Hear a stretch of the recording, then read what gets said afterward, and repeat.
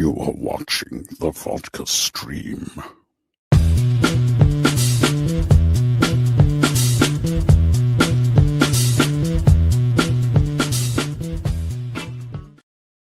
Hey, what's happening, guys? Welcome to the Vodka stream. How we doing out there? Cheers to you all. We made it through another week. Oh, and then we got a holiday weekend. We got a holiday week next week for those that celebrate 4th of July. Still going to have we'll have a 4th of July Eve type of vodka stream next week. That'll be fun for sure. So cheers, guys. I am drinking red wine tonight, but because I change it up every now and again, but I still got a shot of vodka. I still got a shot of vodka right here in my flash shot glass. So let's go ahead and cheers and have a fun discussion of Supergirl tonight. So got everybody who's joining the panel has seen it. And we're going to break it down. We're going to say what we liked, say what we didn't like. We're going to have some fun tonight. That's what it's all about. I'm going to give my full-on review, spoiler-free, at the beginning, and I'm gonna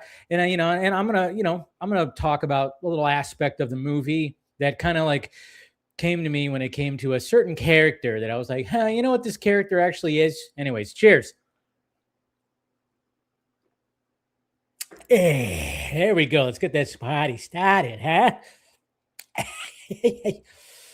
Oh, I got a little birthday thing I'm going to go into for my friend's daughter, which should be fun tomorrow. Let's put on some music. All right. Who's out there? How we doing? We got Monique right here. What is happening? Good to see you.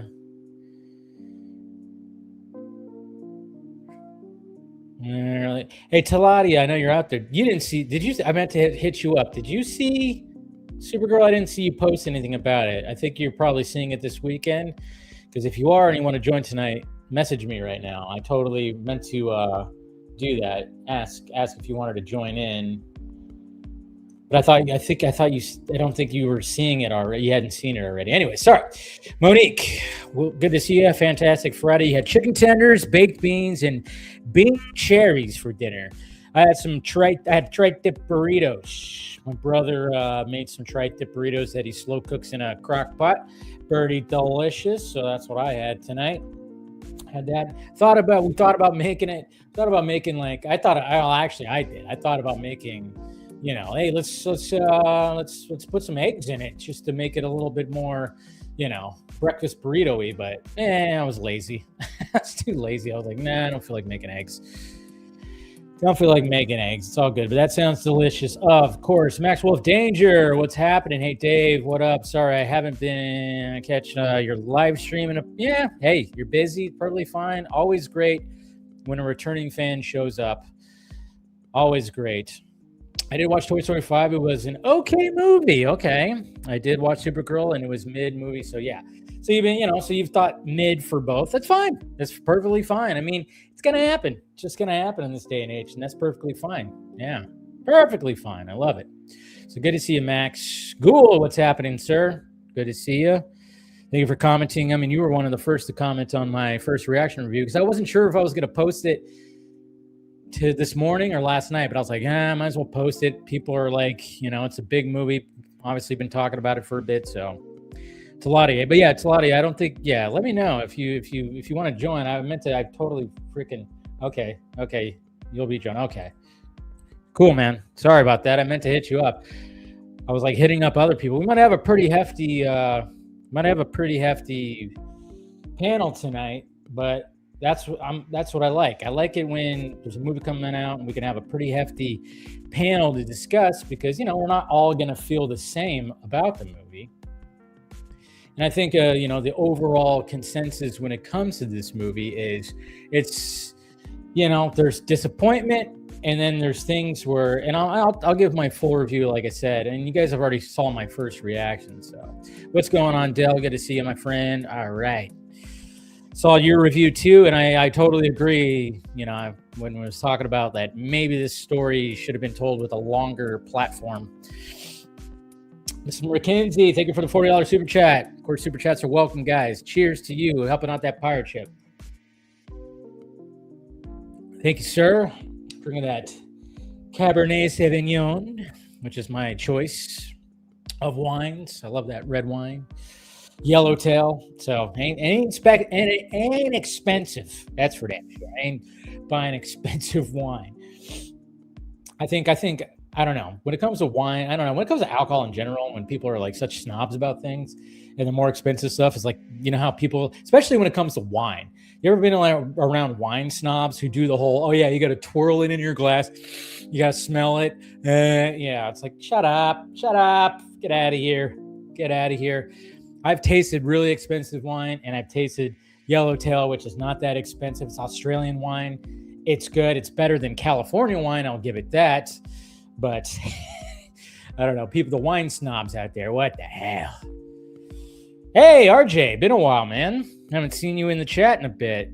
Not an awful movie, but it's one of the most frustrating watches I've had with a movie in a long time because it could have been great and sadly can only scrounge up to be a meh. It's fine. This is what's interesting. You can tell they cut out. Yeah. See, I mean, RJ right here is kind of expressing certain sentiments. I mean, I didn't think it was, frustrating, but there were things that were frustrating. So I totally understand what he's talking about right here. And I'll get to it when I get to my full-on review. So, and it's a shame how badly it butchers great source material. That's what makes it even more frustrating. They were pushing One Woman of Tomorrow so much, only for it to just not really be that story. So, scenes on Krypton were fantastic, though. Easily my yeah, for sure. Dell says, I watched Supergirl on Wednesday for the fan first screening in IMAX, and I watched it again last night in Dolby Atmos. I posted my thoughts on X and Letterboxd. Yeah, saw that. The first thing I said after the Wednesday screening in IMAX, I think this movie should have been, yeah, I totally share that. I think a lot of people can absolutely share that for sure. So Chris Balga, he'll be joining the discussion tonight. Happy to see you. Another DC movie, another day of fans spewing fire at each other. I am watching Supergirl, and I have to use the bad F word tonight. Yeah. What's going on at Alejandro? C+, borderline B- for me. There you go. I mean, for the people who are not like, they're not trying to be all this extreme or that extreme. I think it's just like one of those, yeah, it's enjoyable. It's fine. Devin, what's happening? I'm really glad you like Supergirl. Jody saw his review and he said he's done. No, he's not. Are you kidding me? That Jabba the Hutt looking motherfucker ain't done, because what the fuck is he going to talk about? Oh, he's done. Yeah, he doesn't like James Gunn now, just like he didn't like Zack Snyder. He was on Patty Jenkins' side because he got access to Patty Jenkins. Yeah, get the fuck out of here. Jeez. DJ Khaled, motherfucker. No, come on. What are we doing here? Another one. Ugh. Cannot stand Jody. Remember what he said. We're not listening to that guy. And you know why? I believe Joss Whedon. Grifting piece of shiza. It's okay if you didn't like the movie, but I know I'm done. No, he's not. He's going to be talking about this stuff because what else is he going to talk about? By the way, that guy's got like what, 200, 300,000 views, or not views, but subscribers. I mean, have you looked at his view count for that many subs? What the hell's going on there? Anyway, sorry, Mr. Gonzalez. Supergirl wasn't that bad, but the movie should have had Brainiac as a villain or Lobo and a different script. RJ, and for a movie that was meant to explore the DC universe and go cosmic, it was shockingly dull. The locations and visuals were just so bland. You really could have done, yeah, I know. Seems like they just had, like, and that was one of the things that after reading Woman of Tomorrow, I was like going, all right, they visit numerous planets that have distinct like civilizations and kind of beautiful thing, you know, and it's like, how are you going to fit this all in a movie? And then they're like, oh yeah, well, we're going to visit at least 5 planets or whatever. And then, yeah, all the 5 planets just kind of had a similar look to them, except for Krypton.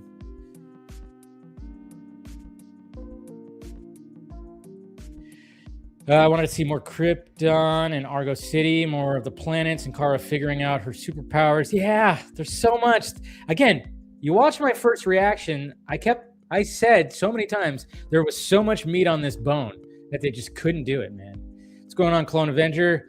Just got out of the theater, ended up enjoying it. Wife said she liked it more than Toy Story 5, and my little sister enjoyed it as well. Lobo, baby. There you go. See?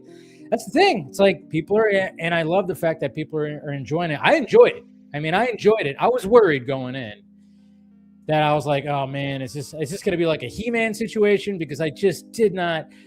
I liked aspects of He-Man, but overall, I walked out going, God damn, that was a cheeseburger, and I just really didn't enjoy it all that much. So, oh, you're gonna make me hungry more, huh?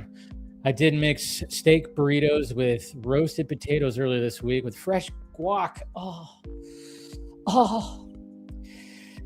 Well, it's the weekend, and I always tell you guys, I one of the things that I love that is a treat for me on the weekends is to go get a breakfast burrito somewhere.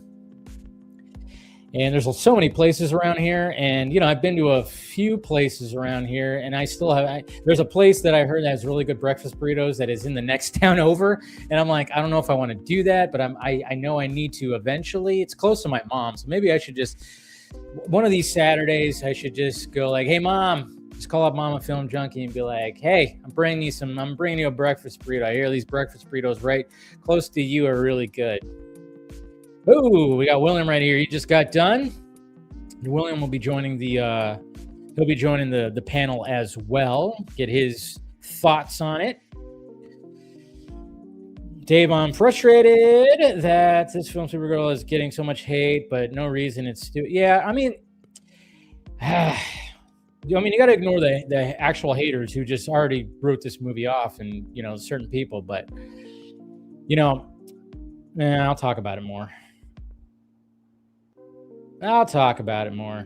Cheap booze gets you equally drunk. I found besides how much cheap booze did many of us consume. Exactly.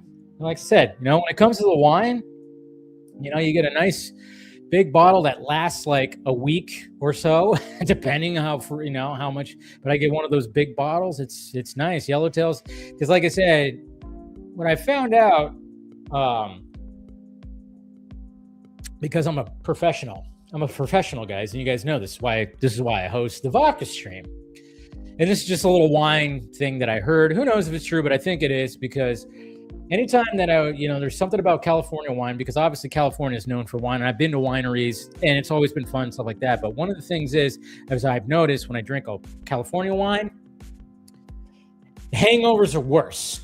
And I found out, because I was watching something about it, it's the nitrates that they put in the wine that other areas do not do. And they said that could lead to worse hangovers. Yeah, you can get bad hangovers with red wine. That's why I like to just sip it. I'm not going to go crazy tonight. I'm not down in a bottle because I have a birthday party to go to. I don't want to be showing up hungover too much. But yeah, it's just... Anyways, that's your lesson on wine right there about California wines. Jay, hey Dave, I saw Supergirl movie today and I loved it. There you go, love it. It was really good. Give it a 5 out of 5 with the movie. The story is scrambling at the middle of the movie. David's Corn Sweat was great. Yeah, Corn Sweat was in it more than I thought he was, which I thought was pretty cool. And you got stuff you could really dig in. Yes. Oh, I know. This is the gripes. RJ, I think we're kind of on the same level, but I wasn't as frustrated as you were. But I think we're pretty much on the same level when it comes to thoughts. Emma, I like Supergirl. It wasn't perfect, but I wish it had more Lobo. Yeah, my dad loved Lobo. He's like, I love that Jason Momoa. He always makes me laugh. And he was great. He was freaking great, man. Uh-oh, we got a spammer in here. Adele. They also had her read the Krypton didn't die in a day. The gods aren't that kind line from the comic. Yeah, I know. It's pretty cool. And a couple scenes because the one from the trailer is not the one in the movie. Yeah, you can tell there's some ADR things in there too. ADR. Let's see. We got Braden right here. Which one did you like more, Superman or Supergirl? That's up. You know what? I right now, Superman. Not gonna lie. I have to watch Supergirl again. Maybe I'll take Mama Film Junkie or something like that. Maybe she wants to see it. Maybe I'll take her this weekend. Maybe I'll take her Sunday or something like that. But right now, I'm like, I don't know. I'm right now. I'm Superman. You know, which is a little disappointing because I actually thought that I was gonna like Supergirl more from what I saw. But I think it was just because Superman just felt like with the pacing of Superman was way better because it was just like, here's the story and we're going boom, boom, boom. And it felt like there wasn't anything that was missing. There wasn't things that needed to be fleshed out. It just needed to be like, here is Superman, a week of Superman going through this right now. So there wasn't really much.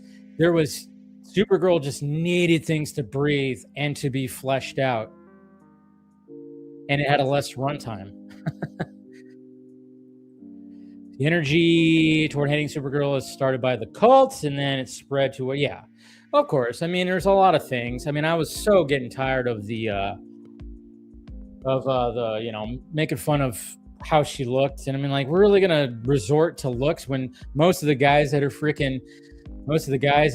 little amount of gals that are making fun of Amelia Alcock's looks, they're hiding behind profile pictures and not. You know, it's like, what are we doing? We're really going to do that? And it's so funny because, I mean, the whole time I'm watching Supergirl, I'm thinking, God damn, she's adorable. She's adorable. She's so fucking cute. That's just me. I know, I mean, you don't have to think she's cute, but Jesus Christ. All right. I know you guys are talking. I'm not going to bring up everyone right here. Let's see. We got Pro Stas X. Dude, Supergirl is worse than Superman. Okay. Yeah, like I said, I think as of right now, what I'm thinking is Superman was better. Hasia. One of my gripes was the lack of creativity between the different planets. Yeah, that's what like RJ was saying. If there wasn't a title card saying where they were, yeah, we probably wouldn't know. It would be like, oh, it's the same planet. Yeah, sadly. Jose Garcia, what's up? Hope everyone is having a good night. No vodka for me. I'm having a few beers. He's having some beers. Patrick, why does it feel like live action DC movies have to go above and beyond in comparison to Marvel films? Has the popularity of MCU colored? Yeah, that didn't help. That's for sure. Yeah, so yeah, for sure. Oops.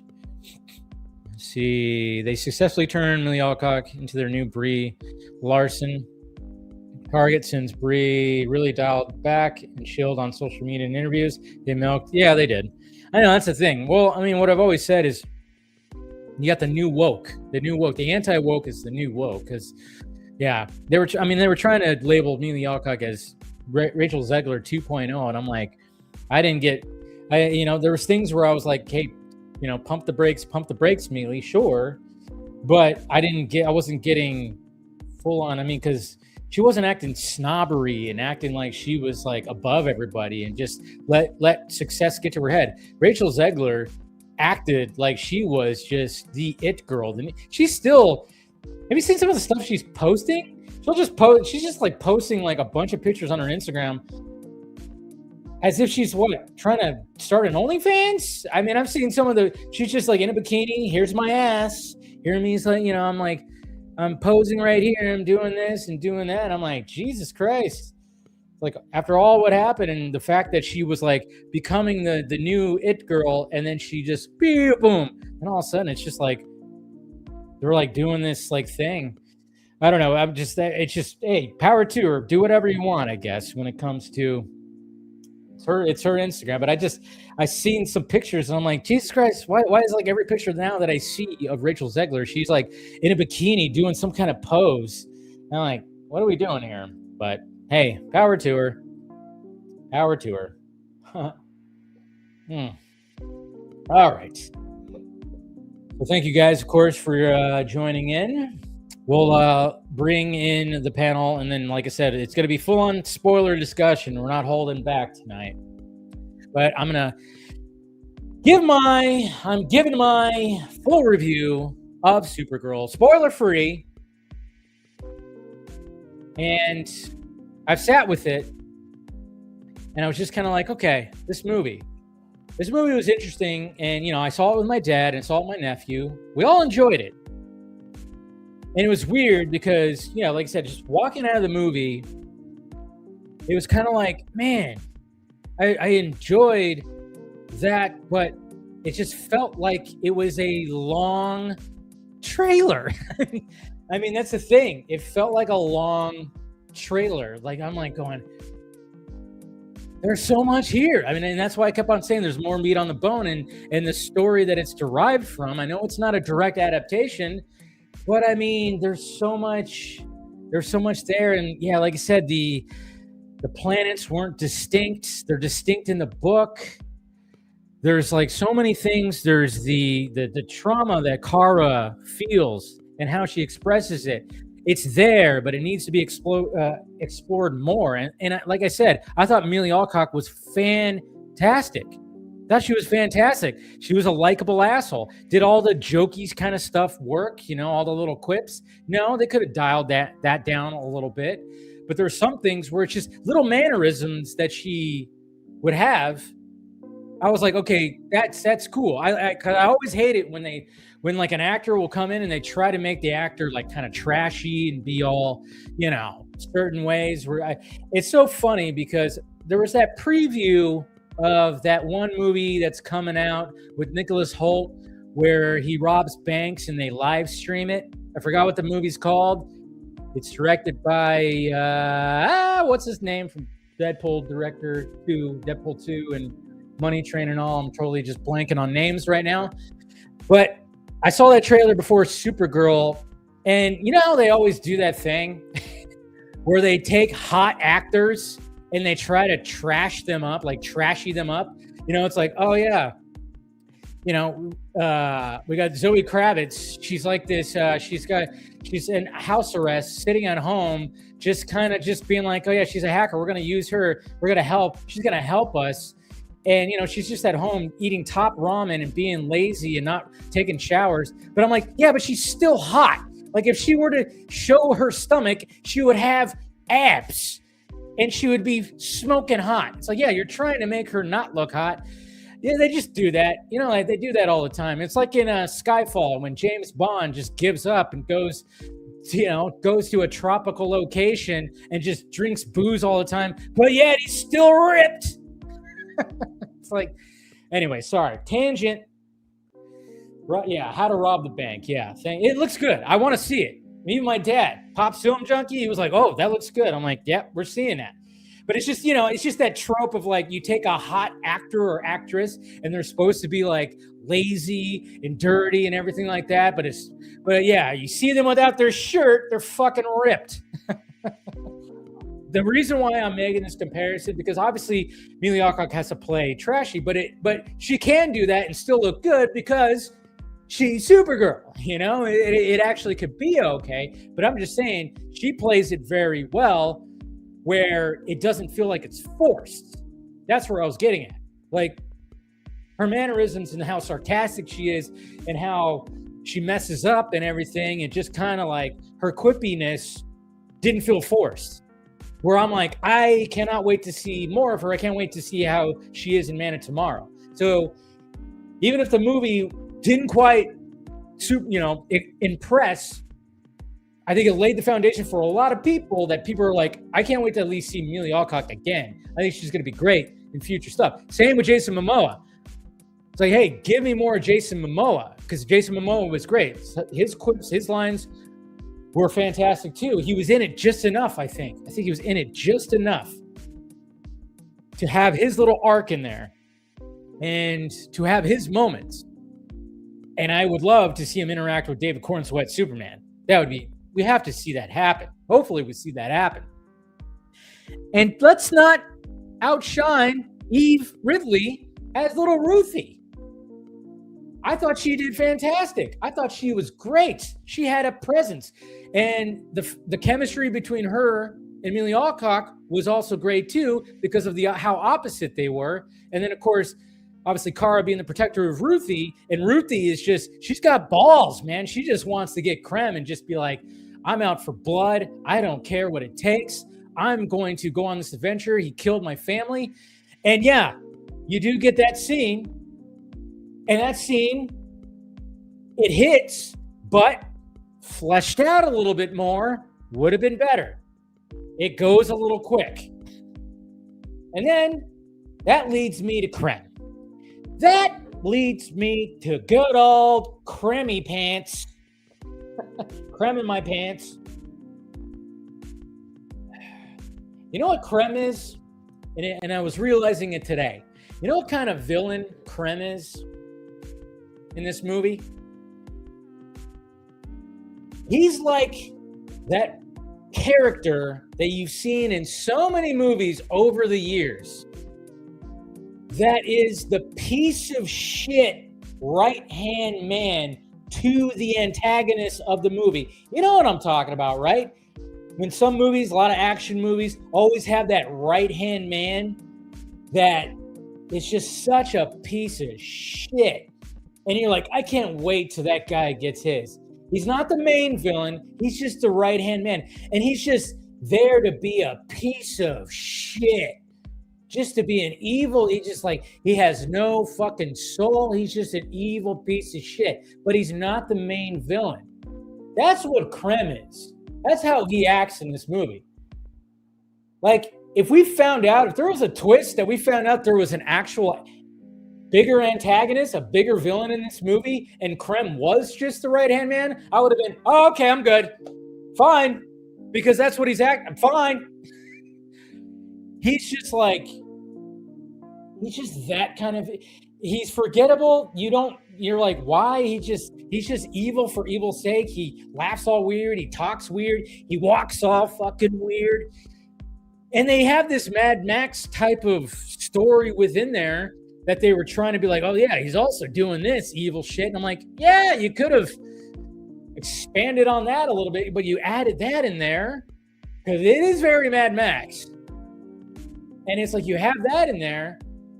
And I'm just kind of going like, oh yeah, you could have expanded on that a little bit more, but he's just evil piece. There's nothing there.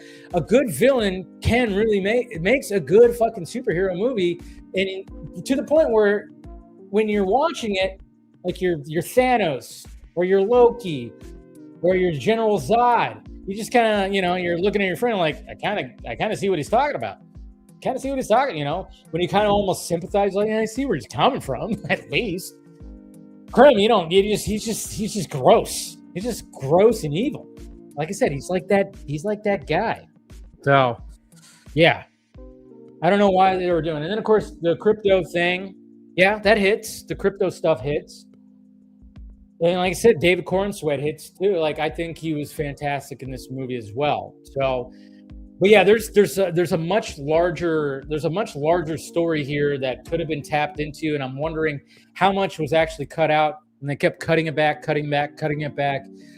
Sadly, I mean, it almost, and I know this would, and I might even clip this out to piss off this Snyder guys out there, the diehard Snyder nuts out there. I might piss them off with this just by putting it out there, because they'll take this the wrong way. But walking out of Supergirl, I felt a little bit like how I walked out of BVS. Ooh, did I just say that? Because I knew there's just more meat on this bone. Just like when it came to BVS, I'm like, there's something missing. Of course, once the ultimate cut came out and my grievances, or even when I thought maybe they should have did this or that, oh, it got wiped out. And then the 3-hour cut, I was like, okay, that's, the lowest stuff. Oh, yeah, this stuff and why we know, like, Lex and, yeah. That's the way. That's why I'm making that comparison. But yeah, we should clip that out and just stir the pot a little bit with that, because be like, yeah, walking out of Supergirl reminded me when I walked out of BVS. Oh, they would dogpile like crazy because they wouldn't actually. Because those guys don't actually listen to what I say. They don't listen to what I actually say when it comes to things. I had one of the biggest toxic assholes actually quote tweet me when I was talking about the Supergirl reviews, and how a big part of what I was seeing with the reviews before I saw it is the fact that the people who read the book are kind of disappointed of so many things left out from the book. And I had this is one of those guys where anytime that people would talk about the toxic side of the Snyder fandom, one of his tweets would be, and you know the face, is he actually doesn't hide. Sadly, this ugly motherfucker does not hide. And I know some of you guys know what I'm talking about. He actually has his face in there because and it's sad because it is an ugly mug. And he's just, and it's so funny too, because when he quote tweeted me, obviously he was like, oh yeah, like this guy wasn't glazing or blah, blah, blah. And I was like, yeah, like this mouth breathing Twitter addict. And the reason why I call him mouth breather, because he had a video that went viral where he was throwing away, I think, like a copy of James Gunn's like Suicide Squad or something like that in the toilet. And when he was recording it, you hear him breathe like he was fucking Darth Vader, like he was winding him. Anyways, sorry, I don't mean to make fun of that, but hey, I'm just saying that, yeah, it's one of those guys, which is kind of funny. But I was like, no, you're acting like you even listen to what I say, and I was like, that was always the concern of trying to condense aspects of that story into a 2-hour movie. And yeah, it could have benefited for being a little mini series where they could have explored all that. I would have totally. Again, the chemistry between the main characters was great. The Krypton scenes, I wanted more of the Krypton scenes. The Krypton scenes were great. Sad. Fucking sad. Like, and you felt it. And then I wanted more scenes of Kara adapting to Earth, because you get a scene with that. And obviously Crypto being there helps her. And that's why it makes her, obviously him almost dying, is the fact that it's like, oh yeah. So yeah, the Krypton, those scenes were those things were probably the best scenes, were the Krypton scenes, and then her showing up on Earth, the corn and sweat scenes. Those are the best scenes in my opinion. Some good scenes, like I said, with Lobo and everything. But I think the chemistry between Millie and Eve, I thought they did great. I thought they played off each other very well, for someone being really serious and someone not being serious about the whole thing. They had two different, because she's out for blood, Ruthie, and Kara is out to get the antidote. So she doesn't want Ruthie to just go and kill Krem. So you have that little conflict of the fact that it's like, no, we can't just like kill him. I need him, I need a certain little thing right here. Anyways, I'm rambling. That's pretty much it, guys. Cheers. Cheersies. But now, once people start coming on, we won't jump into it right away. But yeah, I mean, luckily, I think a lot of you out there you've watched it, so it's not like you're gonna be. It's not like you're gonna be you'll be all right. And like I said, it's gonna be fun to get everybody's opinion on the whole thing. It's gonna be cool. Like I said, I love it when we can have like a cool like spoiler discussion. It's always fun. Always fun to get a spoiler discussion. Get everybody's feelings about it. And I'm sure, Scott McClellan and I will be talking about it next week. Scott wanted to join tonight because he is off tomorrow, but he's working late tonight. So you never know. He might pop in maybe at the end, because Scott actually liked it. So that was one thing that when it came to Scott didn't really like Woman of Tomorrow. And this is Scott, the comic book reader. This is the guy who always says the book. He was not. He said it. I mean, if you watch the Fanimated stream on Wednesday, he talked about how he wasn't like the biggest fan of the book. He wasn't the biggest fan of the book. And I was like, you know what? That's interesting, because I'm wondering if not being a fan of the book, maybe you'll like the movie more. And when he posted his review, he said, yeah, him and his wife had a lot of fun with it, and fun. And he said he liked it more than Superman. So just kind of shows you right there. It's like, and I was like, I had a feeling that was going to be the case. So just cool to see that, you know. Anyways, what else you guys talking about before I start bringing in some people? Let's see. RJ, on the bright side, I'm generally really happy and excited that we're getting an absolute Batman. And yes, we got to talk about that. We'll talk about that, of course. I know, and then I'm gonna rant about it more on Monday's Film Junkie Live.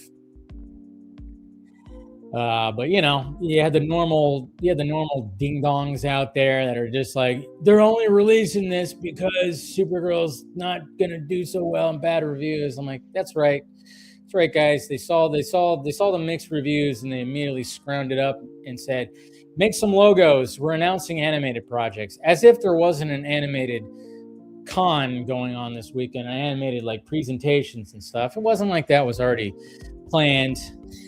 Yeah, they were like, Scott Snyder, guess what, man? It's like, no, that's no, that ain't happening. What are we doing here? But you gotta love it. But it's just the same people that, you know, like, again, when it comes to how much they hate it, it's just all logic gets thrown out the window. Like, what?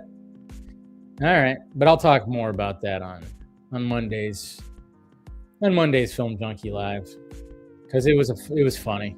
It was funny seeing some of that. RJ, the ending especially doesn't hit the same. Oh yeah, no. I don't mind changing things from the comic.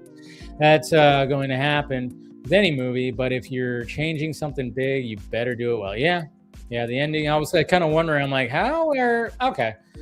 I was like, okay, that's how they're ending it. Okay. That's fine. Oh, how, yeah, Kara called Creme Green. Yeah, she did. Like I said, immediately she nailed it for me. She nailed it. I was just like going, yep, I like her. I would gladly party with that version of Wonder Woman.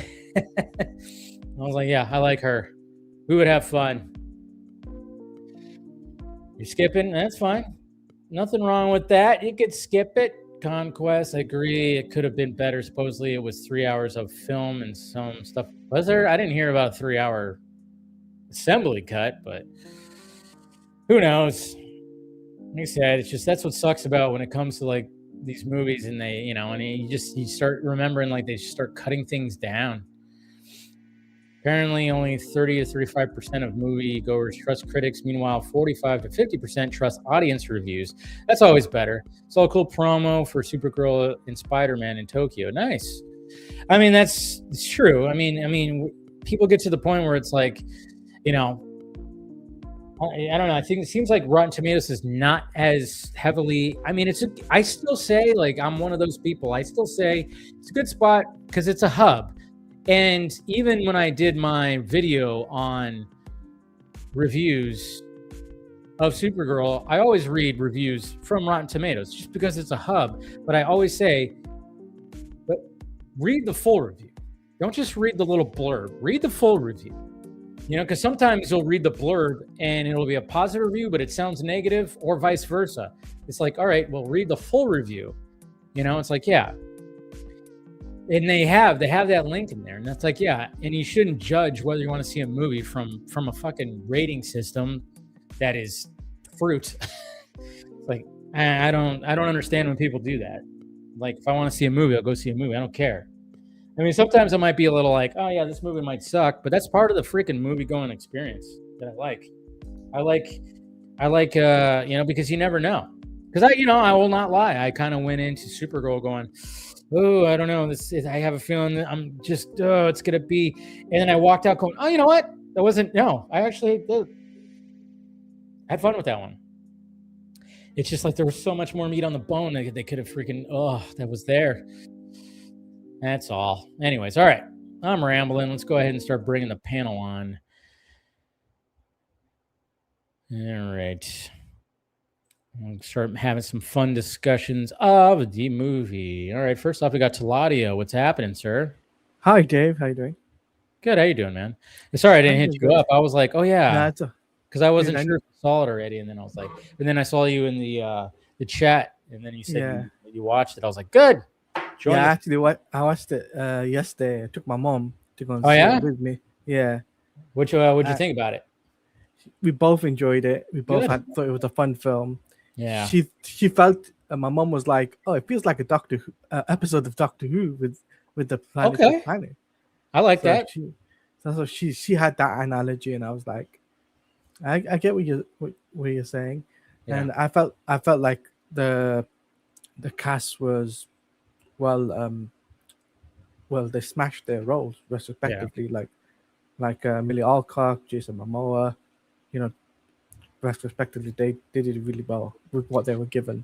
Oh yeah, I think when it came to them, I think like what they really had to nail was was Kara and Ruthie, and I think that they did a very good job because I thought their chemistry was absolutely fantastic. Like just because how opposite they were and how they played the roles, And I know some people are like, oh geez, you got this little girl with a sword that wants revenge. It's like, what's wrong? I mean, that's the story. It's like that's the premise. The premise of the story. Yeah, I mean that's essentially the heart of the story. Is like that's what happened to her, and then she just has and then Wonder Woman, Supergirl helps, and it's like it's a Supergirl story, but she finds her way back to the light of being the hero through Ruthie. Essentially, it's like, and it was there in the movie. It just again, there's so much going on in the movie and condensed into less than 2 hours, things just don't get to breathe. Is what that's what makes the movie suffer. But overall, still, I'm probably going to take my mom too. I'm pretty sure she'll want to see it, and so I'll hope to see it again. I don't know if it'll be this weekend or maybe another weekend, but I know she was asking me about it, so I took her to see Superman. She really likes Superman, so I'm sure she'll like this one. We got Ronan joining. What's happened, buddy? What's up, boys? How you What's doing? up, Ronan?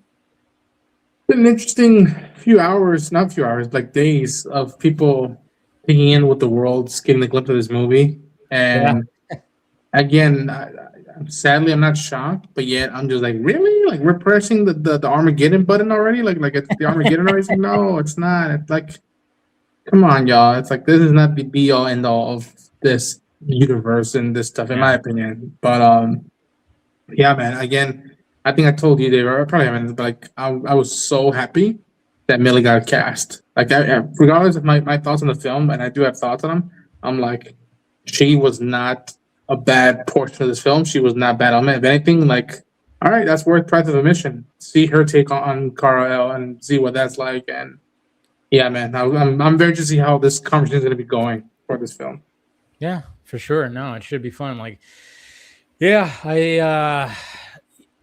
whole doom and gloom about, the DCUs. I mean, it's funny when I see people, even in my mentions or whatever, they're like, the DCU's DOA. I'm like, do you know what DOA sounds like? You realize it's already arrived. We already had a movie last year. We already had a couple series, and they've actually been, hits. Maybe they haven't been like, super hits, but hey, they've been hits. But I was just like, when people they're still using DCU's DOA, I'm like, God, you don't even know what DOA is. I'm not even going to respond to you because, that's called dead on arrival. It's already arrived. Yeah. You don't know. You're just regurgitating the same. Maybe you're a bot. I don't know. And that's the thing. We got to remember that you're probably just a bot. This is probably some kind of bot. Yeah. I don't know. It's just like, I saw that and I was like, you got to be kidding me with that. Yeah. Anyways. We got somebody who's returning to the Vodka stream, and that is Miss Yara. What's happening? Hey, guys. How's it going? Hello. Hi. How are you guys? Thank you for inviting me. Yeah, I Dave. definitely wanted to get you on here because you are a fighter out there when it comes to defending the DCU, and we got a fresh new movie, and I know you really enjoyed it, but you also have thoughts. Yeah. So good to see you. When did you see? You saw it pretty early, huh? I saw it on Monday at the premiere here in Panama, and I'm planning to go tomorrow again. I went with my partner, and yeah, I mean, I like it, but I didn't love it, and it's like I was a little bit disappointed. And the more I think about it, it is not for the quality of the movie, it's because of the choices that they made uh, around certain things and things that they change. Yeah. So I want to talk about that, and it wasn't what I was expecting. I mean, I wasn't like expecting like a groundbreaking movie, but I was expecting a little bit more. Yeah. And I enjoy it, but that's it. Yeah, no, I get it. I think a lot of people are feeling that way when it comes. My partner, though, she was like, she loved it because she's part of the general audiences. She didn't read the comic. She doesn't know anything about that. It was the same thing with my dad, because my dad, it was funny because my dad, he only saw, a couple, he saw like maybe one trailer. And it's funny because when we walked out, he goes, I didn't know it was going to be just all entirely in space. And I was like, oh yeah. And then I told him, well, it's based on this story. And I was kind of updating him, and telling him about it. But he was actually pleasantly surprised because it felt like, oh yeah, this is different, because he thought it was just going to be, Supergirl arrives on Earth and she's going to be Supergirl on Earth. Exactly. So I think he actually liked the fact that he was surprised that, oh yeah, this takes place entirely off Earth, except for a couple little scenes, obviously, when they flash back. But yeah, I think he just wasn't expecting that. He thought like, oh yeah. So that actually, I think that actually made him like it more because it felt different. He thought it was going to be the traditional, on Earth and she's saving people and everything. Fish out of water. And that was the one thing I was kind of like, that's what's cool about seeing it with him, and is the fact that he didn't know what it was actually about, because I didn't want to tell him when he saw the trailer. He wanted to see it. I was like, I'm not going to tell him what it's based on and what's going on. I mean, at first he was like, what, is Supergirl getting drunk? What are we doing here? He was first kind of like that. He was kind of like that. He's an old man, But yeah. But it's so funny because when people were griping about that, it's like the first act of the movie. Yes. It's not throughout where she's just trying to look for booze everywhere. No.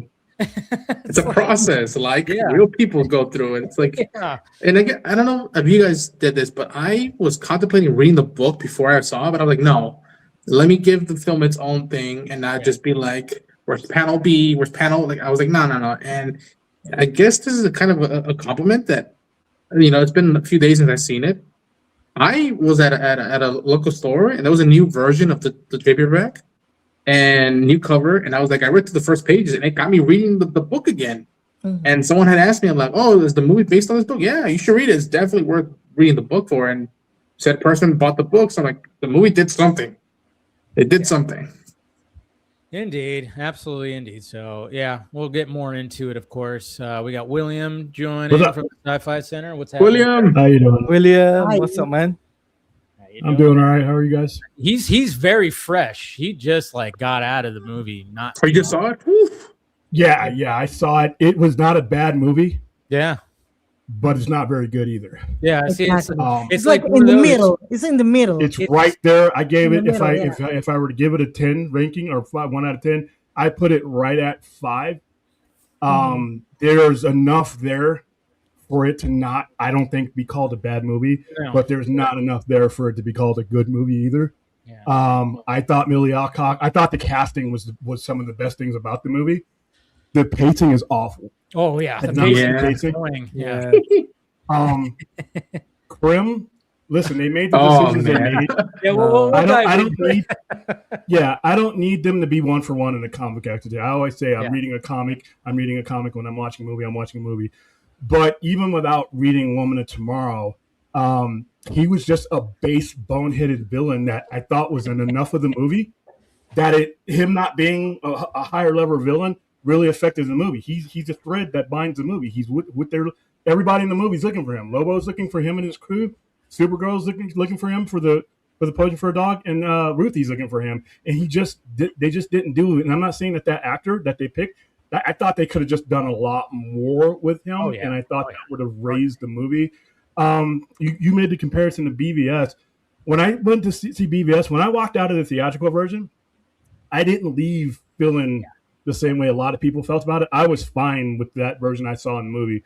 I went in thinking that movie was an event, and I left feeling that movie was an event. No. I mean, it was just like, it's not even like, and I know it's probably not the most thought out. Like, it was just something I was thinking about because I was like, what else felt where I walked out going, man, there's more here. And I was like, well, BVS, I felt like there was more there.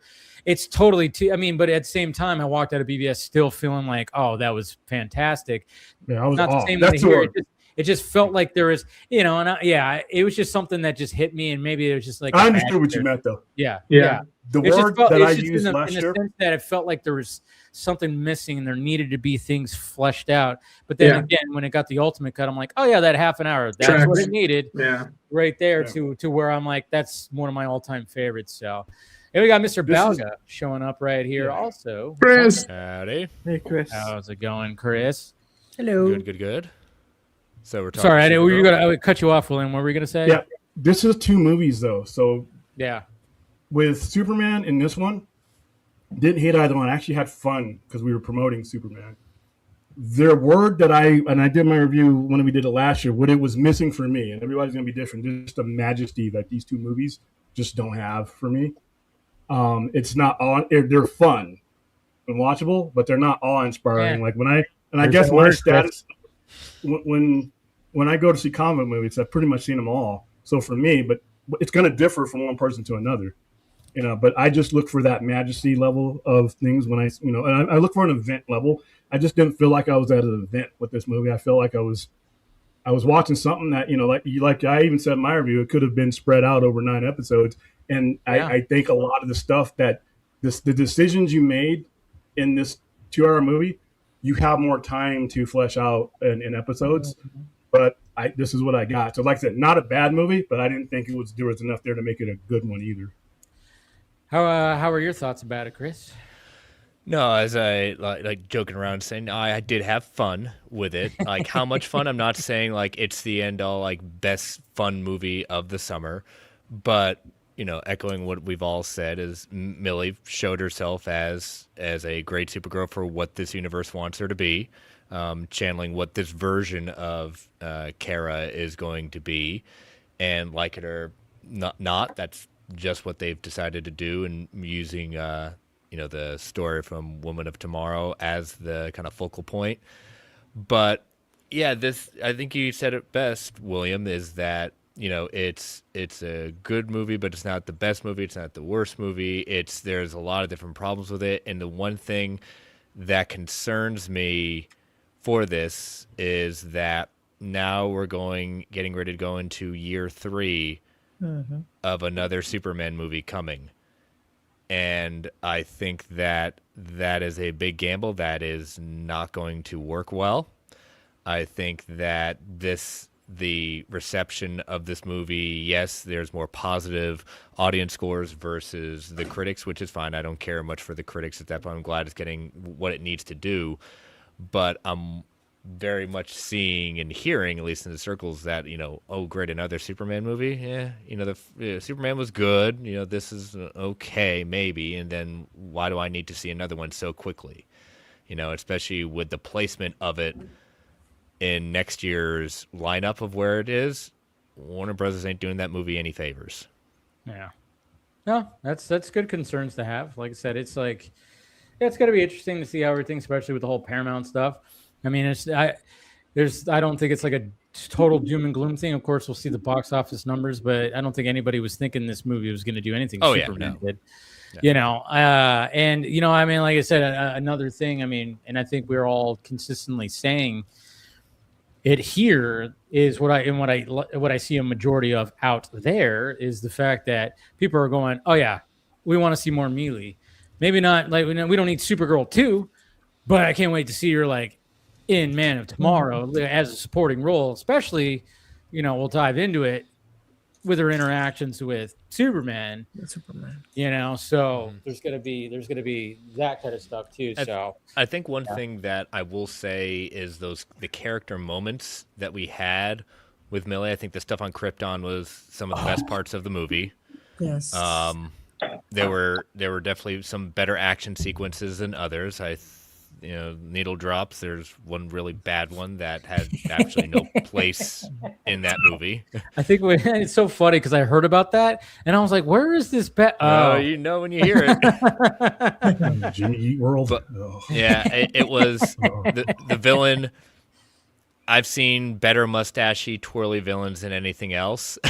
and one of the things, when you have this being kind of like a character that many young females or females in general look up to, that some of the things that are being said and done, and it was like, okay, that's a choice. There are things that I'm just kind of, again, I'm a man saying this, so but I don't want to.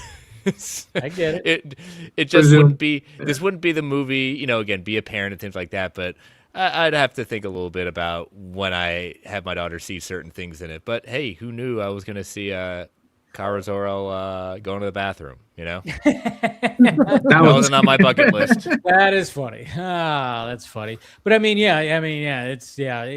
it's like, how far were they going to push it? Especially when we know the source material, and we could start just kind of like diving right into it. Some more people will be showing up in a bit. But again, when it comes to the big gripe that a lot of people, especially who don't know the book, was like, oh my God, Supergirl is getting drunk. What are we doing here? What is this? What's going on?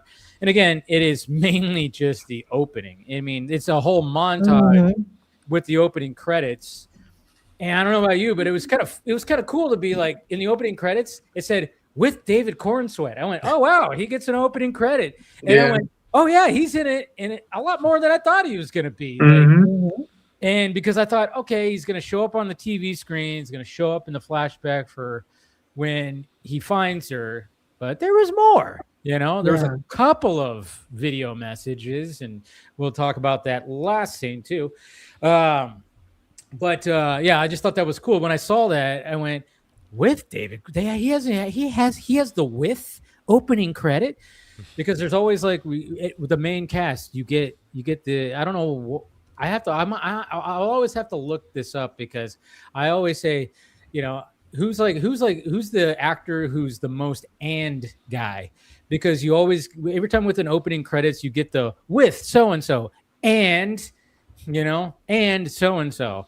There's always like those actors. There's always like certain actors that are always the and guy. I think like I'm gonna have to like do a whole segment about that because people don't think about this. I'm the one that thinks about that. You guys are probably not even know what the hell I'm talking about right now, but you guys have seen it.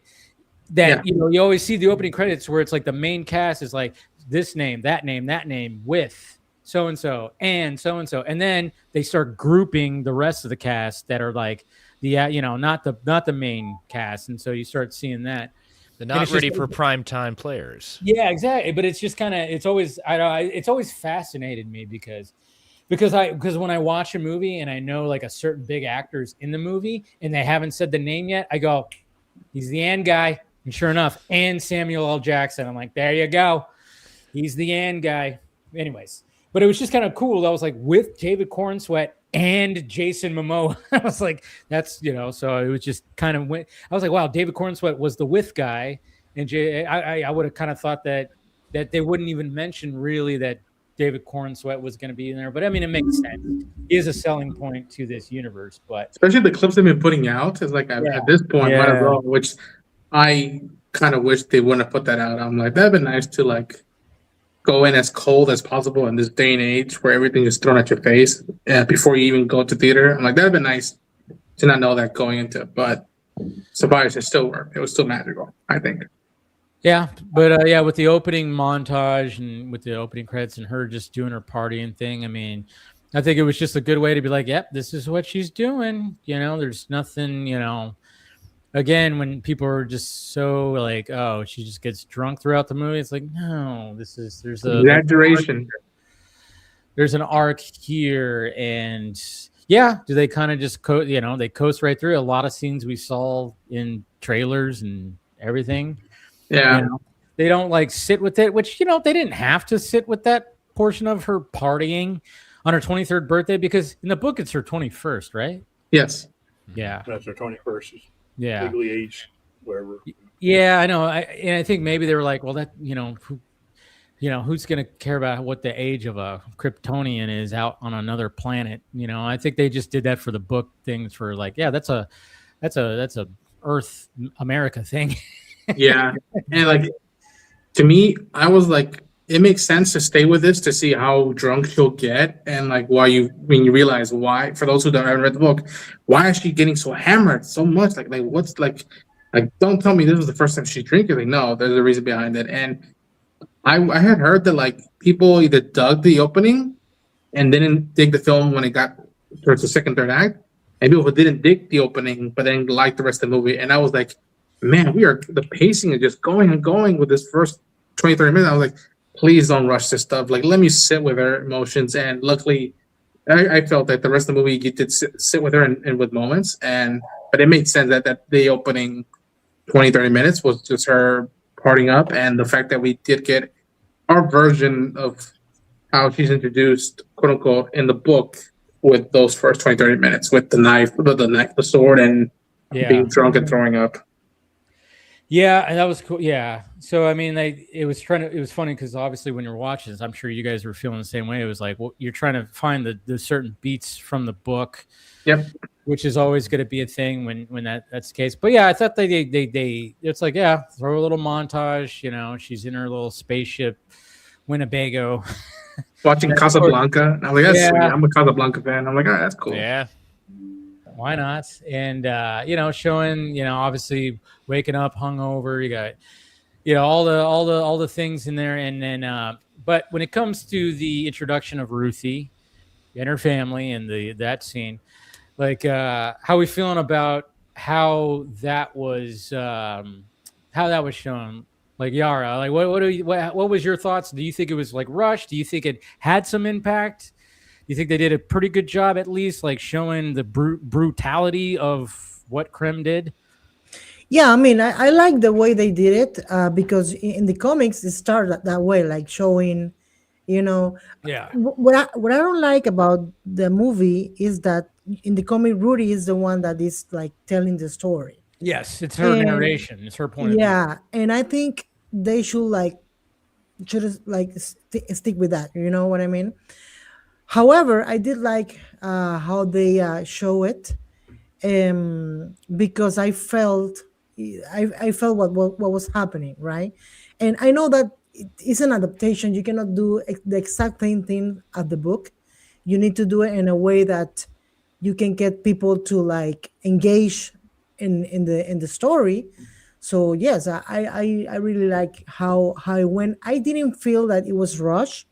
Okay. I think they took some time. It was fast, but they took some time. And yes, I'll that part I like it.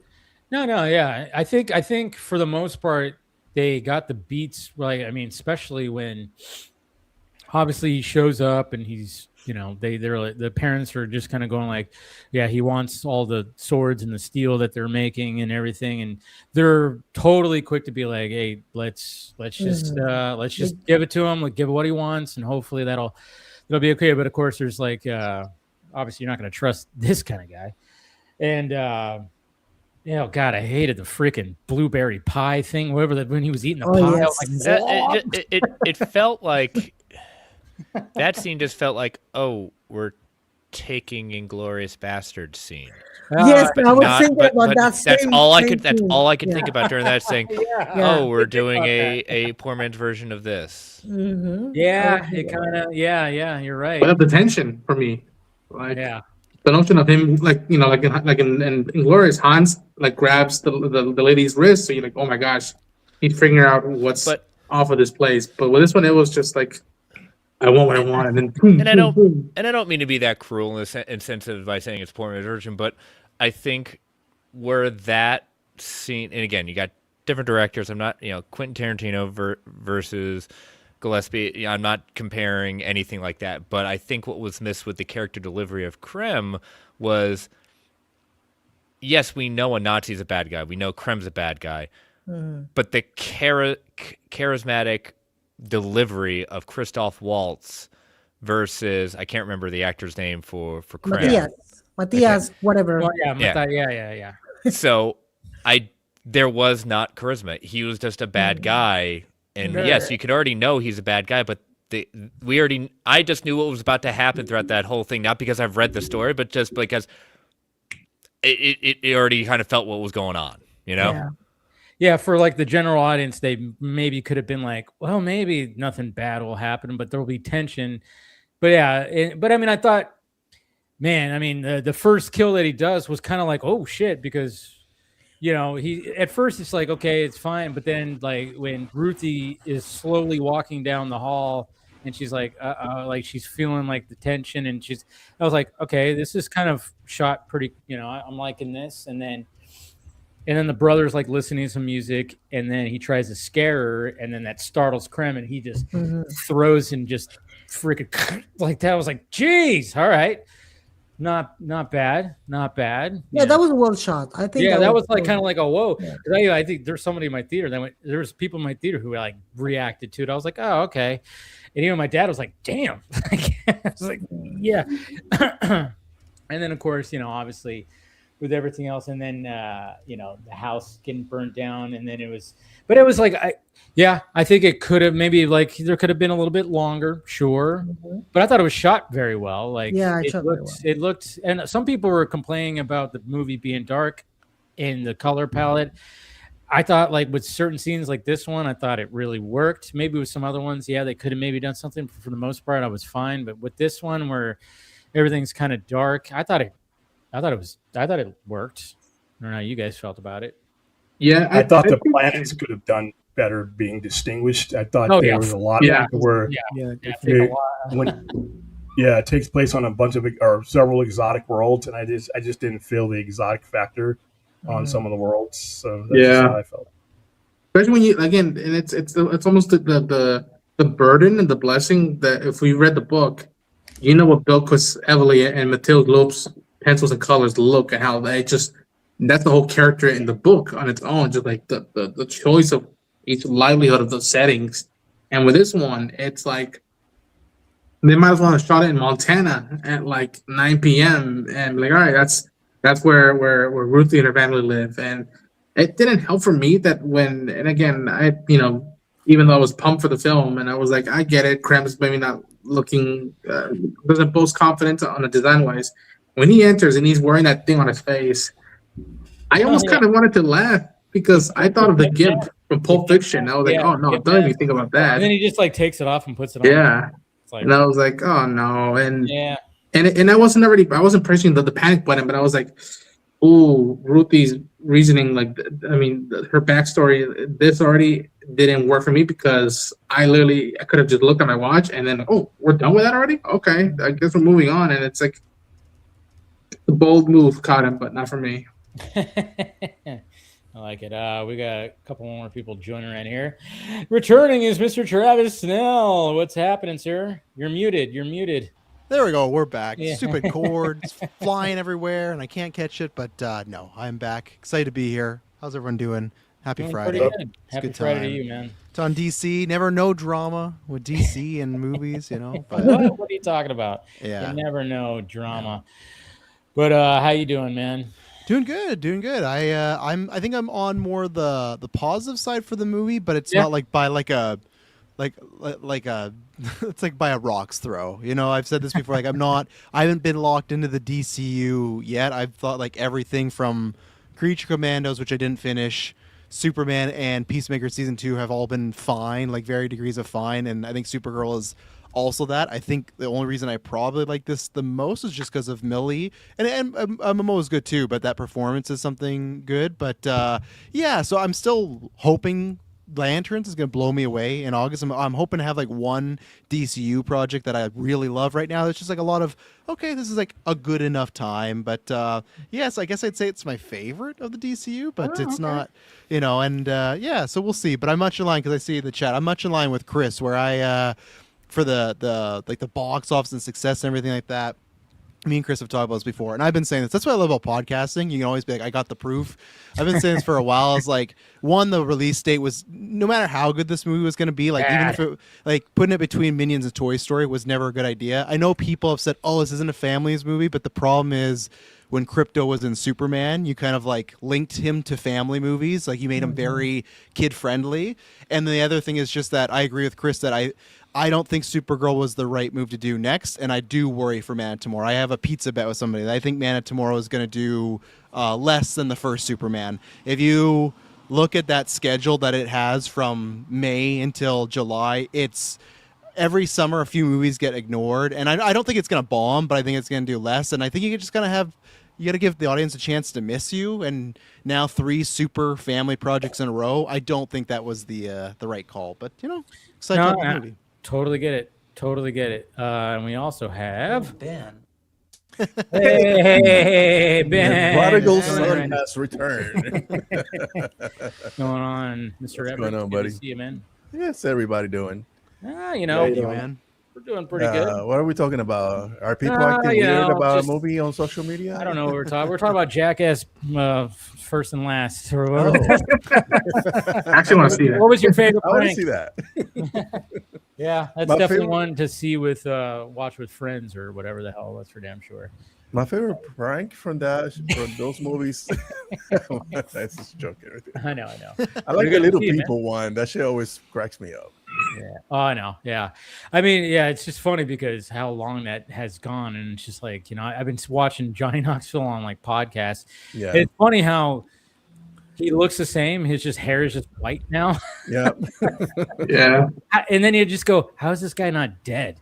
With all the stuff that he said that has happened to him. I'm like, how are you still like walking upright? I mean, after that last bull, man. He's had like 15 concussions. I remember that. I used to watch Viva La Bam. I thought that motherfucker was gonna die in that show.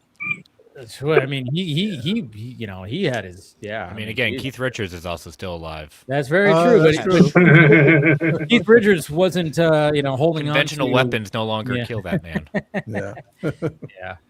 But thanks for joining, Ben. So, what did you think of Supergirl? What side are you on to this? Yeah, I liked it. I was gonna do a video about that because I haven't done a video in a long time. But I liked it. Lazy. No, I'm being lazy for other things. Just busy with life. But the trailers didn't do it for me too much. I don't know why. Something about them, it just didn't hit the way that it should have. When I saw the movie, I was like, there was so many things that I felt that they could have gone with the marketing to present this movie a little bit different. Because I think the whole thing about pushing the Woman of Tomorrow based on Tom King novel was a little bit too much of a misstep. A misstep. Yeah. It was a misstep because I don't think it took inspiration from it. You can see a lot of things. The Kryptonite Sun, Ruthie. Lobo is not there, but Creme on the Yellow Hills. Even though this guy he was completely useless the entire thing, right? But the movie wasn't about him or the journey to catch him. It was a journey between her and Ruthie and the relationship that they established throughout the entire movie. Actually, the comic books, and it felt like that to a degree, especially paid off at the end when she gave her. Are we doing spoilers? Yes. Oh yeah, totally. Yeah. We're doing a spoiler discussion. We're just kind of like, we're going through, but go ahead and say whatever. Yeah. Oh, I'm sorry. No, go ahead. Gone deep? Go ahead. Okay, Go ahead. especially when I was gonna go anyway. No. He doesn't care if you're saying yes. Fuck your feelings. But yeah, so I like that it kind of paid off at the end. The movie had a couple of issues with pacing and the editing, which I was like, damn, that didn't look right, but it didn't take me out of the movie. The ending was a big swing to me because I was like, I was not expecting that. Like That I'm pissed me familiar. off a lot. It pissed you off? No, I Yeah. was like fine with it No. because to me, Because it's like defeat the purpose of the message, you know? well, Like, it kind of, yeah, it kind of, because the thing is that she wasn't doing because of revenge or Yeah. because she was trying to get back at him. Or Yeah. it's just like this bad guy cannot stay alive. Just let me just off him. And don't let the kid do it. That's what I appreciate. I was like, all right, the kid won't do yeah, that. I appreciate That's on me. that. Like, let me save you from that pain and that burden of having to deal with this man. But I know this man is not going to stop unless I kill him. And there's a there was another underlining theme in the movie that I don't know if you guys discussed it yet. And it was that all the people that the what's the name of the people, the Ravagers. I mean, they were taking only girls, and that shit, like, me and my wife looked at each other like, a little bit on the nose there. So like all those, like, there's a couple of things that they were kind of giving you like little hints of things that are currently happening to bring light to those monsters that do these kind of things. I like that she went there and killed him at the end and spare her from doing it herself and not carrying that burden or Well, I saying mean, I think that's what they were like. I mean, the biggest thing what I really liked about the movie is their relationship and how polar opposite they were from each other. I mean, when they get introduced to each other, obviously this is when Kara's like, on her little bender, and she's she sees what's going on, and even though she's drunk and she just goes, oh fuck, this little girl. I mean, because Ruthie comes into that bar and just goes, she's such this tiny little please thing. attention or something like that. She says something like, yeah. And the fact that I even said it in, I think I said it in the beginning of here, and I remember I was like, Ruthie has balls, man. Yeah. She is just out for revenge, and she does not give a shit. So when she walks into that bar full of like probably like some of the worst people of the galley, it's like one of those. It's like walking into, a more dirtier version of what Luke and Ben walk into in the first. Yeah. It's like something like that. But I mean, obviously they do that thing. It's like a trope, obviously. But I mean, the fact that she just walks in and just announces, I was like, even Cara was like, what the fuck is going on here? Like, what is this girl doing? I liked that because I was like, yeah, she doesn't care. She has one thing on her brain, and it's that. And then Cara saves her ass and does it in a very sloppy way, which again, I think Millie just nailed. Being a sloppy drunk hero and just her little quippy, and stuff, and falling and stumbling. It just, I don't know. I don't know. I thought, yeah, she totally pulled that off. I thought Travis said something very smart, but it's Travis then again. I agree 100% with you on releasing films on summer. I think like this movie would have benefited from a March, April release. Yeah. And not going on that summer, because summer movies are scrutinized far more than any other batch of movies. And I think that also play a part in this whole vitriol that is going on social media and everywhere about this film. What were we gonna say, Yara? You were about to say Yara, sorry, I cut you off. No. I was gonna say, going back to the Ruthie thing. I mean, I understand the changes, and I understand that maybe they did the brigands like taking women because they want to reflect on our world, like right now, and that those guys need to die. I know that we can all agree on that. Yeah. And I am by no means a purist. Like I don't want like to have like exact same thing of the comic. However, in the comic, when that she throws Kren into the Phantom Zone for like 300 years or something like that. Years. a lot of years. And they do And a then time she goes jump. back to Ruthie, that Ruthie is old, and she asks him, "You want to kill him?" And Ruthie learned her lesson, like killing doesn't solve anything, right? Right. So that's why I was like, you know what?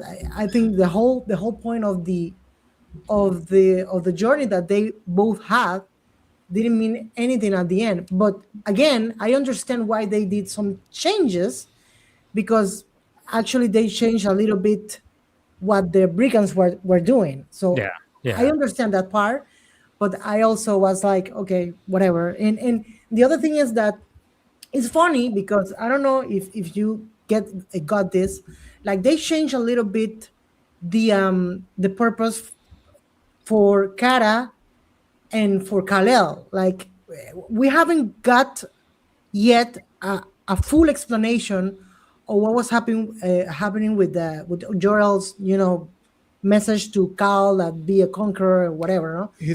Kara's father mentioned something about that. Exactly. And for Kara, she was told, hey, you need to be good. You need to be, like she received the message that shouldn't receive, like Kal-El. Right. But she still killed. So I don't know. That's well, she saw her entire family die.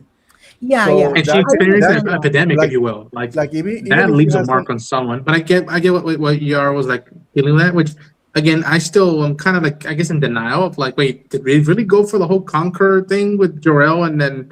Yeah, and I'm always like, which I don't know. I'm not losing sleep over. I'm like, wow, I didn't expect that. But then what's ironic is when we spent time with Kara's parents, I was like, okay, thank God somebody in the L family is decent.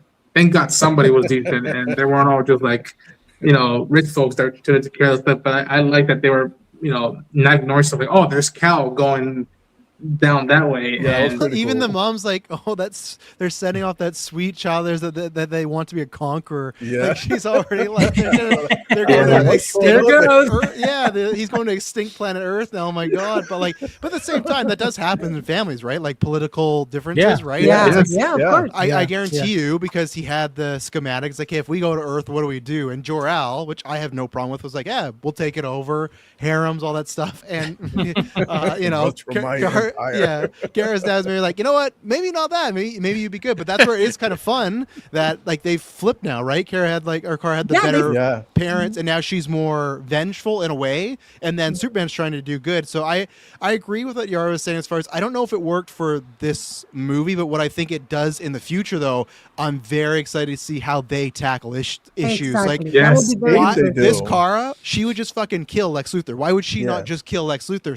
She totally would. So to me, if that's a topic that's not broached in Man of Tomorrow, that's a huge missed opportunity. That should be a situation where they should butt heads. I'm not saying she should do it, but he should stop or they should talk it out. If it's never mentioned again and she just killed Krem and, oh yeah, now I'm just kind of good and I'm a hero, then this will age poorly for me. But I'm hoping it's more for Kara down the line. Maybe it didn't help this movie per se, but it could help her in Justice League crossovers, whatever they may do. The broader his story, I think that's one of the strengths of this film is that, man, when we spent time in Astro City, right? It's not Condor, but Astro City. Argo City.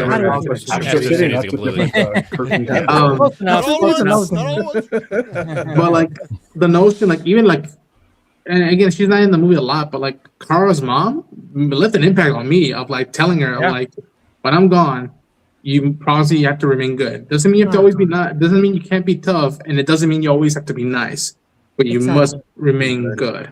And I was like, that. Boom. No big monologues, nothing. It's just a mom last wish of just like the world. It's almost like she's showing the Rocky Balboa speech of like the world ain't in sunshine and rainbows, but like yo, you keep at it. And that's why even again, because we were all shocked up, like, wow, there's more Superman in it. I'm like thinking of like, wow, how generous he comes off, not knowing what she's been through. And which is why, and again, I'll allude to it, but the ending last scene of the movie was so heartwarming for me, and I'm like, that feels like DC Comics. I was like, he wasn't pushing because he could make the assumption like, okay, she's been through a lot. I'm not gonna tell her you need to go to therapy, but him giving her space, I'm like, okay, you gotta go do your thing. And when she says like, I'm happy to be home, and he says, I'm happy to see he just says, I am happy, which means like, yo. But then having to say it, your family. I am your cousin. Like, but I'm like, if you're happy, I'm good. And I'm like that right there. I'm like, poof, that's a win. That's something that the movie did good. And one of the things that to your point, like you hope you start dealing with this in the next movie. Just because she feels like she's ready to come back doesn't mean that she still doesn't have things to work out. She doesn't have things, I agree. I want that to have that kind of discussion, especially if we're dealing with characters like having to work with Lex. Exactly. Having to deal with Brainiac, whatever canon you want to follow when it comes to Brainiac has been and could be discussed as a responsible party of how Krypton was destroyed.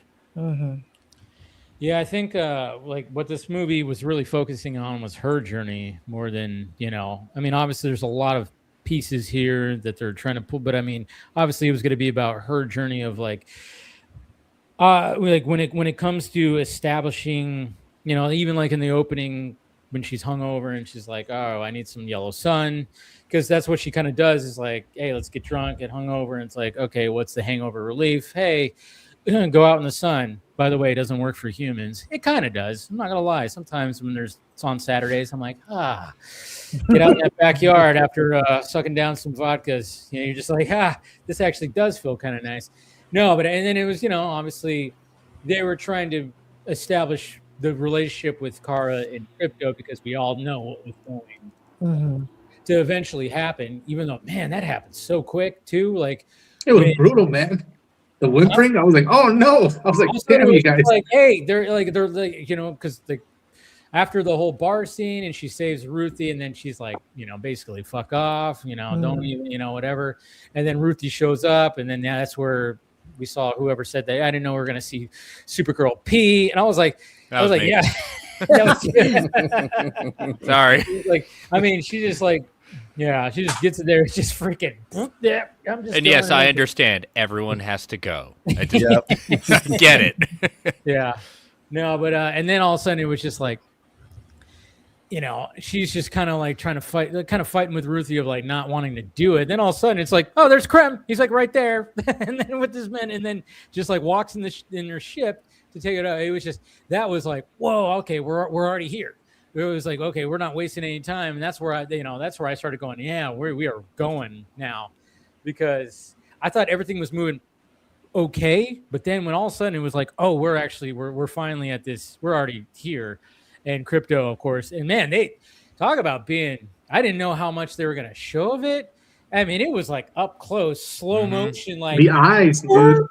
Like, whoa, that's where I was, kudos for Gillespie and even Gunn going, yeah, we're gonna show the arrow hit him. And hear the freaking and I mean it was kind of like, whoa, damn, they did it. And then it got dramatic. And then of course I thought it was a good way of how they blended the flashbacks, because the first flashback we see of Krypton is during the mom's funeral. We don't know it yet, but it's just that's where she sees puppy Crypto, and and then so they flash back to that first, which was kind of cool before they did the entire flashback. But it just was like, okay, so that as much as like, oh yeah, they rushed to get there, but then that I thought those elements were really good in my opinion. I thought, okay, these are like the good story elements. It was showing Mealy like doing the dramatic stuff and the sad and the crying and stuff, and I was like, okay, yeah, I was pretty much throughout the whole movie I was like, yeah, I already knew I was gonna really really like Mealy. So but the Krypton scenes were some of the best ones, I thought, and the fact that they didn't go using English, because they do make a joke in the movie where like, oh, you speak when someone would speak in English, I think she says it, oh, you speak, I forgot what she said. She goes, speak the common tongue. Yeah, the common talk. And I just kind of I actually laughed because I was like, I went like that because I thought that was kind of a joke of like, because everybody resorts to English because you have to. We're making these movies here, but but at the same time, still when it was on Krypton, it was all Kryptonian, which I went ballsy. Yes. Good job. Yes. They all sold it, and it all went well, and it was funny too because. And this is why I love watching movies with my dad. My dad is a big fan of the Santa Claus. I go, you know who her dad is? And he was like, no. And he goes, that's Bernard. And he goes, he like said it loud. I'm like, damn, he's all, that's Bernard? I'm like, yeah. And he's like, oh my God. I was like, yeah, that's Bernard. Excellent performance. Excellent. Yeah. Man, He's again, been killing a couple years. you said it like I don't need to hear him speak English, but him speaking a language that I don't speak, but him making it clear, like no, don't disregard your life or whether alive or dead. Did you get an Oscar Isaac vibe from him? I got a little Oscar. Not gonna lie, a little bit, yeah, a little bit. Oscar Isaac. I don't know why. I was just like, there was something From about Dune. Yes. Yeah, a little Oscar Isaac vibe. Yeah, I mean, see probably because he kind of, he had the short hair with the beard, but I don't know. The He beard. just gave me like, but even like the way he was talking to her and everything, just gave me like, I'm like, that could easily be Oscar Isaac and be the same performance. I was like, it just gave me that vibe. So. Because Oscar in Dune also made it clear to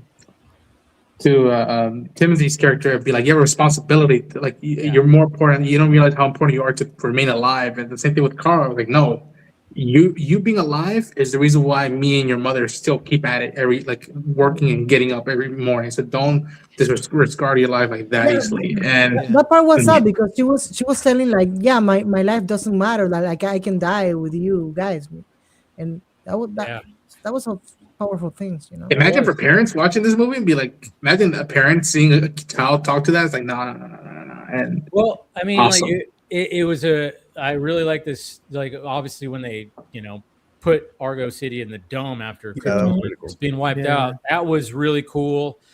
It was a cool sequence, and then of course, but then it's like, all right, now we're just on our own. We don't, resources aren't there. I mean, so they did a good job of like, because that was like that was before Kara was born, so she didn't even get to, of course, witness Krypton in its full, full plan, obviously, and then showing that there's like a shot of Kara just walking through where shit. I mean, it could be like walking through a third world country where it's just people on the street. There's all kinds of just poverty and people just sick and and it was. But yeah, you're right. When it came to her mom telling her that she needs to go and be what she needs to be, and like, I'm gonna die, and Kara was just like, no, I'll die with you. I'll drink the water, the poisoned water, and I'll lay on the ground and just die with you. I'll die, and it was just like, I thought that was good to kind of show like, yeah,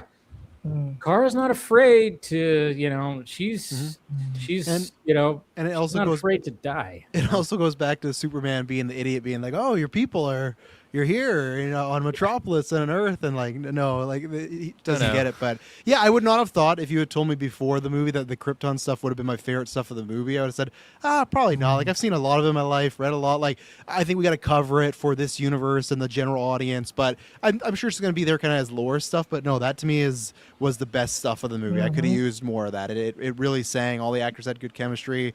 My 4 and 6 year old wasn't great for them. Lots of subtitles, so that sucked. But I tried my best to fill them in. But other than that, no, that was my favorite stuff in the movie, and Millie was really great there. So. You took your 6-year-old to watch the movie, and my 4-year-old, yeah. Okay, now I don't feel so bad. Go on. I started young, I feel like a very irresponsible parent. It's like, shit. Yeah. Oh yeah. We're gonna say Talaya. I was gonna say that the explanation of how Krypton is poisoning Argo City when that was very well explained. Explained by the nurse to Kara's mom, and I thought. But you see, there's like what I feel is that there underneath there's like a very good movie, because you have this glimpse of things that work very good. Yes. For example, somebody was telling that the crime human trafficking girls stuff was supposed to be deeper and darker, and they removed it. So I'm wondering, what happened? What they took that away? Like, does anybody else feel that they cut out a lot of this film? Yeah, exactly. Well, I mean, it's just. I know they go through testing, but when they get gutted to this point, it just hurts the product. Yeah, Like, and I I think didn't care about Krem. That was the problem. I just didn't I care didn't care about about him. Krem either, Other than but other than him hurting an animal, I guess that was John Wick's we sensation. But didn't care about Crane. We didn't know anything about him because like there Yeah. wasn't history there. Like they took that Well, away. And I care and I, about him and here, but just I not even there. said I even said in the beginning, like he felt like that. You know, when you've seen it throughout so many movies with when you have like the main antagonist, they always have that right hand man who's like Bob that the Goon. piece of shit, that piece of shit that he's such an asshole. He's just like, why are you're just a piece of shit. Yeah. I can't wait for your fate. That's what he acted like. Where I almost Yeah. went like, man, it would be awesome if there was a twist and there was an actual like better villain in this movie, and he was just the right hand man. But of course, I knew that wasn't going to be the case. Because But I mean, yeah. Oh, just to your point quickly, because he doesn't read the comments when Kirkland was watching this on our podcast, he knows nothing about Lobo, so he thought Lobo was going to be the main villain, and this was the henchman. So for the first and second act, he's like, "Oh, clearly it's going to be Lobo," and then when it wasn't, he's like, "I'm stuck with this fucking guy like the whole movie," you know, and that's. He's not that. He just has, and that's the problem. I don't think this guy was bad, but I think when you have a role like this, and funny enough, it's Momoa. A couple Fast and Furious movies ago, when Momoa played a villain, that villain had nothing going on, but because Momoa was so fun and so good in it, it elevated. That's when if you do a very kind of one-note villain, then you got to spend the money. Like you got to go get like someone really good to like spruce up, like someone to chew the scenery, right? And I don't know, he chewed the scenery in a way, but not in the right ways. I felt like at the beginning they were going for like a Hans Landa sort of thing where he sat down and he's eating the pie and he's telling a story, but he's not Christoph Waltz, you know, like it's not, you don't get brought in, and that's the problem where, okay, if it's gonna be light on story, then get somebody that is just can go, and he's not like an all-time bad villain, but he's just like very, very bland. Like I don't standard. He was Whiplash bad for me. He was Whiplash. I cared as much about Mickey Rourke because here's the thing about Krem. Krem is a dashing piece of shit, and that's who he is. And I thought that I saw the actor that they chose from. I'm like, that guy could have. I don't see any reason why that guy like redheaded with a beard. that role. Yeah. And when Inglourious Basterds, I wanted Christoph Waltz's character to die from the moment he goes in there and starts shooting at the floor kill. And they had the opportunity to do that with Krem. There's no reason. This movie was about decisions, not about adaptation, because they did adapt the movie, but they just made a decision with tone when it goes to Krem, and they reduced him to that guy in Road Warrior or Mad Max, the guy that punched through the you can run, but you can't hide. Yes. Yeah. And again, like someone said it that like when you see him with the rest of his bandits, you can't tell if he's one of the guys or if he's the leader, and it's just like that's also an issue. Just like he's supposed to be running this, but he's just there, you know. And again, it's stuck number one. He's stuck number one, and then they're stuck number two. I don't mind. We could have a lot of them. I don't mind comic book movies where the villain is very much in the backstory, because like my best example for that is the movie Logan, where the villains of that movie don't really matter. It's about Xavier, Laura, and Logan, but you still got like Richard E. Grant playing the evil scientist, you know, and that's the thing where he wasn't so far back there. He's still like a good portion of screen time. Krem. He wasn't like such a little piece. Like he had not enough to care, but then too much to kind of not annoy me, but just like, oh man, like just give me more scenes with her and Ruthie, or give me more Momoa. You know, it was a weird balance. So again, I don't think he's like an all-timer bad. I don't think he's like Jared Leto's Joker or anything like that. But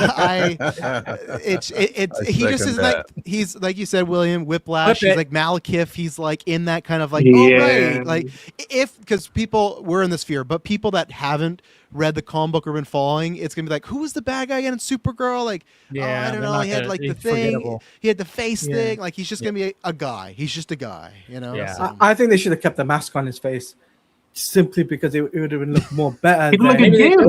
Yeah, it did look better. But like a dominatrix. I was just like, no. I was like, what the hell? Like, and like I think Yara, like I love what Yara brought up of like adaptation and like how some stuff really worked, some stuff didn't.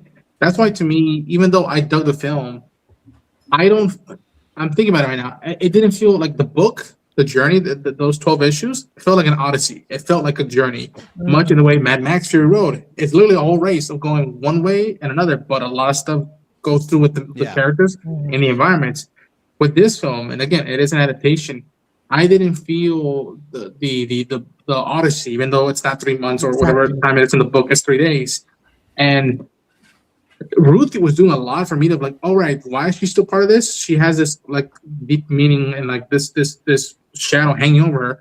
that I didn't care for with that scene. It didn't make an impact on me of like, oh man, he killed her family. And I mean, and again, you're trying to separate the film and a book, but I remember I was rereading the first few pages, and one of the first times she shouts at Kara and tells her like, "You have no idea what I just lost. I lost my dad. I didn't just lose dad. I lost my world."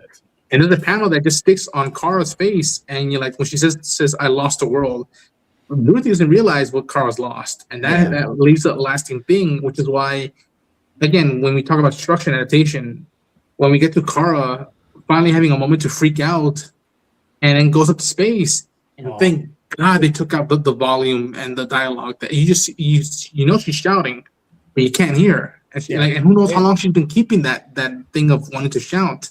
Yeah. And it's the whole thing of like stuff that doesn't work and doesn't work for me.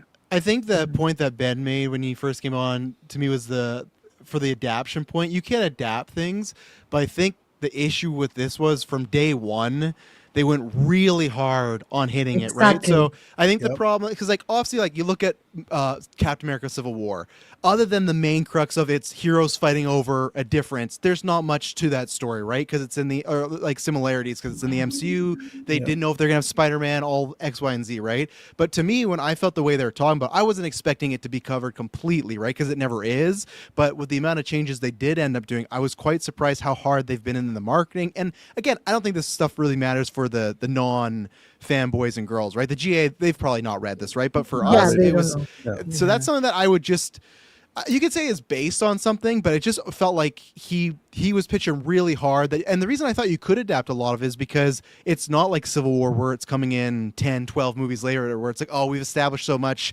This does, like, we can't have Spider-Man in his first appearance take off his mask, right? Where this, it's like, you got carte blanche to do a lot of the stuff in this book because this is the second movie in the universe. You don't got to adhere to anything. So that's something I think they got to watch in the future is how much they hit on that, because I thought it was going to be way more closer to what is on the page. And, Exactly. For example, when he was making Superman, he didn't, like, we know that there was like inspiration with several comics, but he didn't like fix in a specific one. Like a wide range of them. Exactly. And with this one, it's like Ben says, like they shouldn't like use it, like they bring on Bill Keys. They did a whole thing about the comic, and I agree, general audiences doesn't know about this.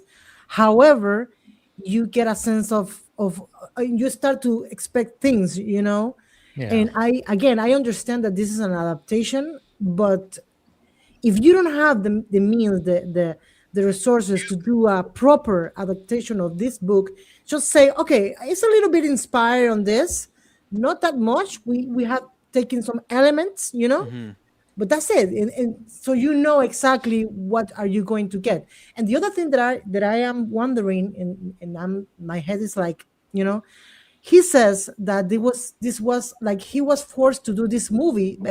He said, James Gunn says that he wasn't planning to do this movie as the second DCU movie, but he was forced to do this movie because of the script, right? It was so good. It was like super good script. And I don't think that the script is like a garbage. However, I do wonder what they took away that made the script so mediocre. You know what I mean? There's something there that you know, the only person forced him is the guy in the mirror and Peter, I guess. But it's like it you know, unless we don't know something, right? Unless Zazoff sit him down, so you're making Woman of Tomorrow, but like.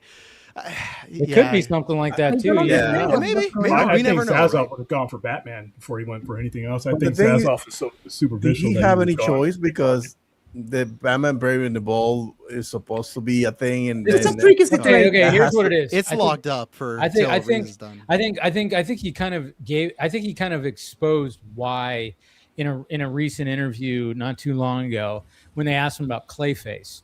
And he said that we needed content. We needed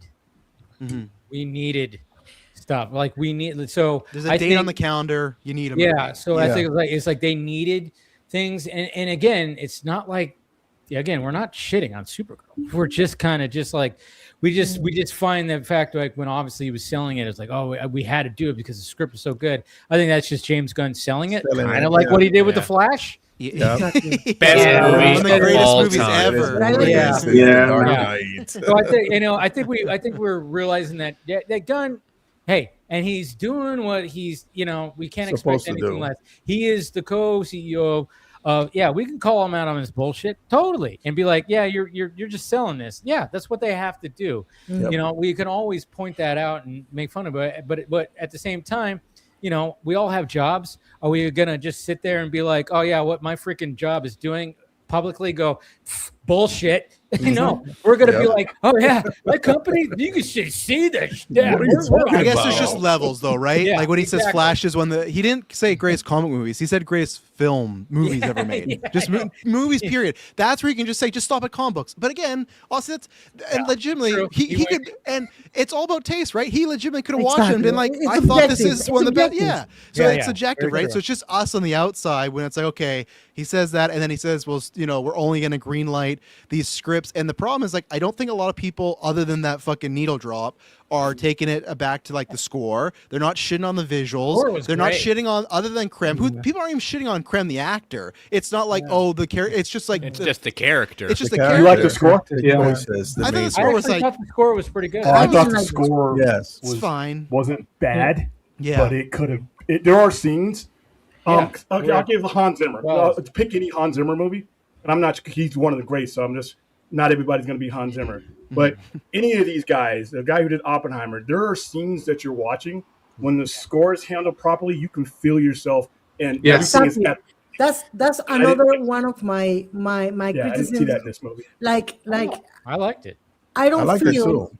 like I don't feel that that's something that the DCU like was doing perfectly with the score, like the Man of Steel score, BVS score, Yeah. Wonder Woman score, Aquaman score, like it was perfect, everything. So here we have some score that they did for the movie. However, they start dropping Too that many more, needle, too many whatever. needle drops. Yeah. Yeah. But that like needle I drop. think when When the- I was I- getting I- PTSD to Black Adam, where like it was a needle drop every 5 minutes, Yeah. and then out of the blue, Painted Black by the Stones are kicking in, or then a Kanye West song is kicking in. It's like what the hell? Like But it doesn't make any Power. sense. You You don't gotta hear remember that Power we're not anymore? gonna every single movie is not gonna have a score that is gonna be amazing. Do you remember Shazam? Do you remember Black Adam? Do you remember the Flash? Do you even remember Aquaman? To a degree, you do, but you do remember. I get it. You do remember Wonder Woman, even BVS. Yeah. But not every CBM is gonna have Most. that one score that is gonna fucking hit every time. Like Superman has a song. Superman have a great Whenever score. you hear it, like, oh, that's Superman now. Yeah. You see, but not every movie that comes out, Clayface is not going to have one. Maybe Batman is going to have one, but we cannot expect. Batman better have one. It's gonna be Come on, interesting to man. see what Clayface has for a score. I'm not. Yeah. But I mean, Yeah. but when the score, I mean, I wish the score was utilized more. Yeah, Same. Obviously, but That I think needle when drops. it Oh, did, yeah, I agree. I thought I actually liked like the little kind of cyberpunky, little scorey, kind of electric kind of vibe. I mean, it was supposed to be Junkie XL at one point, which which was kind of that was Didn't they such a change weird 3 times, something like that? Yeah, times, it, yeah. it, like, Three went times, from like, yeah, 3 times. and it was like, oh, that's interesting, but.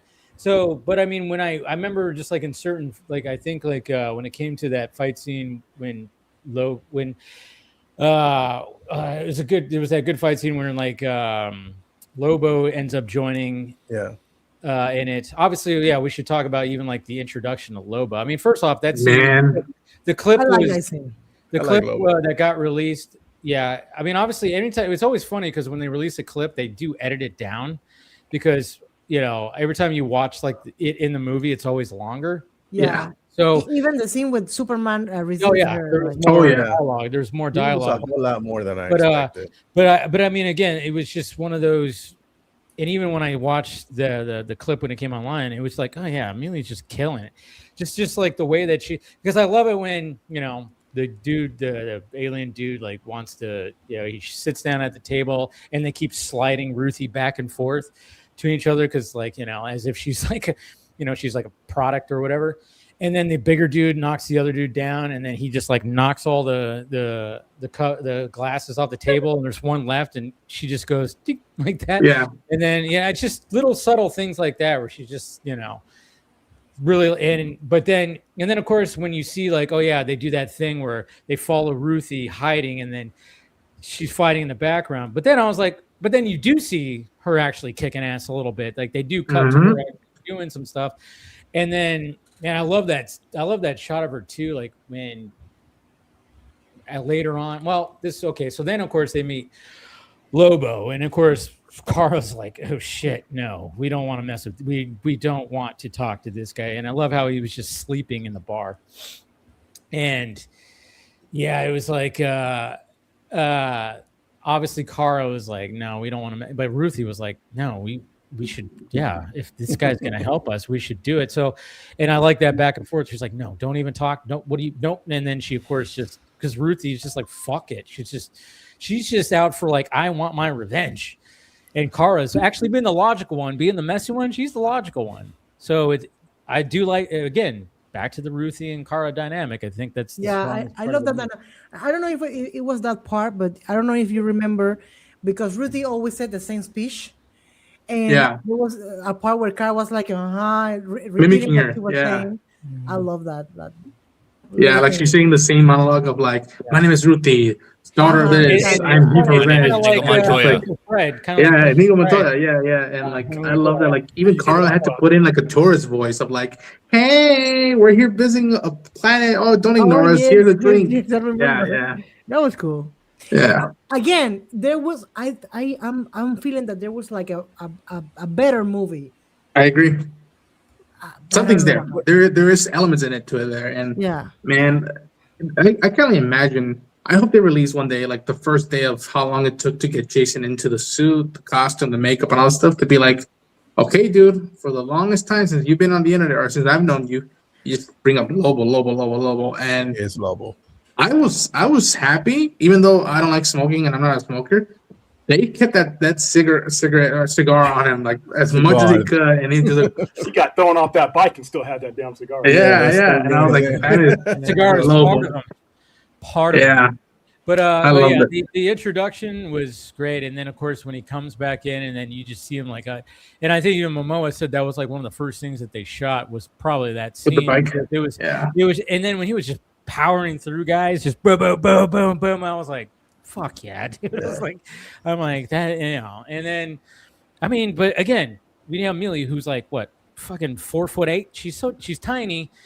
She's kicking ass, and you're buying it. Obviously, it's like, she's Supergirl. She's got powers, so obviously you gotta. But I mean, she's selling it pretty well. Obviously, there is a stunt woman too, but at the same time, it's like, she's not like, she's 5'5", by the way. Oh, I thought she was. When you said 4 foot, I'm like, there's no way she's. No, I thought she seems like she's tinier, but what? 5'5", really? Wow, I would have thought she was like 5'2" or something. Yeah, 5'5". And I wouldn't be surprised if she saw some Jackie Chan movies before going into her stunts, because I'm telling you, when she was drunk, or she was like, they put that Drunken Master. When they put the poison in, and she was like, I need to throw up, and then one of the goons kicks her, and she throws up, and she's like, thank you. Okay, now I can fight. And it's like, I love that. It felt very Jackie Chan-ish. So just like, give me a minute, I'll get to you. And being with the environment, and I love that.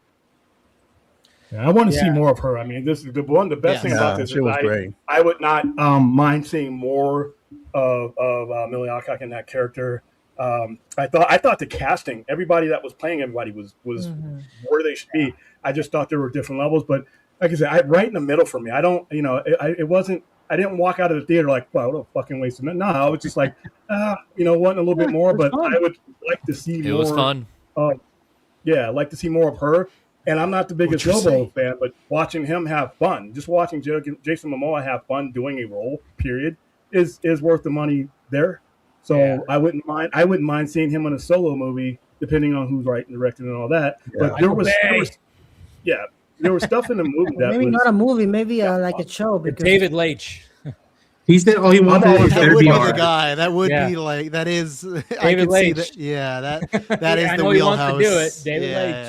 Yeah. And also, I don't know about you guys. He could shoot stuff on a budget too, because he made a lot of those. Like he's part of John Wick, a lot of other stuff. So I hope it happens. You just gotta budget that accordingly, right? So I don't know about you guys, but I also liked the amount of time he was in, and how like when in the story it was very cut and dry.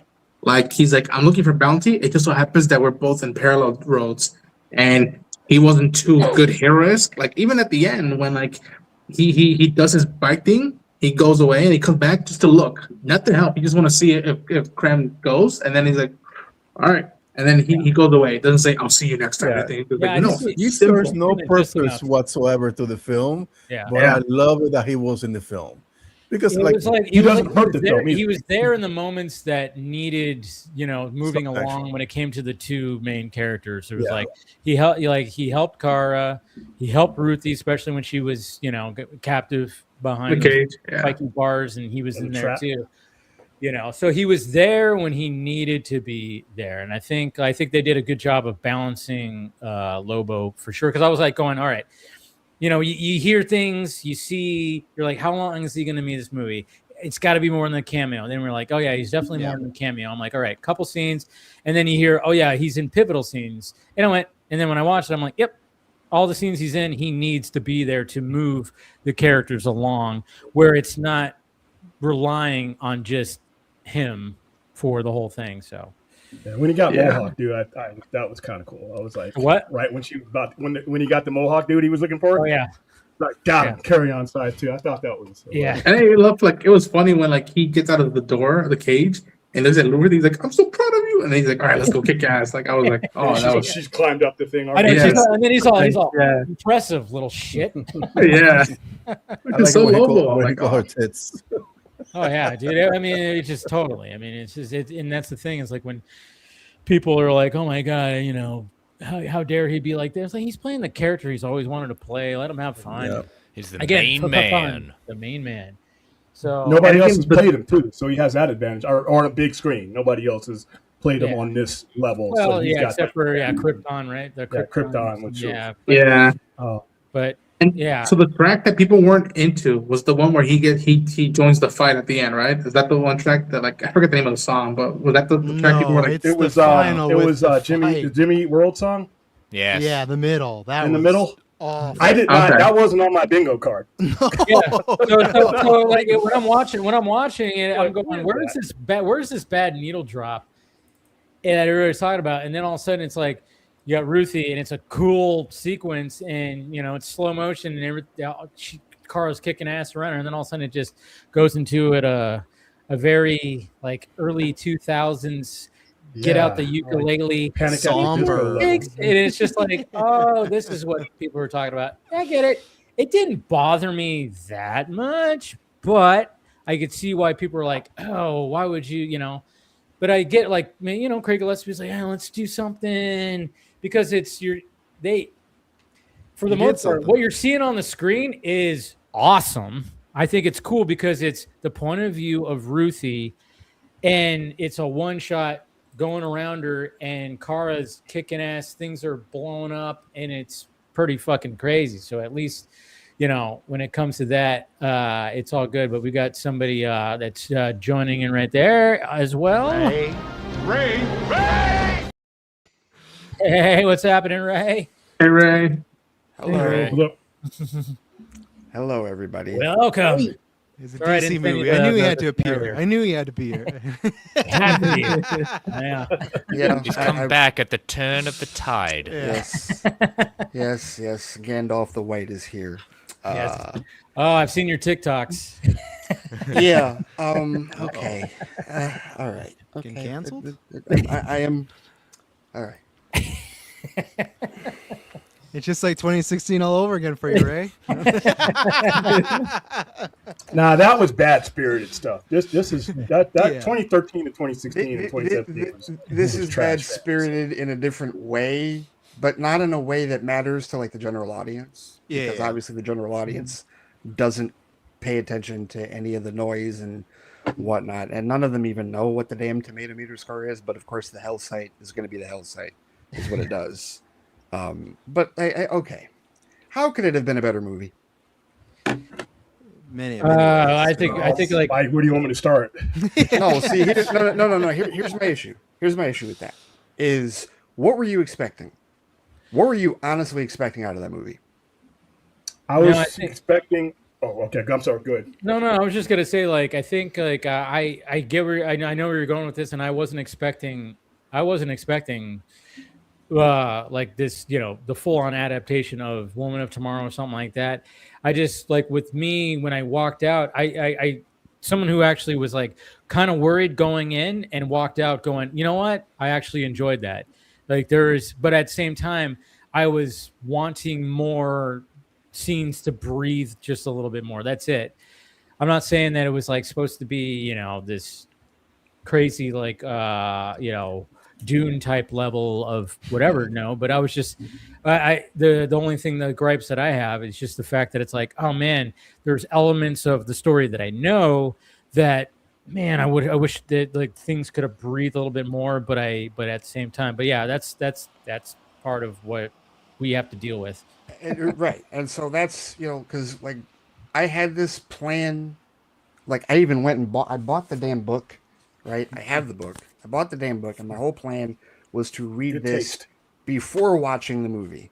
And now I'm really glad that I didn't, because the thing is, this sounds like the Harry Potter problem all over again. I had friends, I've said this before, I've had friends that back when those movies came out, their reaction after every movie was exactly the same. I liked it, but they cut this out and they cut that out and they didn't do this, they didn't do that. And it's like, okay, I'm never going to read these books until I watch these movies, because I want to judge the movies on their own merit without comparing them to what I would know in the book.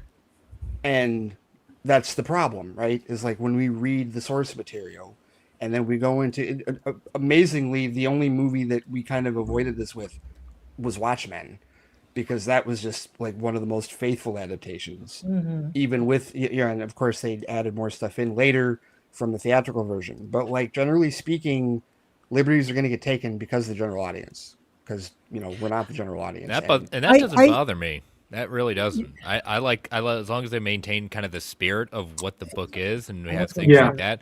Like if I want page to screen, I have the comic right in front of me. Exactly. So I mean, that's okay, because that's what adaptation is about. It's one of those rare times when I'll just use Sin City example that had pretty much page to screen for many different sequences and parts of that, but that's where I want to see creativity. I say, okay, you've got the idea, and I listened to the screenwriter of this on a couple of different interviews, and how she talked about, I read the book a lot of different times, and so I read this, got the idea, and then I started thinking about, okay, what can we actually do in the movie? Because she called it out. I think it was in Brandon Davis's interview with her that she said that it's very difficult sometimes when trying to adapt a comic book to a screen, because there are just so many different things that you can do in a comic book world that, you can do in the movie, but that's going to be an astronomical cost, and it's just not feasible. Exactly. Like you're not going to be able to adapt this. Yeah, they're not going to have comment. You're not going to have comment in it, which I was kind of wondering. We were all wondering if comment. I was okay with it. Yeah, what I was going to say is like, for me, like I don't want like an exact adaptation of this, because I know that it's a little bit impossible to adapt this. But the thing is, like, for example, I don't know you guys if you love Superman. When I woke out of the theater, when I saw Superman, I was like in heaven. Like I felt so good about that movie, about the feelings, about what make me feel like what I felt. And here, I wanted to feel that. Like I understand that I wasn't going to get an exact interpretation of the comic or whatever. I knew that, but I at least I wanted to feel like, the emotional part. And that part was there. However, it didn't translate like enough to me. Like I think that the movie is good. They tried to do it, but I didn't feel like entirely connected. But the film, because the film focused a lot on grief and trauma and healing, and that kind of gave the action a little bit more stakes. So it was like Superman is just like hopeful, do the right thing, too good. Like bright, even the color palette is completely different because they try to convey a different message. So I don't think that we were never gonna get this. No, for Supergirl, and I really think that comparison's unfair. Yeah, because And the reason I say that is because one of the most maddening things that I've seen from publications that are not like Hollywood Reporter and not like Variety, even though they've been maddening too, but like Bloomberg and like, you know, like MSNBC is like, they've been calling this the female Superman. Yeah. And that really pisses me off. Yeah. Because What kind of statement is that? That's asinine. It's AI. but maybe ChatGPT, truthfully, but literally it's like it's AI would've told lazy you and that it's a it's not the complete oversimplification and a bastardization really of what Kara Zor-El is as a character. And so the problem is that when you tell a general audience this, well, now they're going into it thinking, oh, it's going to be a female version of the Superman movie we got last year. No, the fuck it's not. Because Kara Zor-El is not that type of character. She's and so we were never going to get, not only were we never going to get that type of story, we're not supposed to get that type of story. Her story is supposed to be grittier. It's supposed to be darker. It's supposed to be heavier and more emotional. She is not Kal-El. She is Kara. She did not have the same upbringing. He left as a baby and didn't know Kryptonian. She lived in that life and came to Earth as essentially an adolescent. Like her story is supposed to be different. We're not supposed to feel it's the same way at all. No. I don't need to feel like hopeful in what I'm trying to say is that I didn't feel the connection with her story at the level that I wanted to feel. And maybe this is only me, you know. But I think there was some part of the movie that maybe was cut or something that would like resonate more with what they're trying to tell you, you know. Yeah, before we continue, we got Claudia needs to go right now. Yeah. I'll talk to you guys later. Thanks for having me on, Dave. Sure. Good weekend, man. Take care, Claudia. I'll talk to you about soccer later. Yeah. No, I mean, you bring up good points where it's like, okay, so obviously Superman had to do its job of like, hey, we got to tell a Superman story, and I think Gunn achieved that, regardless of like how you feel about the guy. Is the fact that, and that's the thing that I've always said about Superman. Every time I watch it, I go, it's just a really good Superman story, start to finish. It moves along great.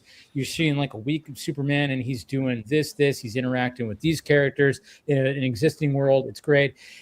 Like so the burden when it comes to Supergirl is like, oh, we're basing it off of this, and now it's going to be something, it's going to be something different and something dark, and that's why when this movie is being marketed or when trailers are coming out, you had these people like, well, we got Supergirl that's getting drunk, and it's like, well, let's watch the movie. And obviously when you watch the movie, it is a montage of like essentially just the first act of that before she's not the drunken master always like, oh, I need alcohol to fucking fight and do all this kind of stuff. Like you're seeing I think the movie does a good job of showing her progression to where she needs to get to, because and of course, and people were saying that in my comments and my mentions, she's not going to get in that costume until the final act. I'm like, and she does not get into the costume in the final act, but at the same time, I didn't mind that. I knew that was going to be the case, which I totally dug. And again, what you're saying, Ray, is like, this is supposed to be something, and I'm totally with you on that. It's just when I think like the fact that just reading the book and knowing that there's a lot more meat on the bone, that's where I just go, oh man, there's just to where I went, man, if this was like just a mini series where they could flesh this out, and I wanted to see more of Ruthie and Kara, see more, of Momoa, like how he would interact in a grander story, and see more. And I think that's where I just kind of go, oh, that's where I go. This is why I go, it's kind of like, it just didn't quite. We just lost Ray. I couldn't hear you. I had to say. And I kicked him out. He's being too positive. Oh, he said moment, please. Sorry. I think that he was having issues. Post the live stream. He'll be back. Yeah, he couldn't hear you. No one said I think what Yara was saying, and again, I completely understand where Yara's coming from, because, and again, maybe this is a hot take. The whole thing of getting all the women and how they were going to be wives and used for slavery and the basically sexual assault. Like, to me, I don't remember that from the book. I remember being like, that time could have been allotted with just like Ruthie sitting down with Kara on, trying to find Krem and be like, wait, so you have a cousin out there somewhere? And Kara could have been like, yeah. Well, and Ruthie could be like, that's something. Like, that's, you have family out there. All my family's dead. That's something to look for. Yeah, your home might be gone, but you have family out there. Like, shouldn't you go talk to them, tell them how you feel about stuff? And to me, that's why the times when an element that I was like, that was just ripped out of Fury Road, verbatim of like Immortan Joe's wives and whatnot. Like, you didn't need that, in my opinion. I could be wrong. I haven't seen the film once. That time could have spent with just Ruthie and Kara passing a planet and being so beautiful and be like, look at what these two women get to look, and yet they're both miserable, and there's nothing they could do about it until they deal with it. And that's like, sorry, I don't mean to like go ahead. change like the what we're kind of talking about. Seth Rogen was the voice of that little kid, right? Yes, he was. That was reported. I was like, what? Alan the Alien? Yeah. What?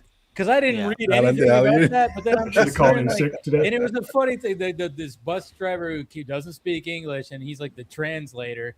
And then I'm like, but he wasn't doing like a big time Seth Rogen voice, and I'm like, that's Seth, but it wasn't like he was going, oh yeah, you're on this bus. He wasn't doing like anything like that, but he just was, kind of talking like, I was like, that's Seth Rogen, I think. But I didn't see any report on it. I guess I wasn't looking. It was from your favorite guy that reported about Schneider. it. Schneider. Jeffrey. Is it from Jeffrey? Go ahead, William. Hey, so I wanted to answer this question while he was on. What was I expecting? So if I untether myself from the adaptation, and I'm just watching the movie as it is, I think the two strongest dynamics, like once I see Krem, and once I see what he does from the opening moments you see him, I have a higher expectation within the movie I'm watching that I should hate this guy even more, and that he should be more directly sadistic. And I just didn't get that. And then there's a dynamic, the traumatic dynamic that's in the movie, not in the adaptation, but that is exposed in the movie. I thought there were missed opportunities to tighten that. I thought there was tension there that they missed out on a little bit, especially like that one scene that Rona was talking about where she screams at her, and when Ruthie says, "You haven't lost anything, have you?" And then you start drifting into the fact that she watched everybody die, and then she left Argo City. I didn't see that there, and that's just within the movie. Untethering myself from this, just from the movie that I sat and watched. That's all. Yeah, it could have been executed better. Yeah, definitely could have. Because and then when we get to that point too, where when we see, I wanted to see more of Kara adapting to Earth. I thought, like, obviously when she lands and Superman finds her, it's a great scene. It's longer than what we saw online, of course, and it's the scene got a response, like in my theater, like it was like my dad was like laughing when it came to certain spots. Good now, Ray? Yeah. It happens. But we were kind of talking about the Superman scenes. We were talking about the Superman scenes and like I said, like that scene was great. And again, Corin Sweat, I think he's just fantastic. He was in the movie way more than I thought he was going to. I said the same thing. And that was a blessing. In the opening credits, like his name was there. And I was like, whoa, when I saw before Lobo. He was the with guy, like I was talking about. He's the with. He was with, and Jason Momoa was the and. When I saw it again today, like I think definitely my favorite scene is obviously the last scene. Yeah, that's perfect. The conversation that he has with her at the very end, which is like the end of her journey through this movie, like that's just gonna work, like between the two of them, like going forward. See them I'm fully embracing this life here on this planet. This is my place. This is my home now. I mean, and it was funny too, because I think they even said that Corin Sweat was like even ad-libbing some of the lines that he was even saying. I read something. I think Craig Gillespie said, like, they just kind of he was wanting to just let them interact. I mean, obviously she has to speak in Kryptonian, so she could not obviously ad lib Kryptonian, but apparently Corn Sweat was kind of ad libbing a lot of the things that he was saying. So Gillespie was just letting him kind of just roll with it during that. Dave, I'm like, what happened to that He's script? like Juilliard trained actor. That was also another thing that like kind of surprised me. I wasn't expecting, and maybe this is in the book, but I wasn't expecting as much Kryptonian as we got. Yeah, we got like there's like a ton of subtitles. Oh, I know. In this movie. Oh, yeah, like, yeah. Before you got on, we were talking about how like it was ballsy because they make they make the joke, like Kara makes the joke where when obviously there's different languages and she knows how to speak different languages, and then there's that couple who are like their daughter's like been taken. She goes, "Oh, you speak the common language?" It's like, right. And it's English, so it's kind of like I chuckled because I'm like, I think they're kind of making the joke that we just always just resort to that. Mm-hmm. But kudos to Craig Gillespie for being like, because they probably talked about it or like, well, just speak English. But he was like, nah, and maybe Gunn was like, yeah, let's just do Kryptonian. Like, he probably thought that too. I think the Kryptonian added a lot more gravitas to the Argo scenes. Well, it worked. I loved that. Of course, it worked. I mean, David Krumholtz. I mean, he did he did such a great job. Mealy did such a great job, and I don't know who the actress who plays the mom. Such a great job where they were selling the dramatic scenes. Yep. But the only thing that sucks about it is you want to see their performance, but you're like, I got to read the subtitles. Shit. It's like, so, you're trying to like read and then also get their performances. I mean, I Inglourious Bastards. Yeah, had to do that for 3/4 of the whole movie. but no, I get what you're saying. I have 5 kids, so that's like my whole life is watching stuff with subtitles just to sometimes hear something. So as an anime fan, that's what I got to do now. There's so much of the content now. See, like I can't wait for Clark to ask about his own Spanish because when I switch it to Spanish, they'll talk Spanish throughout the whole entire. Yeah. But I love what David did. Like, I mean, the whole thing of like, why am I talking too loud to you? We don't understand each other at all. That's one thing with the core of the DCU so far, or whatever. And I'm sure, of course, there's always the haters, right? But casting so far has been sublime, right? Like, I know Aaron Pierre is going to do a great job as John, David Corn Sweat, and Ray. Like that whole Superman cast did great, right? Ruthie did great. And again, I don't think the guy who played Krem was the problem. I think it was just like a weaker screenplay. And Millie was fantastic, and then we'll see. I trust him with the Brainiac guy. He's like a more lesser known guy, but I trust him. But so far, and I'm hoping Adrona's Wonder Woman because that's for me a big. Wonder Woman is definitely in that movie. Who? In what? Yeah, I hope so. Okay. Because I can say something here. Okay. First of all, because I was going to ask you something because I was worried about what Chris was telling, and I was going to ask you about Man of Tomorrow, right? That maybe he's going to, according to Chris, he's a little worried that he's going to underperform. Right? So if you were to, if you knew that certain character, big character was going to be in Man of Tomorrow, what would you say to that? Like, do you think that will help? Like, and I'm talking about Wonder Woman. Yeah, I definitely think they should. It's just my worry is, let's say Adrea is playing Wonder Woman, right? And they haven't revealed that yet. That could be because they want to do a Comic-Con, a fandom, like a big hurrah, right? But if they don't, and it wants to be one that's like, well, let's keep it hush hush till the movie comes out. That's where I go, I maybe wouldn't. I would play the card in the marketing, and we'll see how things go along. Again, because I agree with Chris. You look at that summer next year, and it is a very busy summer, just like right now. And we saw it happen to He-Man. We saw it happen to Supergirl. There'll be other ones and Mando, right, that underperform, not bomb, but underperform. And that always happens each summer. But I think if Wonder Woman is in there, they definitely should... They should wave that flag. I think there's a time and a place, like you said. There is a time and a place. I say it all the time. Every time there's little hints, her working out, Jason Momoa, stuff, and even James Gunn who posted the Wonder Woman shot recently. I just go like, we with don't Supergirl. No, listen to what I'm going to say. I just go, hey, keep building the hype until you want to reveal. Don't wait until next year, but build the hype until the right moment. And Comic-Con is a good moment. Yeah, we're a month away. Yeah. What were we gonna say? I will say that I will say something, and sounds like you I'm heard allowed to say it because I know that the person that said to say that to me is already saying it. So that's why I'm gonna say it. I have a contact with the person, a guy from the country with Eva de Dominici. Yeah. And he has talked to her and whatever. And you remember when the I was Variety that James Gunn called out on then and whatever, that they were talking about the actresses for Maxima, right? Yeah.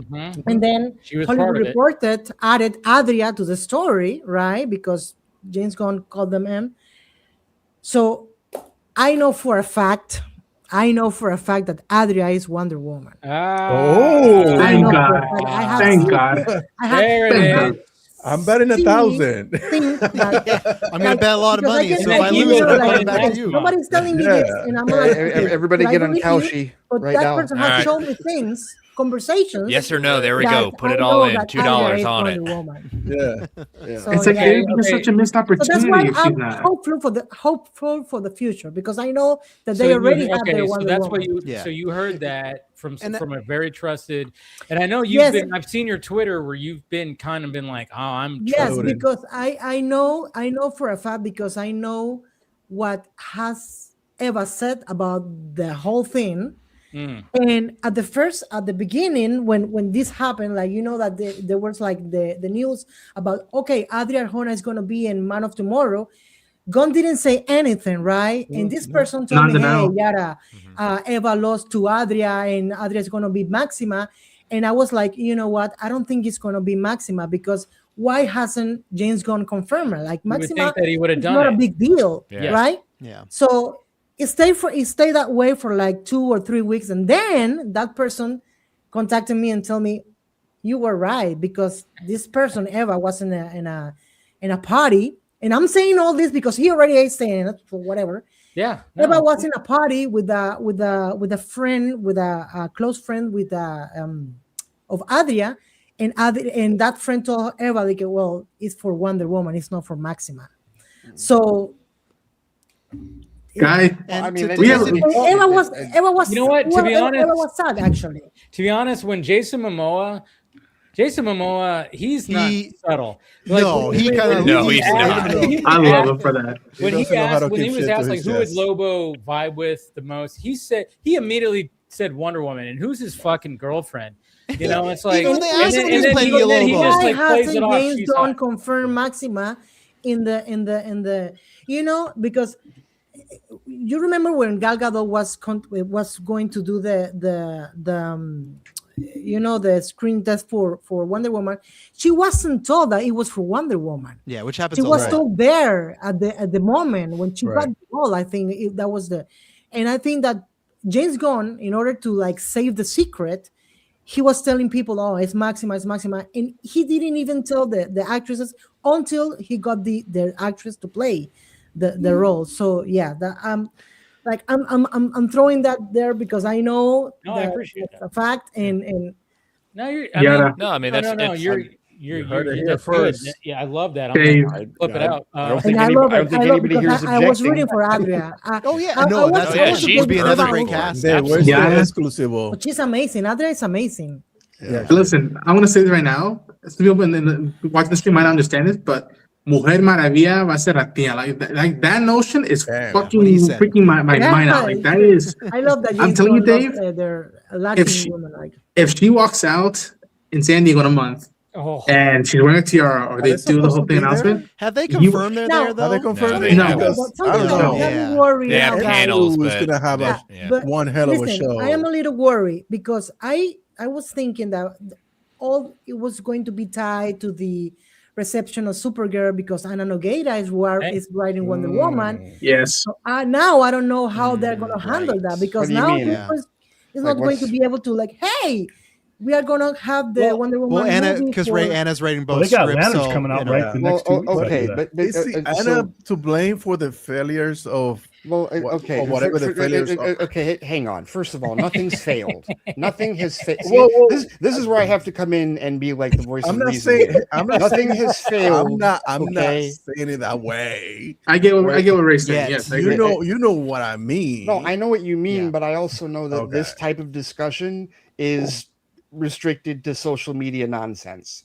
Because It when- is, but it's also because there's a history of it, right? With Well, Marvel, no, Star Wars, okay, DC. but- you know? okay, Travis, and then let's go down that history. Tell Yeah. me what the second MCU movie did. Hulk. It was trash. Yeah. No, I'm not saying history of that. I'm saying a history of Anna with people worrying her still writing Wonder Woman. I know what you're saying with Hulk. I agree. I don't think DCU Yeah, is dead. I don't think anything like that. No, if Ray they're didn't not hear, going I like the anywhere. movie. They're No, gonna go- I mean in the more of the sense of like, look at after BVS when after Zach had a bunch of people over his shoulder, right? Being like, shoot it this way, shoot it this way. And that's what I mean with Anna. And so this is why I said for years, this is the importance of DC Studios as opposed to DC Films, because you're right. 10 years ago, when Zach had everybody over his shoulder, that's when DC Films was a rinky-dink division under Warner Brothers Picture Group, and it was not its own autonomous level. This is separate. This is not the same organizational structure. The only person that is over James Gunn and Peter Safran's shoulder right now is Safran, and yes, eventually David Ellison. But again, what did they report? That he's already met with Ellison. That Ellison was down there in Atlanta. I mean, that right? means nothing though. I know Ray. that they're not going anywhere, but they're gonna make changes. My grade 7 Sure. girlfriend said everything was okay, and then she dumped me the next day. He said that to the 60 Travis- Minutes team. David Travis- Ellison is like Travis, Travis's you're- 7th grade girlfriend. Yeah, you heard it here first. Travis, here's why I'm going to call bullshit on that, because this is my theory. I've said this theory before. I've talked about this. I did a TikTok on this.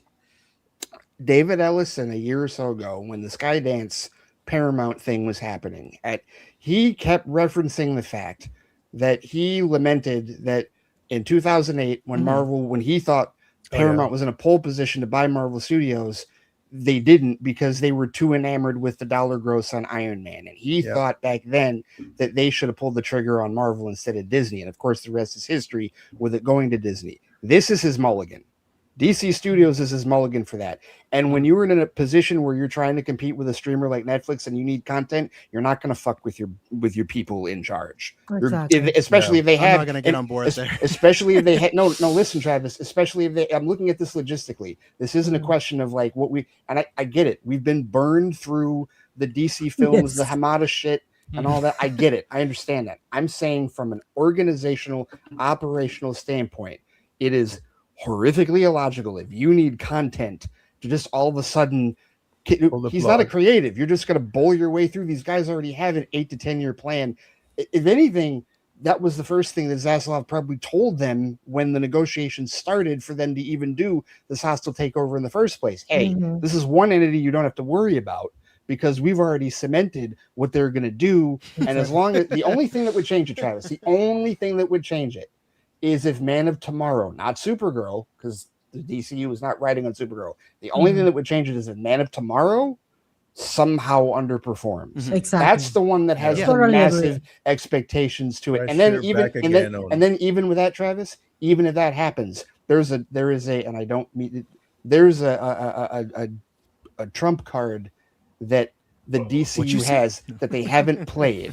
Yeah, I know that word. Yeah, that's not what it is. Yes, the DCU Batman. That's a DC. Bingo.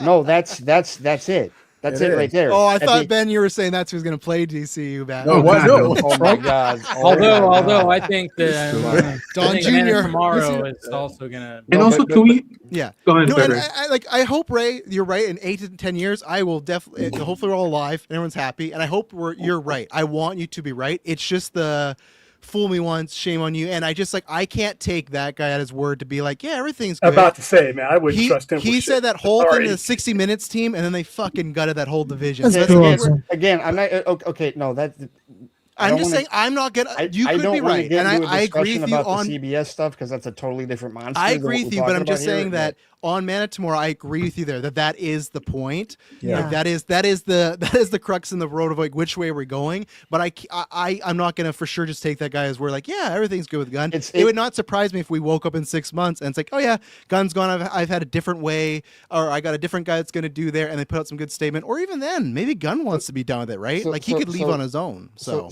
I mean, okay, that possibly, but here's the deal. Like, and I'm not taking that executive producer at his word. That's not the point here. The point is operationally, like, it would be different if there had been no communication between him and Gunn and Safran. It would be very different. It's a good start. At least there has been communication. I don't give a shit what necessarily was said, but there's been communication there. And they're already, look at the rest of what the producer said that is factually correct. They're already, the Clayface is already in the can. Man of Tomorrow was currently being filmed. There's Lanterns, like there's certain projects that are just going to happen, right? Oh, of course, the trolley's already off. Right. Yeah. This isn't like Star Trek, right? And William knows this. This is not a case where and we're not going to go down that road. Don't worry. But like, you want to add another hour to the show? We're not doing that. We're not doing that today. No, we're not doing that. But this isn't a case where because that's what Trekkies have been dealing with for the last month or so, right? Star Trek Academy lopped off, Strange New Worlds cut off, and now the talk is that they're going to do movies instead of shows. This is different. This is already a plan. This is already a structure. And again, I think this is his mulligan, Ellison. This is his mulligan for not getting Marvel Studios 17 years ago. He has an opportunity with the DCU to do what he couldn't do back then. And that's why I don't think that's why I think for now, unless something financial catastrophically occurs, which we're not rooting for, and personally I don't think is going to happen. I feel like with what and Superman did, I think Man of Tomorrow was going to build on another. Sorry, William. You were. Go ahead. Yeah, you've been holding your hand for a bit. Ray, for the continuity and the sake of investment of my time, I hope you're right. But here's the thing: if David Ellison told me my name is William Powell, I would check my fucking ID because I don't trust the guy. I don't, in general, I don't trust people. I trust contracts. So whatever he said and whatever he intends, that's great. I hope 100% because this time we don't get this time back. When there's a contract announced, then I'm going to be like, God damn it, Ray, you did it. You willed it into existence. But when it comes to David Ellison, he couldn't even keep Taylor Sheridan. That guy was massive to the organization that he owned first. So I want you to be right. I'm not just, dude. I want you to be right because who wants to go through this again? I understand William's reservations, and I partially agree because when these people like, it's not only Ellison. It's like every executive that comes wants to do their own thing. However, despite all the discourse online, Twitter and X and whatever, people need to understand also that in this area and this genre, James Gunn is well respected. Like maybe we can have our reservations with him or whatever, but if James Gunn is out of the door, or Safran even, who is going to take that who's going to want it? According to some people, Zack Snyder and the Saudis. But I mean, that's what's. But technically, there always will be somebody that want it. There always be somebody lower in the chain that's like, I'll take the paycheck, even if it means I get laid off. Who that's going to be? Yeah, of course, right? So like, okay, going to be able to have another reboot. It's like we're going to end up. Yeah, that's what I don't want. No, none of us want that. At least I don't think any of us want that. Don't dismantle what's already had, but keep the pick up the pieces and keep going. And while I understand the Taylor Sheridan example, I do get that. I understand that, and people could probably be saying the same about Alex Kurtzman if he decides to walk. But I will say that organizationally speaking and from a production standpoint, television is different than movies. Like when you're talking, especially from Skydance's perspective, they're used to movies. They're not used to television. So television can get unwieldy. It can get more expensive. People are complaining I get so sick now of people on social media talking about bring back 24 episode seasons, 10 episode seasons are too short, and I'm like, do you guys none of you understand how budgets work? Yeah, there's no flipping way that can possibly happen. We're not doing like 24 episodes of like 5 friends in New York City doing like crazy stuff. Yeah. Right. We're only like we're only like a third of the episodes you really remember. Right, exactly, 100%. All of a sudden, but also don't take 2 people years love filler episodes. episodes. Yeah. Say what? Don't take I'm okay with if we're never going to get 20 episodes or 25 episodes, but don't take like so long in between. What season? Like the years. Killer Severance. Yeah, dude, even Game of Thrones. Even Game of Thrones. I hated the 9 to 10 month gap. I'm like, I don't remember what just happened. Last you have to like, watch the whole fucking last season. Yeah. Sometimes it's 2 years. With season with House of Dragons, it was 2 years. 2 years. Yeah, I needed that recap last Sunday. It was like 13 minutes, but it's like, thank God, because I don't know.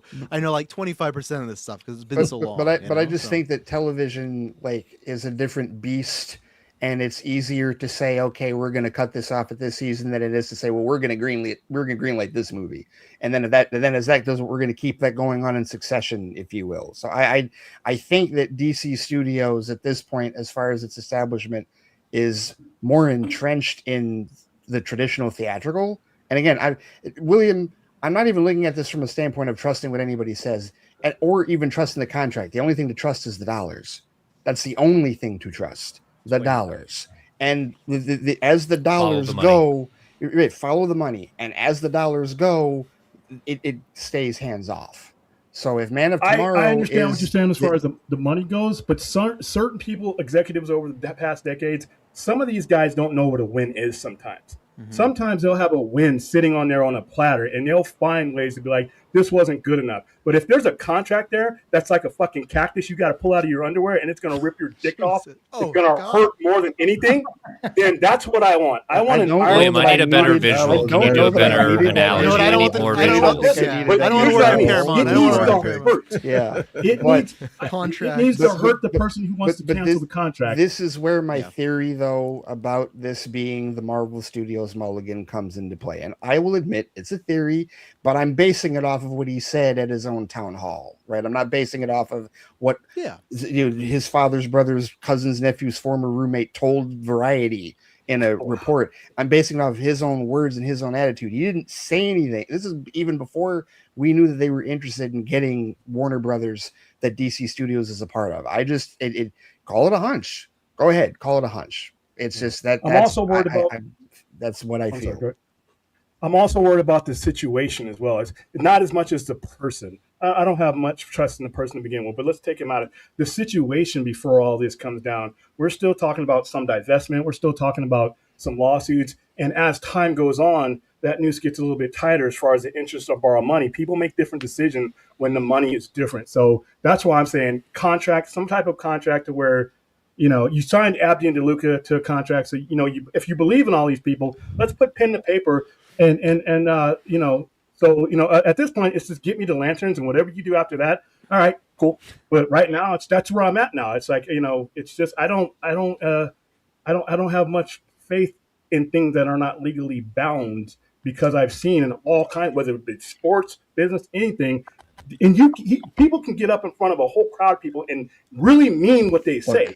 Shit changes. Yes. Look, and look, we all know this. 2016 and 2017 beat the shit out of us. We know that. Yeah. We know that. Yeah. Those 2 years absolutely smashed us as DC fans. We know that. Okay. And that's why I understand the PTSD that you were displaying with this. I totally get it, because it's absolutely understandable. We have seen this before. We've been down this road, and we do not want to get hurt again. I get it. I totally get it. I'm just looking at the dollars and cents of it, like from a money standpoint and from an organizational standpoint. Because when everybody kept saying, when people kept saying, well, DC needs to do what Marvel's doing and do this with the movie, they kept talking about the movies. And I'm like, no, the only thing they need to do is take the Marvel Studios structure, because DC Studios needs to no longer be a division under Warner Brothers Picture Group, and it is not. And I do think that I've said this before. I think that counts for more than we might be willing to give it credit for because of what we've been seeing as DC fans. Yeah, and I wanted to make it clear that like this is the first time I'm meeting Yara. I am choosing to believe her what she's been hearing about Adria as Wonder Woman and whatnot. I asked Dave whenever Wonder Woman or Adria's brought up, I instantly tell them like, dude, Oh yeah, they just gotta pull the trigger. You gotta pull the trigger. And like, and again, I don't usually go up to fan casting online because I'm like, you know what, there's better things to do. But this one, I'm like, this is too big of an opportunity. She's such a talent and a presence that like, why wouldn't you go down that road? But I also know that I live in a world where in DC, a film has been shot and then it was shelved. Yeah. And there's nothing I could do about that. Yeah. And this is also, and the tough part about that, Ronan, is of course, because we know how we felt. We get caught up in the emotions of when something like that happens. But there's always other context. Yes. There's always a reason. And whether we agree, I mean, that situation is still a travesty, even if I organizationally understand why it was done. And I totally get, I mean, especially if you've been seeing these clips that they've been posting on social media, more behind the scenes shit from that. Like, you know, like it, so like even looking at like there was even one with I think it was Keaton, if I'm not mistaken, where like he was in the suit. And like that's and so you just look at it like, okay, this looks awesome, but I get why.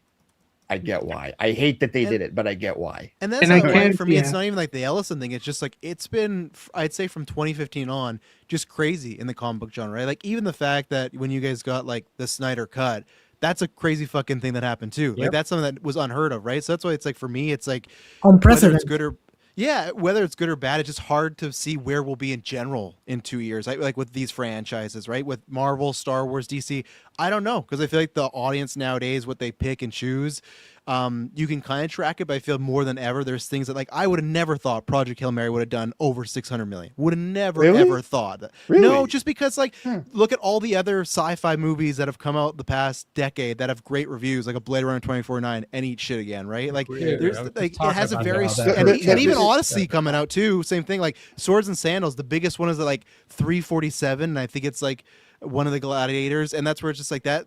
I think it's going to do well because of Nolan, but I don't know how many of these things are going to do. And same thing with Doomsday coming up. I don't know how that's going to do. I think it'll do well, but okay, it's funny you say that, Travis, because I actually this is a bit of a hot take. I do wonder. I was going to say that with Hail Mary, I was thinking of the Andy Weir connection. I was thinking Martian the whole way with that, and I know how well that did. So I was like, okay, that's why Hail Mary didn't really surprise me. And it's different. It's a different type of science fiction than Blade Runner. I love that. Yeah. It's a Blade Runner is complex. Yeah, I'm just talking about the critically acclaimed stuff, right? Because I know people are like, oh, it's a great book, but that doesn't always transfer into money, right? Absolutely correct. And Lorna Miller. Right, exactly. Oh, well, bingo. But like the funny thing about Doomsday is I do wonder, you know, like that will be the true test because Spider-Man doesn't fail. Brand New Day is not going to fail. It just is not. No. It's not going to fail. Spider-Man and Batman are your two god tier popular heroes. Coca-Cola. They do not fail. Right. So then the closest we can come to with a failure for either of them is what? Batman and Robin and what Amazing Spider-Man 2, which is still like almost 700 which is a Batman $700 million movie. Yeah, Batman and Robin for sure, because that's like 300 something. So that was definitely people like, okay, this is 90s, and it's ran its course too at that point. Too, you had the 60s show, you had Batman. But I don't know. I don't know if Doomsday is going to be on the same level success-wise as Brand New Day. I don't know that. I want to say this. You might be on something. It'll be an ultimate blue ball moment. Because I don't know if you all seen it, but if you look at photos from Gaslamp in San Diego, there's some posters being hung up for next month's Comic-Con. It would be the ultimate blue ball if you put all those posters of Avengers Doomsday, and there's nada. Leaked videos online. There's some leaked stuff here and there, but I'm talking about like a kickoff. I saw promotion. I saw it, and it felt regurgitated stuff. I was like, I hope this is not real. It looks like AI because it felt very familiar to something that we're already seeing. Some stuff, and I go back to something that James Gunn said. how many fucking times are you gonna see the 360 shot of the other superheroes together? Oh, I know what you're talking about. Were solved. Yeah. So I hope that's. Yeah, we're not gonna see that in Man of Tomorrow. But I do think we're that not. what When is Wonder Woman and Batman show up next to Superman. as much as Yeah. I Right, I love said Batman. as much as I love the MCU, I do think that's what Doomsday is going to be. I think it's going to be Yeah, I very think so, nostalgia too. heavy, and it's just a question of though, does the GA care about that? But I mean, like, do they like Westbrook go? Oh, like for me, I don't like that Evans is coming back, and I don't like that Downey is Doom.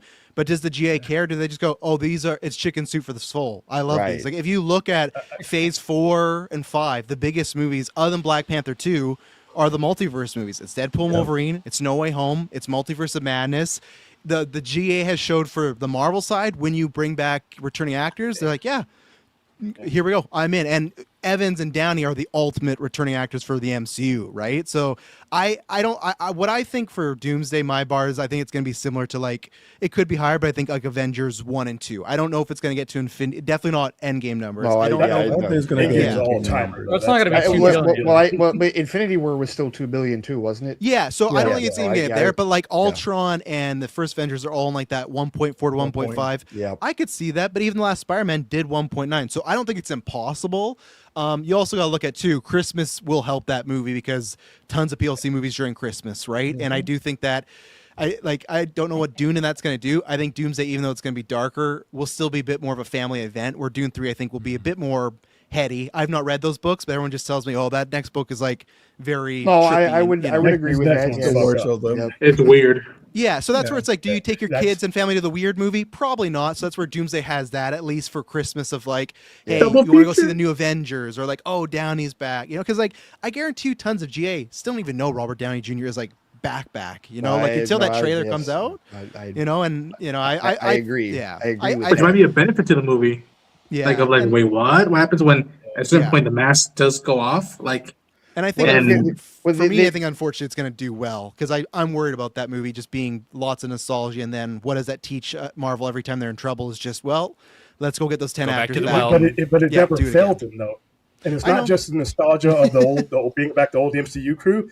I guarantee you're going to see everything that was ever done in Marvel. All these consolidation and pruning and all that, you're going to see everybody who's healthy enough to stand up and sit in one of those chairs is going to be there, and that's going to. I think you got $2 billion movies. I think you got Spider-Man and Doomsday. Spider-Man. I have zero doubt that Spider-Man will get that high. I have zero doubt. So Ray, I'm you going done to that Doomsday Doomsday wearing my will hit a X-Men billion? t-shirt. Like, I don't know. I'm not saying it can't. I'm just telling you that I have way more faith in a July Spider-Man movie than in a December Avengers movie. I have way more faith. Hey, you should look. December movies kill at the box office, though, most of the time. The box office, like, even Mufasa 2 that came out last year. I'm excited for Doomsday. That's what I'm saying. I'm like, this will be our Star Wars. How Star Wars was going for Christmas. I'm wondering how Dune's going to also do. Yeah. And everything, so.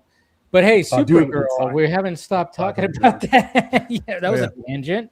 We haven't stopped talking about Supergirl. Let's get back on, a little bit. I know we got off on a tangent. It's fine. It happens because, we are thinking about the future. What's that movie? Think about the future. I don't know. I was just thinking about it. It was Batman 89. Yeah. Think about Eckhart. Eckhart. I knew. I was like, when I said that, I was like, man, something just pulled my, from my memory. Thank you, Ray. Thank you, Ray. No, Eckhart. Think about So one of the things that I think, obviously, when it came to the final act, we all knew, like when it came to Kara, like basically on the planet with the green sun, in between a green sun and a yellow sun.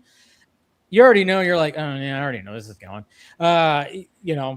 But and then of course Ruthie, who gets captured and put behind those, the bars with the spikes, and Lobo's there. Great scene. We already kind of talked about that. But yeah, Kara, being taken to that, and then we get that one great scene because I think we had to remind everybody that within this story it's like this is Kara trying. She wants to, she has a love for crypto, and when she's on Earth and you see her, and it was kind of cool seeing the Daily Planet globe when she's just like chilling Clark's apartment, and she's still adapting.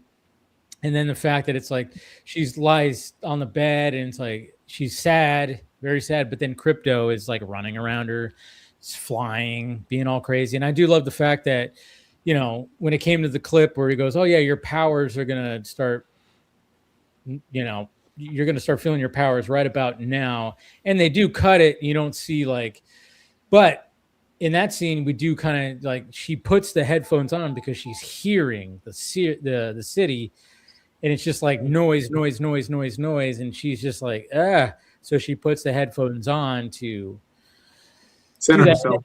Yeah, and then of course, like, yeah, and then Crypto is like, she, you know, she's sad, and then all of a sudden Crypto is acting like Crypto, and then she gets all kind of happy again. And I think like that was just like, you know, it was just a good reminder of like, oh yeah, remember Crypto.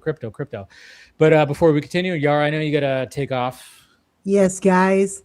No, Been a fun time. first of all, thank you for inviting me. Yeah. You know, every time that I can jump in, and it's been a blast talking to you guys. Yeah. I will hope that we can talk a little bit more. Of course. Because of Thank all you for the the info. projects that are coming. Yes. All the craziness. Yes. And Era un placer, Yara. It's been great, guys. So Thank you for the exclusivo. Yes. Yeah. Nice. Yeah. Nice. Don't be surprised if I end up clipping that out. Yep. okay. Yeah. So bye. I'll definitely tag you. All right. Bye. Have a good weekend. Take it easy. Bye, Bye, Yara. Appreciate that. No, but yeah. So, and then of course when she's on that, you know, and she's essentially dying, obviously, and you know, it's every time they go back to her, it's, you know, and then she's having flashbacks, and they do like a cool little montage flashback thing too,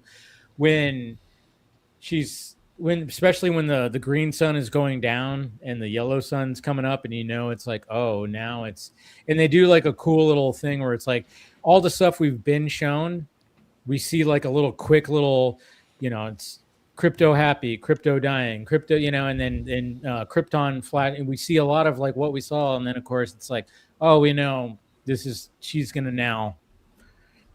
now reaching hero fucking, you know, big time status. And then I do love that when they're on like that, whatever the hell, that floating tank thing, that platform or whatever.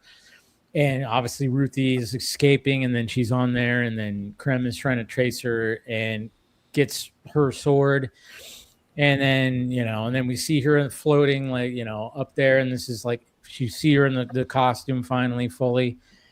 And I don't know, I think the final act is very strong when it comes to action, for sure. I completely agree. I think some of the greatest, like her flying, not the same as Superman, and a lot of like long shots of her going through things and whatever. And I think there's just some really, especially when she's in the water and then she, you know, laser eyes her way out of it.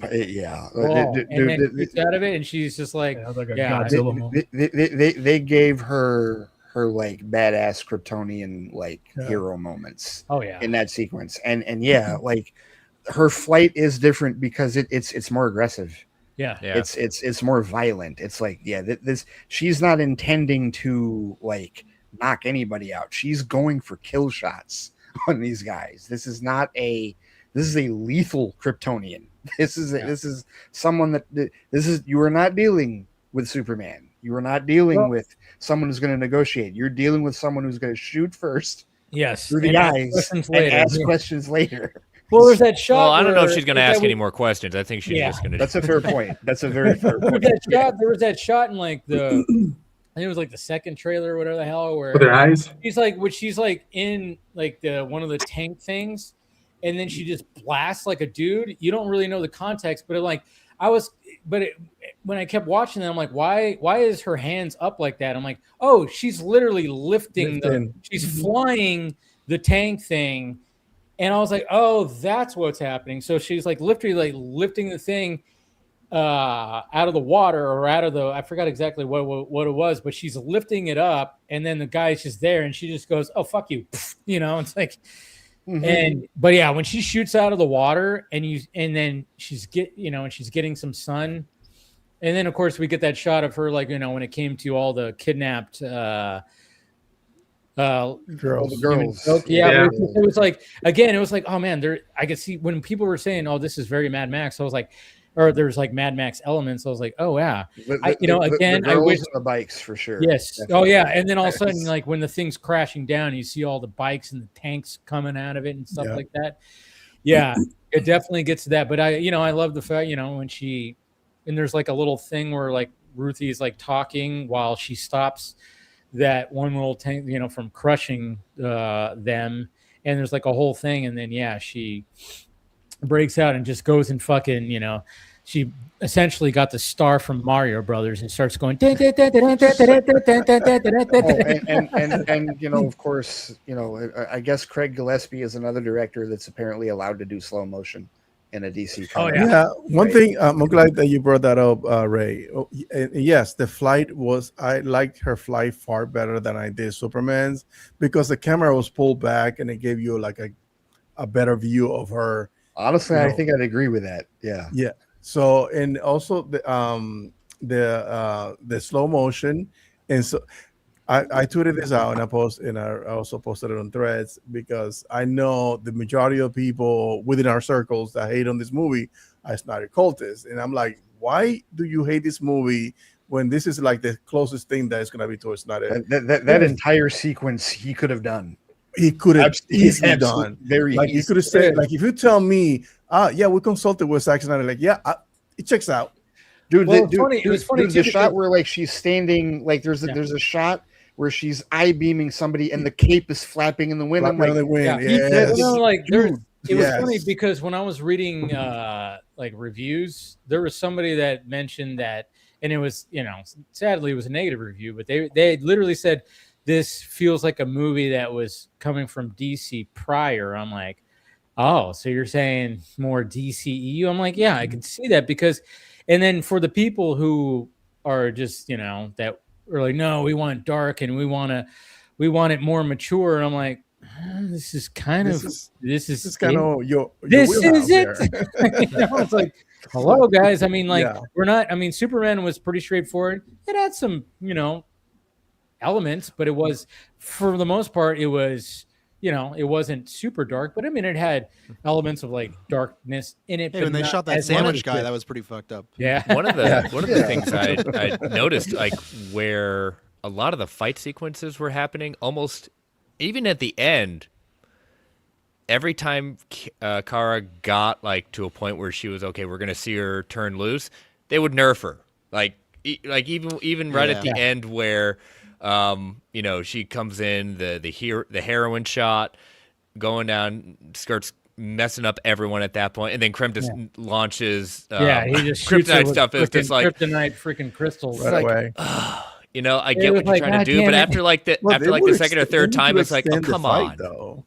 The good thing is she was fighting under a sun where she could, a sun where she, and I know, like, and I don't think we needed the close-ups of the cells inside her body. Like that was a choice. I know, but I was like, that was a little too 90s, early 2000s superhero stuff where it's like, oh yeah, show the mutation. Cell. I like that stuff. Well, that's the cinematic language to tell you she's powered up. I didn't feel like it was needed, but it shows for different folks. One of the things that I really, and again, coming at this as a novice, right? Like the whole sun thing. I was like, okay, I'm learning something, because I did not know about the green sun. I didn't know about that at all. I was like, that's a thing, ain't it? Well, shit. All right. Yeah. And so like I appreciated that, because I would say, Dave, that maybe a scene like the cells, I mean, you're right, it can come from like late 90s, early 2000s, but I also think that's for the general audience's benefit. Yeah. Like in a visual sense, it's like, it's an exposition of like, okay, her cells are, when she gets shot with the arrow, right, you're seeing like the red, the kryptonite crystal. For whatever reason, if for whatever reason you don't know what kryptonite is, here we go, right? Like seriously, because that's the thing. As much as it blows our minds when this is the case, somebody is seeing this movie that didn't see Superman. Oh yeah, I'm fine with that, and hasn't and isn't as initiated into the world as we are. And it was probably smart too, for other than just Metamorpho, there's not much kryptonite in Superman. True. Where if you would have had a lot of it in Superman and then a lot of it in Supergirl, you would have been blurring the lines a lot of like, okay, because most Superman movies are, we do this, and then okay, we got kryptonite and we can take him down, right? That wasn't that, they used that just to like nullify him in a sequence, and then the end fight was with, you know, Ultraman and whatnot, where this movie did rely heavy on the Green Sun, and he's got kryptonite arrows and the poisoning. But I think in retrospect, that's good that Superman didn't have a lot of that, so this movie can kind of do that and not feel rinse and repeat. So, but I do agree with Chris. It is like kind of a, I think it's just the pacing of this movie where it's Green sun comes up, I'm completely fine. I land on the ship, boom, I'm done again. You know, so it's just sometimes the frequency of the depowering her, which again you have to do, right? Because she is this godlike character, so it's this push and pull. But I guess when it's a runtime of an hour 48, that's where it can get a little stuff together when it's happening so often. Because even though it's not depowering her when she took the poison earlier, right? That's kind of similar with the whole milk scene. And I didn't really care for that scene with the family and the daughter. It was like kind of clunky. Yeah. So, but there's about 3 or 4 times where she loses her powers in this movie. It was interesting and gross seeing her freaking throw up milk or throw up. It was like, Jesus Christ. Yeah, they were holding gotta back. get that poison out. I mean, yeah, I know. And she was like, she was doing like but good on Kara. She was like, do you have any kind of milk or something like that? Because she was like, because that like coats the stomach and that could like, And I was like, all right, cool, but it was fucking gross. I would also say that the depowering it isn't just for like structural purposes, but it's also like there is a difference. Like you talk about how there really was only metamorphosed kryptonite with Superman, and they really only used it to disable him. Well, that's because on the approach to Superman is still understanding that he is going to be diplomatic. Like he is overly powered, but he's still going to try and talk you down. She's not. And not only is she not, but she's also dealing with people who also won't. So it's aggression versus aggression. So that's how I look at it, as like, okay, they already know that she is unhinged at times, and they're also unhinged. Yeah. So to me, and this is where, like the Thor: The Dark World has come up a lot, and I get why. Yeah. Because really the connection. Well, look, I think this movie, I think this movie clears all the Thor movies. I think it clears all the Ant-Man movies. And I can't agree on Thor 1. I got a soft spot for Thor 1. So but this gets into the crux of this gets into the crux of my. Well, no, I do agree it's the best Thor movie, but this is where it gets into the crux of my point here, because when we talk about villains. Right. And so the whole thing with Krem, and I get the comparison to Malekith. I do. 100%. Although I will say that they gave Matthias Schoener's more of the personality than they gave Christopher Eccleston. I'd put him over Malekith, because Eccleston has his own personality. Ain't much, but well, he's like a cardboard when you talk in about that forgettable movie. Villains, you talk about Thor: Dark World. You're like, who the fuck was even the villain in that? I thought it was just brothers fighting. And that's why it hurts, because it's like, come on, dude, the Ninth Doctor, really? We know he has range. We know he can do something. Yeah, but no, they gave. He even says how bad that he said he had a miserable time doing that. Yeah, I literally the definition of phoning it in. Yeah, completely. But Matthias, they gave him. He was at least goofy. Like he at least had the whole thing with the pie and him eating. He has a whatever personality where Malekith is just stonewalled. Totally, there's just nothing there. It's just So So I will give him. I will give Krem a leg up in that regard. But I also have come to realize, because I used to be, I used to crack on the MCU for having a villain problem for years. But the reality of the situation is that the story sometimes is just about the hero. Yeah. And villains are meant to be plot devices. Like, not every villain is going to be Killmonger. Not every villain is going to be Thanos. And they shouldn't be. Like, and it really comes down to how strong the hero story is. And I don't know, people have brought up the runtime. For some reason, this movie didn't feel Because you know what it is? I'll tell you what it is. I brought this up in my review. I've watched too many of the Sony Marvel movies. Because when people... We all have. Yeah. Venom was enough. And then... the complaints that people have been levying at Supergirl... I've been hearing complaints about editing. I've been hearing complaints about runtime. I've been hearing complaints about things that take them out of the movie. I'm like, are we talking about Madam Web or are we talking about Supergirl? And that's where I completely agree. It's just like if it's I think we've all talked about this a few times, right? But like if it's bad, it's like it's all the same level bad, which I don't think it's bad. Again, like I think it's has issues. I enjoyed the movie, but like I think it's if you're looking at tier system, it's nowhere near some of those, right? And but it's just it gets thrown in that because okay, it's got a Rotten on this, and now it's got a B- cinema score, so it's like okay, well it's as bad as Joker 2. Like I've already seen these memes now. Would you watch Supergirl over Sony Marvel?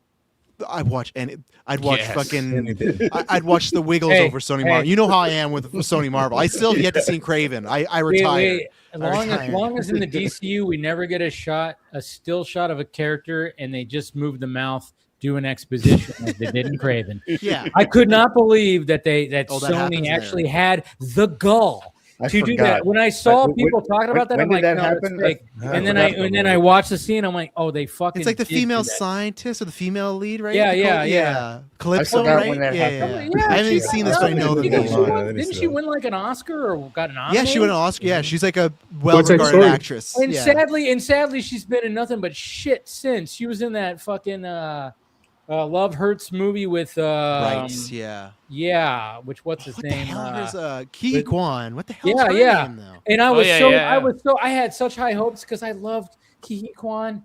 Yeah. And I was like, oh, he's starting his own movie. And I remember like when I was watching this, I went, oh fuck, this is not good. Like Arena Arena DeBose. Arena DeBose was the person that was. Ariana DeBose, yeah. Ariana DeBose. Yeah, and same thing, she hasn't done it. And thank goodness Taylor Johnson found Robert Eggers because he's what did she win an Oscar for? West Side Story, supporting actress. Oh, okay. Yeah. So that's what she got nominated. And again, like look at that Marvel Sony universe. Lots of great actors and actresses in there, right? And that's why for me it's like this is nowhere. That's where I can't where you were saying earlier, Ray, about like the future and Man of Tomorrow. That's where it's like Supergirl to me, whatever it does money wise, it's nowhere in the gutter of like many other comic films we've seen before. No, it's enjoyable. For me, and I know you guys may have been different in the past, when I saw 2016 Suicide Squad, that's when I was like, okay, I'm in big trouble here. The DCEU's in big trouble because I thought that for me, that's like a bottom tier thing. And now, especially once we learned, it's like, okay, that makes sense.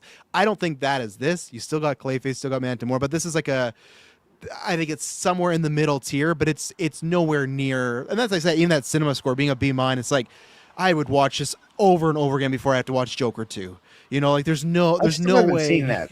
I still have not seen Joker 2. You should check out one time because like Dave, there's people that have its defenders, right? Like there's people that are passionate about it, but it's just like for me, I did not enjoy that. So that's where it's and I think there's some things like because I know Ray, you're talking about that Variety review, and I think there's part of it. Like I'm not the biggest conspiracy theorist person, but I think there is a little part of it. It is funny that a couple months ago that Gunn put them on blast, and then the person that gets to review Supergirl is the person that fucking hates it, like tremendously hates it, right?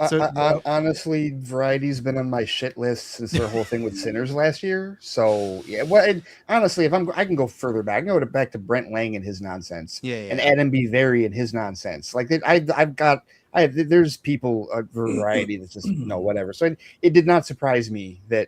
And there's probably some truth to what you're talking about because he like really signaled them out with that whole Maxima report of like, oh, usually I like Variety, but this reporting shoddy, and that's where it's like, okay, they're gonna shoot, and not that I don't care about their personal lives, but I guarantee at that point they're like, well, when we get our chance, we're gonna take a shot back, right? And I also do think that, and someone brought this up on Threads, and I think there's probably some truth to this that perhaps when the dreaded phrase superhero fatigue comes up, maybe the critics are the ones that are, because that also bothered me about his review and other reviews is that the stuff that they're complaining about in Supergirl is stuff that they praised in the MCU. And basically what they're upset about is that they're seeing it again. And I'm like, okay, so if you had seen this 5 years ago, you'd be okay with it. But you're not okay with it now. Yeah. Well, and that's even the tough thing. Like Dave, you're talking about the people that were saying like, "Oh, she's gonna get the suit in the third act." It's like That happens in so much comic book stuff. So much now, stuff. you know, and so much. Hey, stuff. Disney Plus shows do it a lot. I mean, That's their the thing, calling like, card. That's the thing is like people Daredevil? people comment about that where it's like, oh yeah, I think there's like people are having fatigue when it comes to like, oh yeah, they have to earn the suit or whatever the hell. Yeah. You know, and it's like, but it's so funny because with Supergirl, she's not like she's earning the suit; she's just refusing the suit.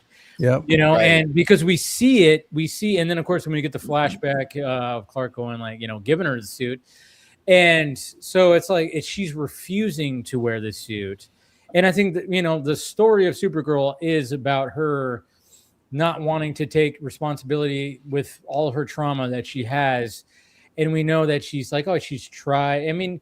And again, it's like, man, I mean, there's so much meat on that bone where I almost feel like, man, maybe this should have been a series where it's like you could explore that just a little bit more. And That as price much as tag, like, though. huh? That price tag though could have been. I know, that's the quite thing. You know, that's Well, That's the thing. And it's like, you know, and I think like they could do like as much as a good job as they can. Yeah. But I mean, but see, me as a fan of like wanting to delve into these characters more, I'm like, I'm seeing like these beats in Supergirl, and like before I'm like, oh, and then it's just like, all right, we're on the next thing, and I get it. That's the movies. You're gonna go, you know, and it's like, Have you guys talked about the world building aspect of this movie at all? like No. expanding it into the cosmos.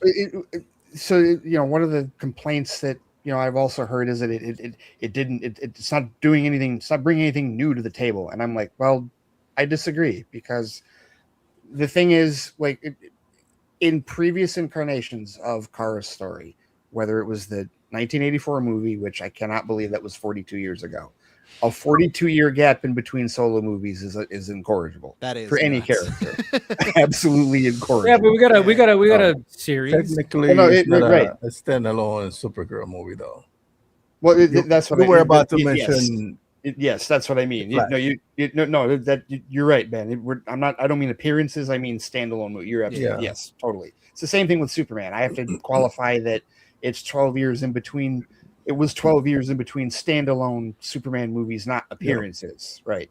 But no, the in previous incarnations of Kara's story, they've always been Earth centered, right? Like she went to Earth and had to deal with a witch on Earth in the 84 movie, and Kara, even though they did get galactic in the show, she still had an upbringing on Earth with Earth parents and whatnot, right? And so this time they're like, no, we're going to go full. Not only are we going to go full on galactic with her story, but we're also going to use it as an opportunity to expand the galactic nature of the DCU in the second movie. Yep. So Ray, like I talked about this before you showed up. Is like I watched this with my dad, and he only saw like I think the initial trailer. You know, he's not, you know, big on, I don't send him trailers. He doesn't watch like trailers, but I mean, he essentially gets his trailers from the movies. So, and I love that because, you know, when I watch movies with my dad, I'm like, what trailers are we going to get? Cause he's always going to like, you know, lean in and go, we got to watch that. You know, I'm like wondering because I'm watching all the trailers. I'm seeing every fucking thing. Mm-hmm. So when it came to Supergirl, obviously he wanted to see it. He saw the trailer and he's like initially, and then of course, you know, being, you know, older and stuff like that, he was hearing things like, oh, well, she just get drunk and stuff like that. But he still wanted to see it. And, you know, obviously that was just like a first act thing. Didn't drag on through the thing, which he appreciated. But he had no idea it was going to be intergalactic. Like when we got out of it, he was like, I didn't know it was just going to be like mainly, it was just going to be out in space. I was like, yeah. And then I didn't tell him that it was based on this certain story. And then I started telling him, I was like explaining, I'm like, this is what it's about. And this, and, you know, and this is the stuff that wasn't in there. And I was like telling him about it. So he was, you know, because again, my dad, you know, he's a Trekkie guy. So he kind of liked the fact that it wasn't on Earth. He was like, oh, this is on other planets. I like this, you know? So, yes. Anybody that's in any Trekkie, any space opera, would appreciate the planet hopping that was done. Yeah. So So that made him actually like it more than I think he thought he was going to like it. So yeah, he walked out. He was like, I did not think it was going to be like out there. And I was like, yeah. I didn't want to spoil it for him. You know? And I think that, you know, because all the different, you know, yes, there's like multiple cantina scenes. Okay, fine. That's what we call them now. But like with all the different, you know, the way that the galaxy operates with Lobo's presence, it just further reaffirms the one thing about the DCU that I love the most, which is the fact that we're dropped into a fully formed universe without having to see it be birthed. Right. Yeah. We came into Superman knowing that metahumans have been around for 300 years. Everyone in Metropolis just accepted the crazy shit that was happening in that movie. And here we go. This is the galaxy. The idea, and this is where the depowering of Kara didn't bug me, because we haven't seen that before. The idea that, I mean, and he told us this, like Clark said this, like she likes to go to planets with red suns so she can get drunk. And so then the movie's like, well, this is her going to planets with red suns, getting drunk. And after that first one, she's like, oh, I need a yellow sun right now, and you know, to cure her hangover. But it's like seeing how a Kryptonian operates in space is very different than seeing how any of them operate on Earth. And I like that. I like that it further expands this universe just 2 movies in a way that, you know, that I think is unprecedented. We haven't. I think they've done a good job at world building as far as Superman establishing the Earth being like the center of the universe, or the DC universe, and they're going to emphasize that more on Men of Tomorrow, where a Brainiac is going to come to Earth. Yeah, and then you have Peacemaker, which established a multiverse, which now you have Salvation, which is not a planet but rather a different dimension, and now you have Supergirl, which went to multiple planets. So I think the way that they're executing, even though however you feel about this film, the universe is doing a really good job establishing multiverse, multi-dimension, the planet Earth, all the metahumans, and also that there is multiple planets out there where different creatures exist. Yes. Yeah, no, and I thought they did, you know, they do a good job with that, but I mean, I think like they didn't distinguish, you know, when you read the book, and I know Ray, you didn't read the book, but there's like certain, like, and I was wondering, I'm like, are they going to tackle this, you know, this race of aliens and you know, distinct, and they didn't, and I'm like, but I get it. It's like, yeah, they were not going to condense this down into, you know, they're going to skip this, and it was mainly about the more grittier, more rougher grit. Yeah, it was going to be more. The screenwriter even called that out, which is, you know, Tom King had gone out and said that in one of his original ideas for this was to bring in Lobo into the original idea of Woman Tomorrow. Yeah, but I don't know when in that idea she heard it, but she had talked about how when trying to model this on the idea of True Grit, the idea of one of the characters in True Grit was a way to bring Lobo into that story and model that kind of entrance into the sheriff. The sheriff. The ranger. I just love that, like, in this movie, we stopped at a space 7-Eleven, and Kara and Ruthie were trying to eat popcorn out of an alien that was just shitting in the convenience, and she was just looking at it. They tried to like, oh, take that shit, and it's like that's something new. And I'm like, all right, I was like that. My dad laughed at that because Kara goes like, she goes, it tastes like shit. Yeah, my daughter said, the way that Mealy, you eating poop. Okay, so that could have just been a dumb gag, but the way Mealy sold it, the way that she said it, again, there's like gags and quips in here where I go, yeah, maybe it's not written well, but Mealy sold it. Yeah, she elevates the material. I also still think that, and you know, like I'd said this before. I have a crush on Mealy. Anybody knows that? The people haven't noticed. Never. You don't secret safe with us, Dave. Yeah. You have a reason to watch House of Dragon now. I know, right? I might have to now because I'm like. But for all the people, you know, and of course they haven't. DC Studios has maybe not intentionally done a great job of telling everybody that this isn't a James Gunn directed film, because everybody's just no one. I saw the irritation today where it's like Craig Gillespie directed it, not James Gunn. I was like, yeah, I get that, but they're not necessarily. I think that's in the bubble that we're in. Yeah, and you know what pissed me off though is like when the internet reactions came out. I think it was the internet reactions, and of course Variety, being Variety, they literally posted on Twitter like James Gunn's Supergirl, and I was like, are you fucking kidding me? And I even quote to it. I was like, the disrespect to Craig Gillespie. And then they actually caught it because I think a lot of people pushed back and they changed it to, Supergirl in James Gunn's DCU. And I was like, better, but still, it's like, it was like, guys.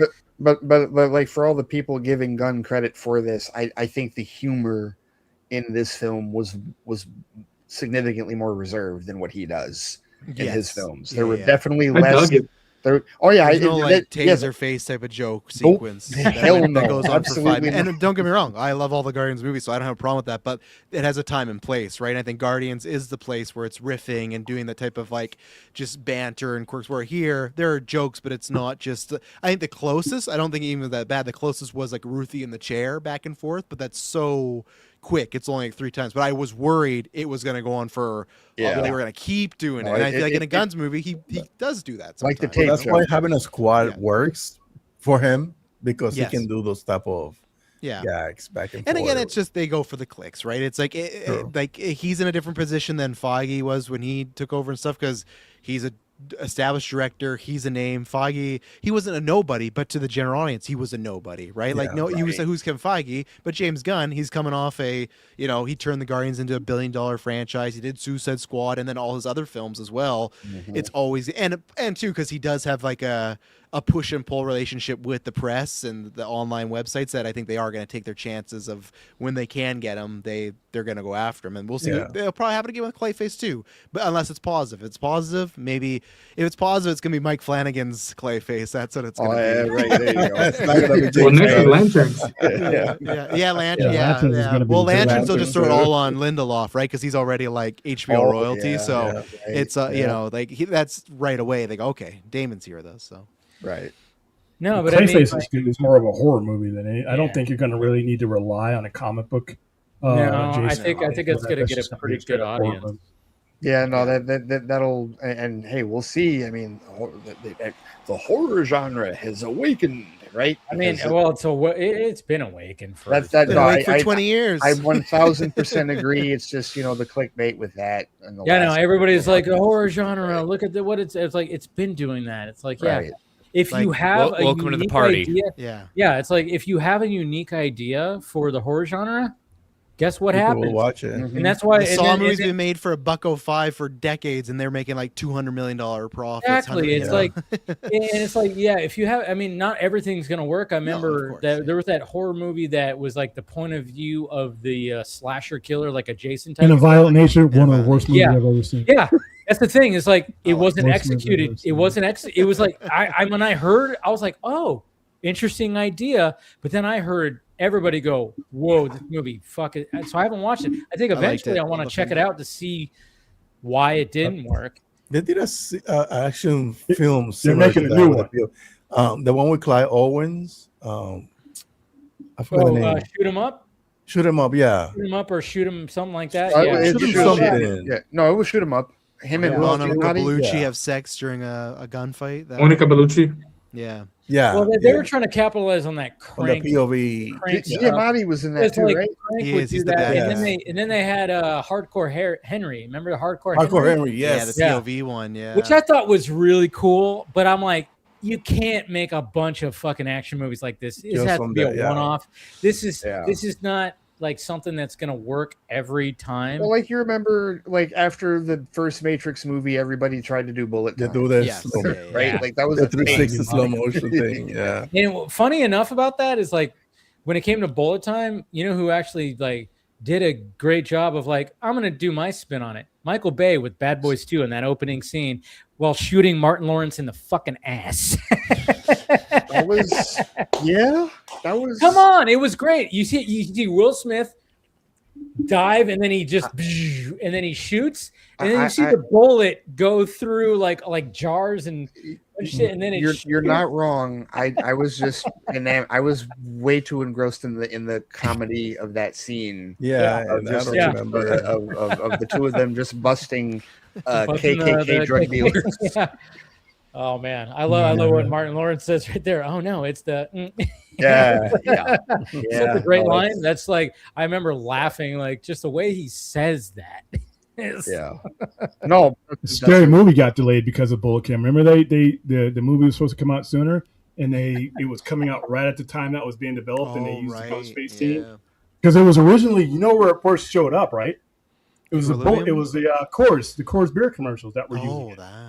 Oh, really? Yeah, they were using it, and it was a bullet. They were literally shooting. Oh yeah, I remember that. I remember that. Silver bullet. You remember Yes, that? yes. Yeah, bullet time was a big thing, but Yeah. But I know, Chris, you got to take off. Yeah, that's calling my name. Yes, but great discussion. Good seeing everyone. Oh yeah, always great Seeing talking. you too, sir. Thank you for joining, man.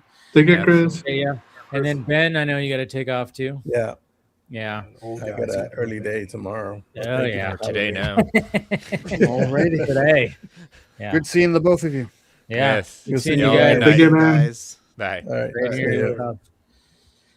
But yeah, I think we've covered pretty much. I mean, the needle drop. Yeah, it was kind of like that was a lot of, and because I was the whole time when I saw people talk about, oh, there's a bad needle drop. We're talking about the one at the end. Yeah. Yeah, Uh, they come in the okay. middle. Yeah, and I was like, "Where's this needle drop?" I was like, nah. And then all of a sudden, when it was, it's the final act. It's Kara just doing her thing, and then it's like, it's cool. It's like, Ruthie. And again, when we're talking about this, when people keep talking about Amelia Alcock and Jason Momoa, let's not leave Eve Ridley out. Yeah, she did such a great job. No, the True Grit comparison that Haley Steinfeld. Yeah, from that version of True Grit. That's absolutely with Eve Jeff was Bridges. Yeah. The Coen Brothers But I one. mean, like, 14. But Eve, like, and I even said that in my first reaction. I said that now I'm like, let's not sleep on her performance because nobody knows. People know who Amelia Alcock is from prior things, just mainly House of the Dragon or whatever, Game of Thrones, and people know Jason Momoa, of course. Yeah. Right. It's like, hey, there's this girl we never really seen before. Let's not forget that she gave a great performance, and so she has to sit there and react to just madness going around her. And yes, as soon as it started, the ukulele and the fucking, different version of Jimmy World song, I went, oh, this is it. I was like, yeah. But at the same time, I went, okay, it's a choice. It's all subjective. It's a creative choice. It did not bother me. But the visuals are fantastic in my opinion, because it's a cool little scene of like her just like, looking, and it's going around and things are just blowing up, and you see Kara zooming in and fucking, doing the things. And then of course we get the, like what we see in some of the trailers, which I actually really love some of these things where she is saving Ruthie. She grabs like a spear or whatever the hell that's going to like do that. And then, uppercut somebody, does that. But I really love the shot of her just like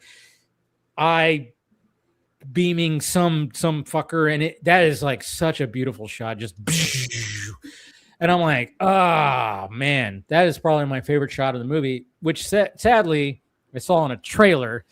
Like I wish I would have saw that in the movie as opposed, but they knew you saw the movie and they were like, and they knew that was a cool shot. But like when she just like totally just the shot where her cape is flapping and she totally just laser eye, and I feel like every Supergirl, I feel like Melissa had a shot or two like that in the show where she let loose with her heat vision, and it was a similar thing, and they shot it in like kind of a CW slow motion. I even love the little bit of I guess if you really want to call it a kind of a Man of Steel a little bit, where she grabbed Krim and is like punching him as she's dragging him, like, you know, like through the ground. I saw that, like the cornfield scene.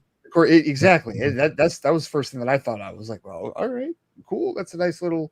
You know, there's a ballet, there's a choreography to how Kryptonians fight over the years, and I feel like we saw a very strong representation of that in the most like unhinged way possible. I mean, when that sequence starts, Dave, and it's all smoke, you don't even see her at first. You just see red and things flying and blowing up. It's pretty fun. It's beautiful, but yeah, I can understand why people are like, you know, and I was like, oh yeah, if that was like pure score, oh, that probably would have hit. I think that would have hit better as opposed to like the, you know, but again, like you said, Ray, some people, you know, Craig Gillespie was like, oh yeah, this would be good to put this song because, you know, it takes some time, little girl, you're in the middle, you know, and I was like, okay, I see why you chose a song choice and you chose a cover of that song. Yeah, and that's the thing. Like, I feel like, okay, if you had an issue, like say you didn't like the song, I would say at least for me, like if I didn't like that song, at least it was a cover. And not the original, because I don't think the original would have fit. I will say that would have been more dark. Oh, that would have been a little bit. Well, and also just having, you know, because it's a female-led superhero film, the fact that it is a female singer that's doing the cover, I think that's also. No, I get it. I get it. Like, and I immediately went, oh, this is it. But I went, it's not that bad. It's because everything's happening. I'm with you, William.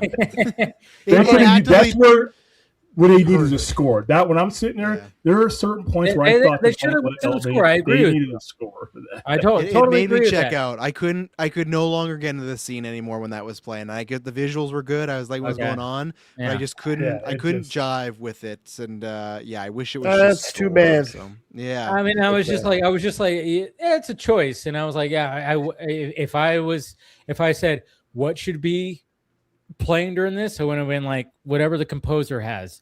I would not have been like, no, there's no song drop. Well, we have nothing because we've hired our third one and we're almost out of time. Well, okay. See, get back here. What do you got? Yeah, relax. Yeah. Which good thing Junkie maybe didn't do, because he did Mad Max Fury Road, so the comparisons would have been even more so. And he also did he help with Furiosa?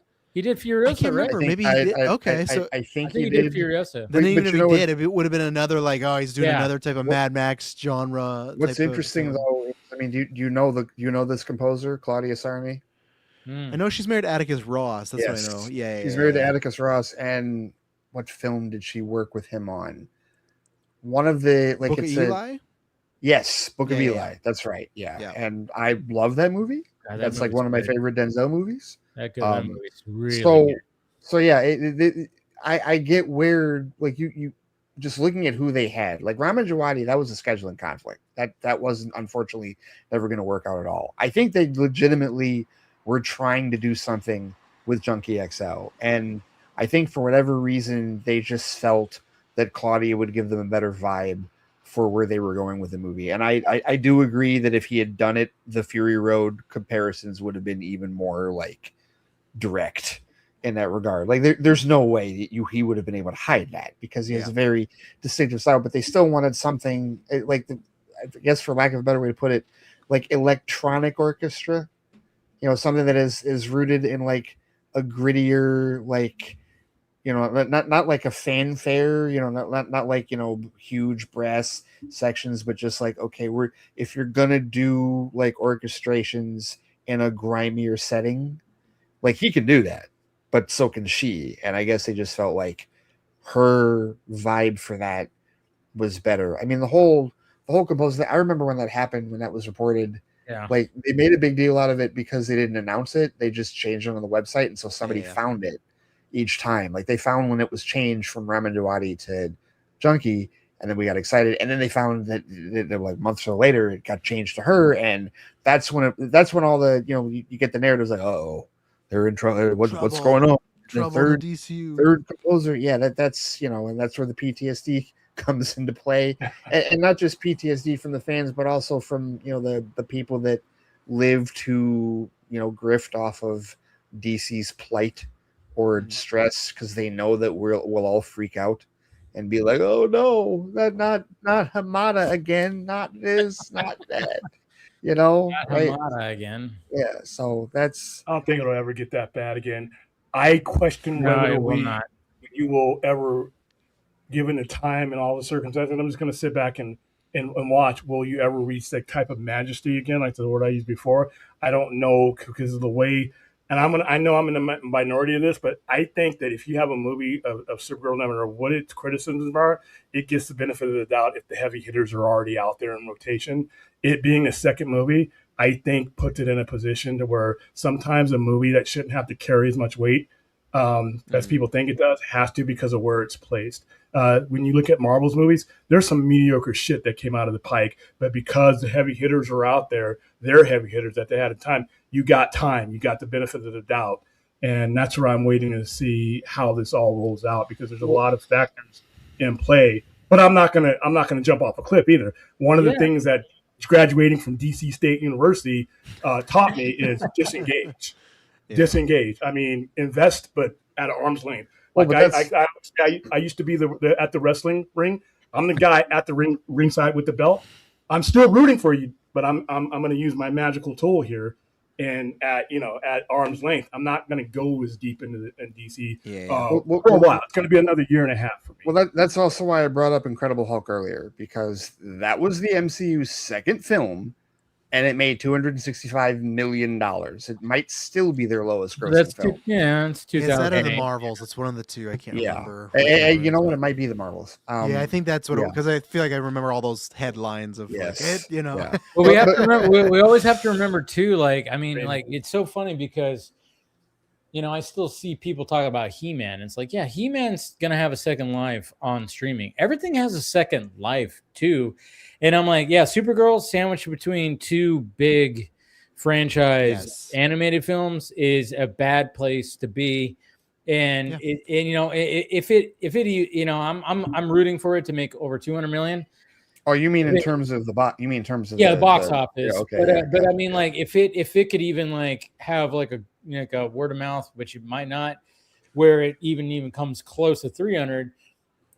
Cool, but I don't think it's going to get to that point. I think maybe it could touch the 200 million, but it's in such a bad. So what was that thing about the $100 million in like endorsements or something? Yeah, KFC. So basically, they got a bunch of sponsors. They got a bunch of like and there was a lot of things that they did partnerships with and everything. Don't believe the 100 million thing where it's like, oh yeah, they got $100 million plus back. That's just accounts that are like, oh yeah, they got this. No, there's like a value, but they didn't. It doesn't mean that they got 100 million. Well, they got money. They got like probably, but you have to like cut that in third. They probably got like in sponsorships and partnerships. Maybe they got about 30, maybe 40 million back from that for like doing collaborations and whatever with like makeup and stuff like that, where they made some money back, but not 100 million. When I read that though, Dave, like the first thing that I thought of was like, and just if we put this in perspective, like there does have to be some type of hedging of your bet with a character like this, and I'm not talking about like what Hamada did with Joker, but like when you understand that, in many ways, it's an unenviable position for Supergirl. She is not nearly as popular as Superman, not even close. Nope. Regardless of the 6 seasons in CW, regardless of what people feel about her, Laura Vandervoort's version of her in Smallville, or what the cultists love her version in The Flash, whatever. I mean, I love all of them, but whatever. But like the point is that you're introducing, for all intents and purposes, you're introducing this character to a brand new audience that has never latched on to her before, and cinematically has 3 generations have passed since she had a film of her own for anybody to latch onto. So you're giving her a solo movie, second time out. You're using it as a world builder. you have to hedge your bet and understand that this isn't going to be your moneymaker. This isn't going to be your like, your line in the sand, like, oh, we're going to make a big hit. No, you want to succeed. You hope for success. Of course. But when I see you have to look at it and go, okay, we're in, like with Masters of the Universe. Amazon's statement with Masters of the Universe. Yeah. Because everybody was all freaking out like, oh my God, please go see this movie so we can get a sequel. And then Amazon comes out and literally says, oh no, we're doing a sequel. We're introducing He-Man to the audience, and this is part of our rollout. They're doing the investment. We're like, they see the word of mouth. And that's why, like, as someone who didn't really enjoy it, like I was like, oh man, and, I did not enjoy it. But at the same time, I saw the potential. Knowing the lore, I really enjoyed it. Yeah, and there's nothing wrong with that, and I get that, and I love the fact that people enjoyed it. But as someone who, like, when I walked out of that, I was like, man, that was a cheeseburger. I'm like, and I hope, but at the same time, I saw like, okay, you got rid of this origin thing that I thought was just very mishandled when it came to how you're going to get him to where. But at the end, I'm going, oh, look at that. That looks like the cartoon in live action that I am familiar with. And I think moving forward, you can really do something here. And I was a fan of Jared Leto's Joker. I almost said Skeletor. Skeletor. Yeah. But I was, I'm like going, okay, I'm a fan of a lot of things here. I just didn't think the execution of, the origin and everything was, mishandled. And I didn't really get it. But I'm like going, but there's something here where I'm going, hey, Second Life, there could be something here. And if they're already talking about like, yeah, we're going to expand this because we're looking at Amazon's looking at, look at the pre-sales for the Blu-ray. Look at it. We're looking at merchandise. Traffic on their website too. You're right. Big time. And I mean, look, to me, that movie was just a 2.5 hours of the original cartoon in live action. And that's why I loved it. And so, but from Amazon's position, like, when you were $1 trillion company and this is like, pocket lint change for you to make this movie, you can say, well, no, we're investing. We expected that it wasn't going to do, because He-Man doesn't have the same generational reach as like other characters like this. So this is a reintroduction to the younger generation for that character. And they can do that because they're going in it for the long haul. I feel like DC Studios has to have a similar approach with this, with Supergirl in many ways. Like you can't, like if you thought that she was that you were gonna blow the doors off the box office with a character that, again, you can't count on the CW show that everybody watched it and that they latched on to Melissa Benoist's version, and you certainly can't count on people knowing that Helen Slater was even in the 1984 movie, let alone that it existed in that regard, right? So this is a reintroduction of a smaller character. And, again, when Warner Brothers spends 5 decades focusing largely on Batman. I used to say that they focused on Batman and Superman. No, they largely focused on Batman. Superman, they got to every once in a while. 19-year gap in between movies, 12-year gap in between movies, right? I still heavily believe that Batman's going to show up in Man of Tomorrow. With everything that's happening, I think at least like a cast actor. Oh, I think they've already. You want to, again, I know Yara had her thing. I mean, I've said it on my shows and stuff like that. I've heard that they were actively looking for a Batman actor. And Campia said like at the end of last year, that's when I was hearing this shit. So I honestly think that there's going to be at least is going to be a Bruce Wayne presence in Man of Tomorrow. And when you're looking at things and you're obviously when it comes to Gunn trying to be like, all right, I'm going to do this thing, I'm not going to try to do the normal thing. It's like, yeah, I get that, and he wants to show, like, he wants to lift up these characters that aren't known, because you never know because I mean for fuck's sake, like when it came to MCU, Iron Man was like the launching pad. A lot of people would have thought that for Marvel. Obviously but it really wasn't though. I know. We've talked about this, William, which is the fact that they had the Marvel and Spider-Man and everything, and nobody knows the difference when it comes to all this. But the fact that when it came to establishing Marvel Studios, that that they didn't go with Captain America at first, or or when it came to the Incredible Hulk, which is a more notable. It's the fact they were like, oh, let's go with Iron Man, and so that still was kind of like, hey, we're gonna hedge our bets. You know, we're gonna go with this guy, and I get that. We've talked about that, and I totally get what we're saying. You know, William, is the fact that it's like they already had. It wasn't like they were just starting from nothing. They had X-Men and Spider-Man already like establishing the Marvel brand in the movie. But they legally couldn't use them in the MCU. Of course. That was right. So, but I'm just saying, like, I just you know, when you're thinking about the universes, is like, what do you start with? In Marvel, you go, you start with Captain America because he's in the past and then he has to get to the future. They didn't do that. They waited till the fourth movie to do Captain America. Everybody knows who Captain America is. You know, they waited to the fourth movie. Fifth movie. Oh yeah, technically, yeah, because it was two Iron Man movies. Yeah. So like they waited for Captain America as opposed to. Well, not only that, they released it a month and a half after Thor.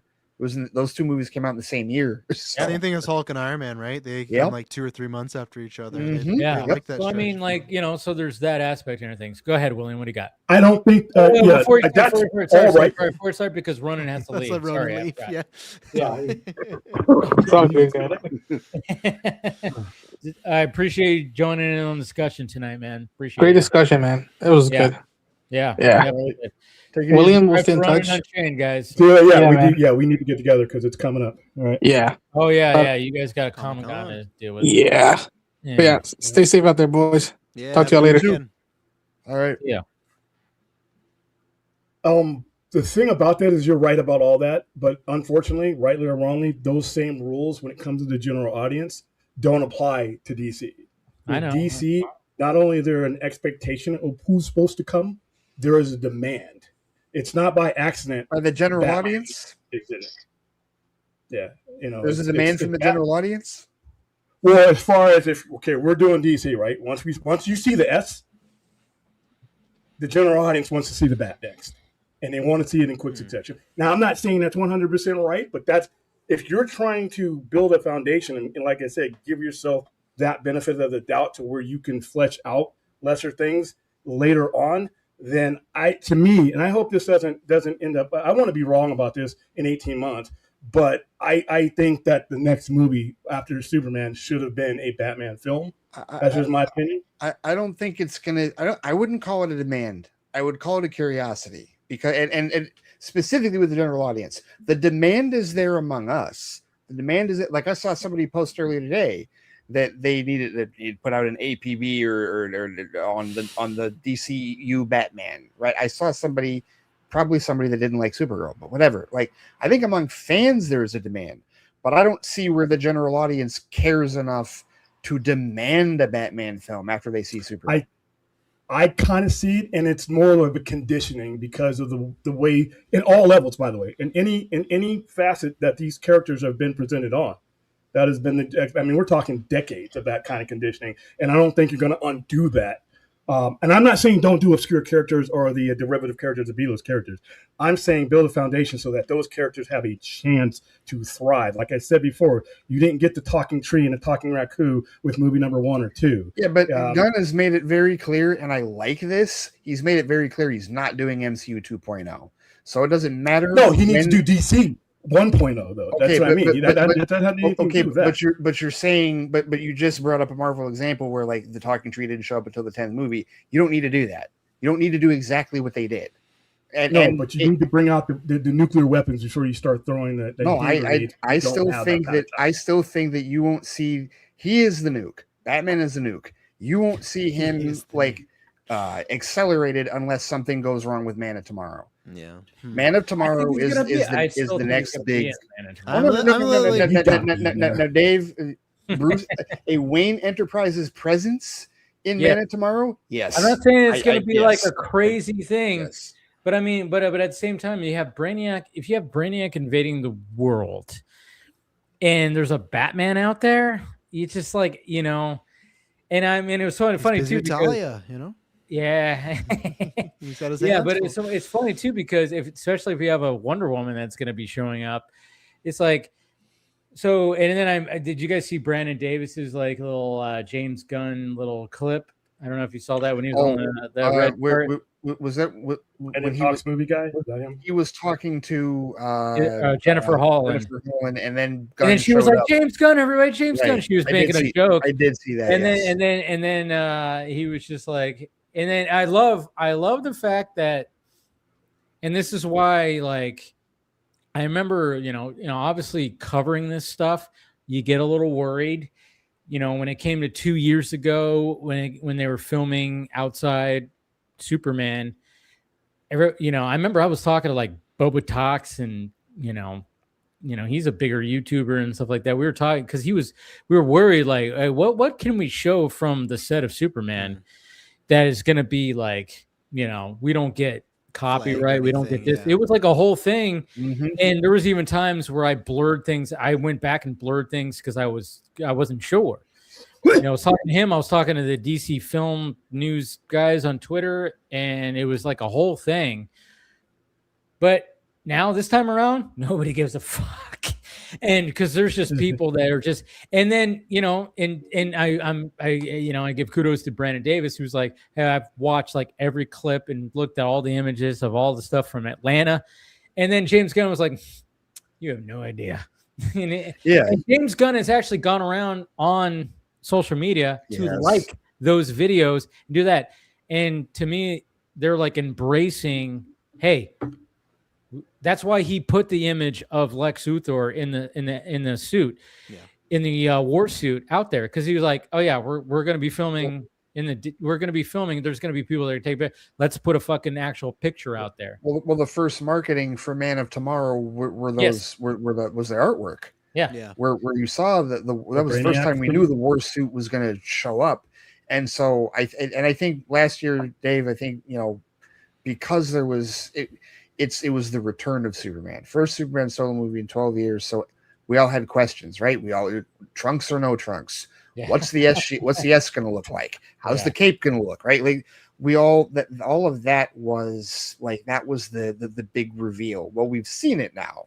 So that's why the set videos and whatnot now are like, whatever, what and people have even pointed out that there are subtle changes in the suit. Like the suit that Cornswet is wearing now is more form-fitting than the one he wore in the first movie. The collar's adjusted, and the thing I think I like the most is like his hair is like longer, it's fuller. It's longer, yes. Yeah, and I was like, look, that shot, there was like a shot where it's just like, it was like, whoa, dude, look at this guy. I mean, like, for some reason, the longer, fuller hair, and then the suit looks a little bit more form-fitting, and the collar is a little bit adjusted too. I was like, yeah. And again, even like watching Supergirl, and then, I think the last thing we could talk about, spoilery, when it comes to Supergirl, is that last scene when, and I wasn't expecting. It was so funny too, because obviously when it comes to these movies, my dad always looks at me, is there a post-credit scene? And I was like, there's no post-credit scene for Supergirl. I was like, technically, that was the post-credit scene. And I like the fact that they're not just like, oh, yeah, you got to wait through credits before you see that, because that felt like a post-credit scene. They didn't do it like that where, obviously Superman shows back up at his apartment that we've seen before. Kara's there. And then, it was like a nice little cousin session where he's like, so are you gonna, he's just gonna go back out there and do your little fucking pub crawl thing, or, and she was like, nah, I'm done. I'm done with that. It was like a nice, and that made me want to see more of their interaction that we're going to see in Man of Tomorrow. It was a great juxtaposition of how his movie ended. Yes. When she showed up drunk at the end. Yes, exactly. Yeah. And then I love the fact that, and it's like one of those like, what does he mean by that? Because he goes, I could have helped you with that last guy, and I'm like, who was that? Who are you talking about? Who would be fighting? Because he said that, he goes, I could have helped you with that last guy. Yeah. And I'm like, who did he face? Who did he face that was such a threat that Zod, he killed him off screen. That's what they're gonna. Did he snap his neck? Did he snap his neck? Oh, but no, I liked that scene, and I because I've seen other people say neck. it felt like a post credit, but for me, I guess I didn't read it that way because like the movie so early on, Corn Sweat is calling her on the radio. Yeah. So to me, I felt like it was a good crescendo to that story of him. Yes. He's trying to get a hold of her. When he does get a hold of her, she really has no interest in talking to him. All the flashbacks, she's kind of lost, and then it is this kind of agreement. And to me, I like it where it pays off the story of those two in this movie, but doesn't feel like sequel bait, which all end credit scenes have a risk of doing, right? They always have a chance. Because even again, that's like, I love the Batman, and I love Barry Keoghan as a Joker, but that feels like a just sequel bait of like, I'm going to laugh and talk about a plan. It's like, what does that pay off? That does nothing here, right? It's the weirdest thing in the Matt Reeves movie where all of a sudden he's like, this MCU, they do this thing, and it's like, okay, where this didn't feel like that. It felt like you could still end the movie here and just imagine, okay, they have adventures, and I am very excited to see them together. I hope we get lots of screen time with them in Man of Tomorrow. I hope, because I know there's a lot of characters. I'm not worried about that. I just hope there's a good meaty portion. It's not like she's just kind of around. So, because we got the Green Lantern there, we know Hawk Girl's back, we know Justice Gang people are back. So, but yeah, I think those two already in the short amount of time have shown some good chemistry. But again, they're also good actors, so that helps, which doesn't always happen, right? Great actors can have negative chemistry, but so far I'm liking it. And yeah, I don't know where I am on Man of Tomorrow. I'm going to take I'm going to need a preview for that one to judge my excitement level, because I like Superman, but it's nothing that I'm like raring to go on the sequel. I'm raring to see more Millie and David, but so far the movies I haven't been like doing backflips over. I mean, I think what the DCU has done a good job. I mean, not everything's been like just, oh yeah, this has been amazing. No, of course not. But I think going back to what William was saying, is like casting wise, especially with this movie, I think Amelia Alcock was perfect to cast in this type of Supergirl. I think David Cornsweet is really like seeing him in Superman and then seeing him in this movie just be even more Superman-esque, and just the way his voice and just the way his presence is. Like, I remember when the clip came out, I was like, God damn, this guy, there's just something about this guy that, it's just, he has that Superman aura to him. And so, and then when it comes to Nicholas Hoult as Lex, it's like, there's just something unique about him where, when you watch Superman, some people, didn't like it. I actually thought in modern day, for a modern day in Lex Luthor, I thought, I don't care that he was yelling one. I was like, dude, that dude he probably like fucking needed a drink of water and sit down after yelling 1A so many damn times in that movie. But he went for it. And I like Nicholas Hoult as an actor. And I was like, you know what? It's going to be interesting to see the dynamic in Man of Tomorrow. I'm very intrigued. And then I'm also intrigued on who shows up, because how Gunn is selling this as not so much a Superman sequel. I'm going, this almost seems like he's disguising this as, oh yeah, we're going to have Justice Gang and we're introducing a Wonder Woman and a Batman in this. And I don't know. I just think which would be the right decision. Yeah. I think that's what happened. That's the right move. I think that's what's going to happen. I think there's going to be a Wonder Woman and a Batman in this movie. So you think within the calendar year we get some Batman / Bruce Wayne actor appearance in Man of Tomorrow, and then in October we get the Batman Part 2? Yep. Interesting. Okay. I'm not saying you're wrong. I'm very down the line. I'm just trying to process that. I'm going to put my bet on cashew. The age old worry of, will the general audience, can they handle two different Batman? Yes, they can. Of course they can. Yeah, they handle two different. Bring all the Batman I need. Yeah, that's not a true test though. If it's a secret though, right? If Batman's a secret of Man of Tomorrow, that's not a true test. The real test will be when we get a Batman movie. Well, no, but I mean, right. But there will still be, like, if he's in the movie, if it's made clear that he's in Man of Tomorrow, we'll be like, okay. So at that point, so here's the other thing you have to remember, and William, you know this. The second he shows up, the clock starts ticking. Yeah. Now you were talking about Affleck. It doesn't matter, like, we talk about Brave and the Bold and all that and whatnot, and everything that we've heard. The clock hasn't started ticking yet. The clock doesn't start ticking until he actually shows up in this universe, and then at that point, you have a window. So if we do see him in Man of Tomorrow, that does mean that, okay, the window has started with respect to his appearance. For me, I look at it from just from a perspective of the history of the franchise itself. And I step back and I look at this and I go, wow, it is ridiculous that it took this long for us to get to a point where we had a Superman movie last year, Supergirl movie that Superman was in this year, and then another Superman. But we're getting gorged on Superman cinematically like we should have been in the past. Like he's getting almost the Batman treatment now, finally, after all these years. It's never happened for him cinematically. Yeah. And it's do you Ray, because we were talking about this before you got on, do you worry, because like me and Chris were more on the side, do you worry that I'm fine with Superman getting the super family getting that treatment, but with it being all within 3 years of each other? Because Batman has gone that, but it's always been like maybe animation, live action. There's never been, other than I'd say maybe the Batman to the Flash, where we've had like multiple Batman, like, okay, 2012, 2013, there's always some time. And that's my worry with the GA is like, do they not miss Corn Sweat because they don't get a chance to, right? Or even Supergirl because it's just Superman, Supergirl, Superman. I know it's Man of Tomorrow, but we know Dave Corn Sweat's going to be like front and center on the marketing of that, right? Yeah. So, like, I'm not sure where you feel on that. But. I'm going to make a bet. Okay. When the first time, you can timestamp it. I'll make a gift certificate. I'll give away an expensive comic. This is at the 4 hour Man mark. of Tomorrow. Good. Yeah. Man of Tomorrow will have the bat in that trailer.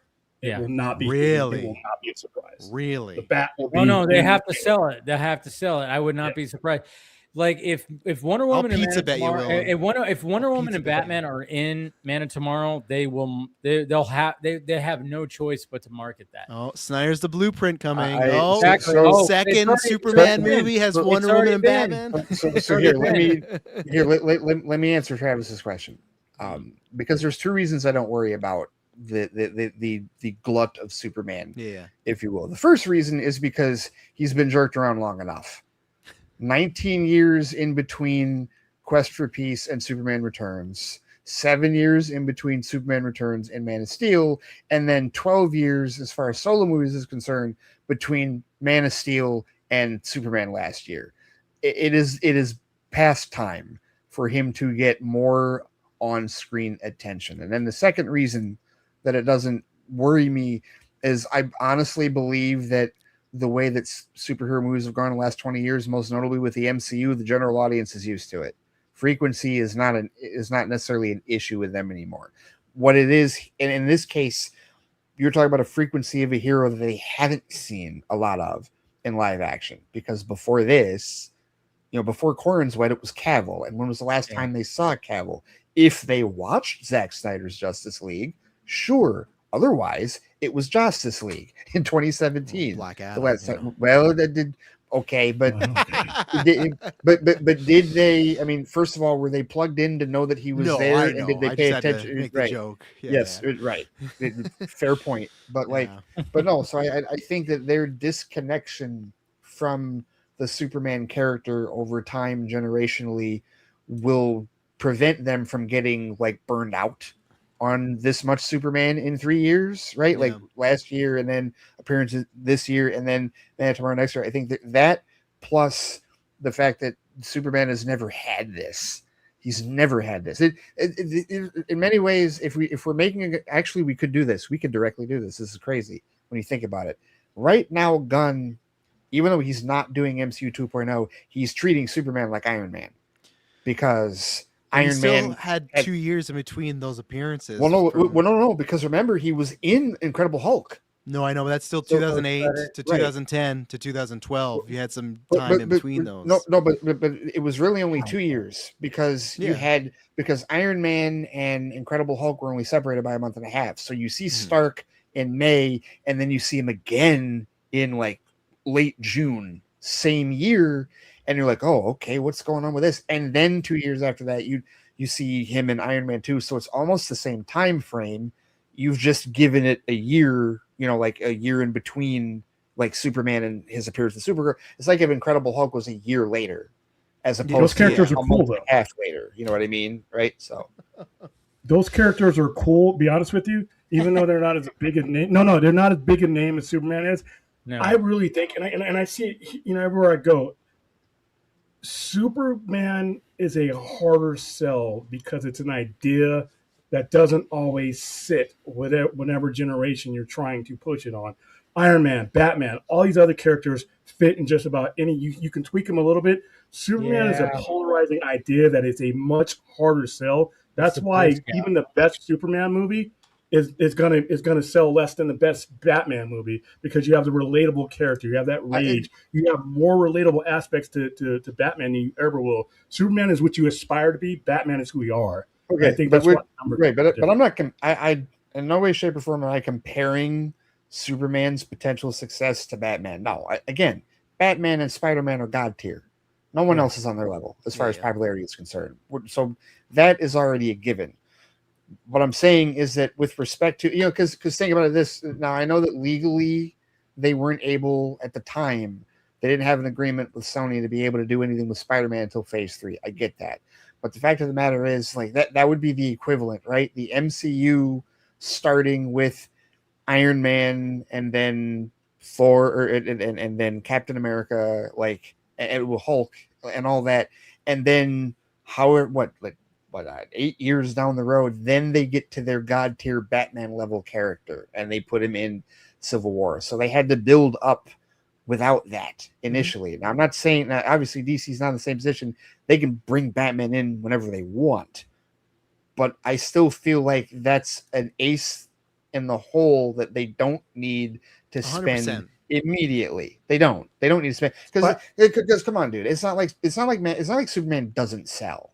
No. I'm just talking about an easier, much larger sell. Spider-Man is an everyman character. One of the reasons why Spider-Man is so popular amongst everybody is because he's an everyman, every kid character. He's not an idea. The problem with Superman, and even writing Superman on any level, it's the way you have to be really careful where your audience is at any given time. He's the only character that I feel that has that distinction. And I would argue that's a big reason. What you just said, I would argue, is a big reason why Gunn decided to humanize him in this universe. He's definitely trying to do that. Instead of telling the story about the super, he told the story about the man. And he said that. He said this before with Horowitz and all those other interviews.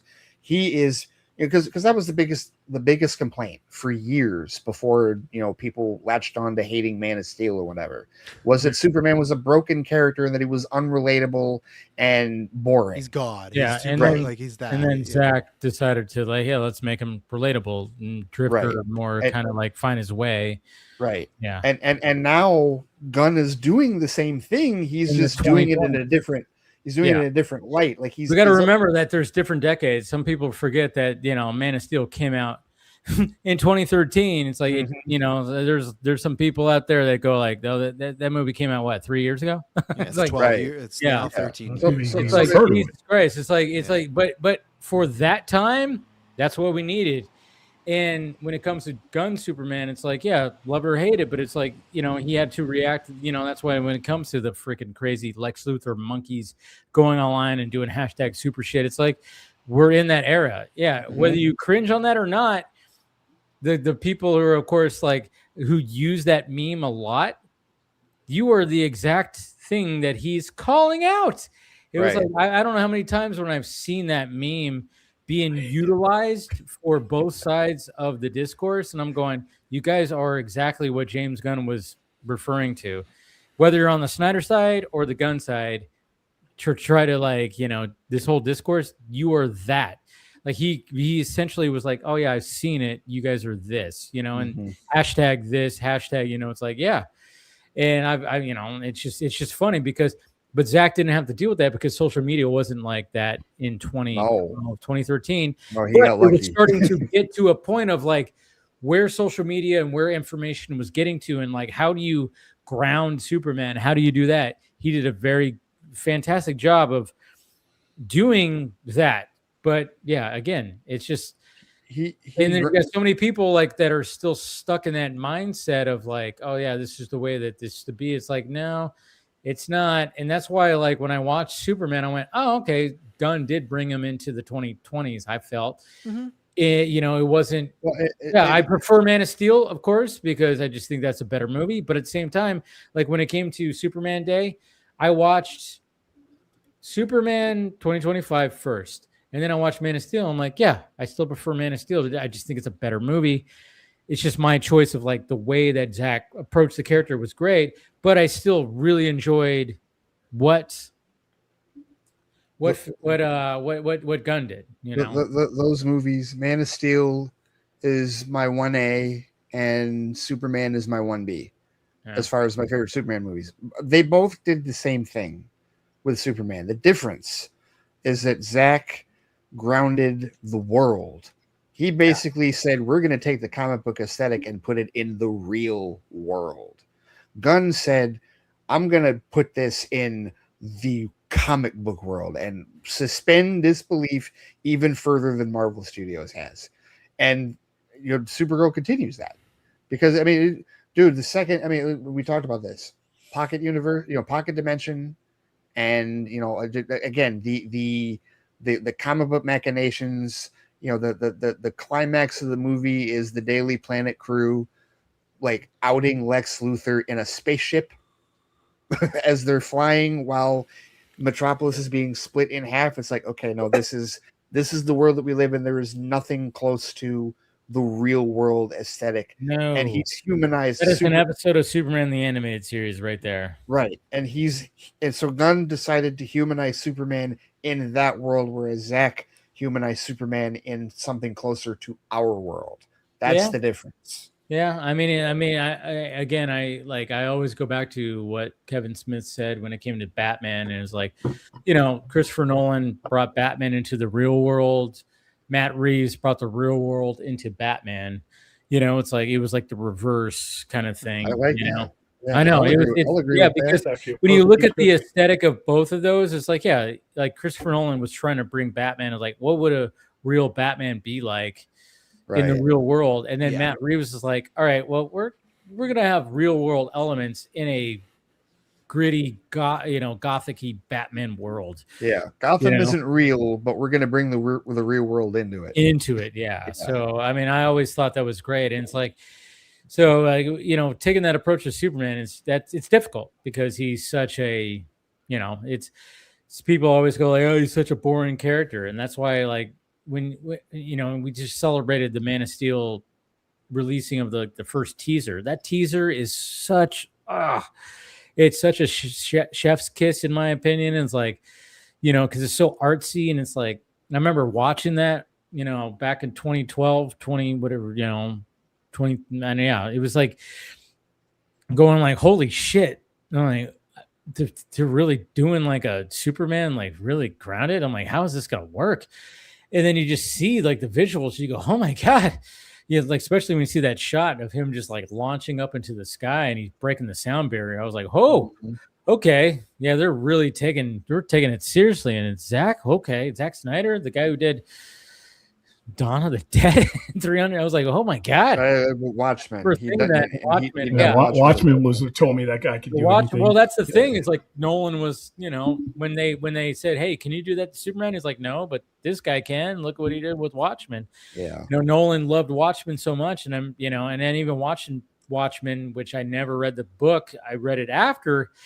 And it made me want to read it after, and I was just like going like, what the fuck is this? This is, it was ahead of its time. Let's face it, So you can't do that nowadays because, now you got to go back to like, hey, we got to make it more fantastical.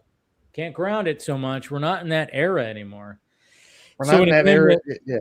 Yeah. So when it came to Gunn Superman, I always felt like an exaggerated, lifelike, animated kind of Superman, but he like, he had to inject some of like the now elements like the hashtags and the fucking internet and stuff like that in a way that, it's not going to take the approach of like what Zach did where it was very dark and, like bleeding into Batman versus Superman where, he has to show up on Capitol Hill to answer for shit that he's done.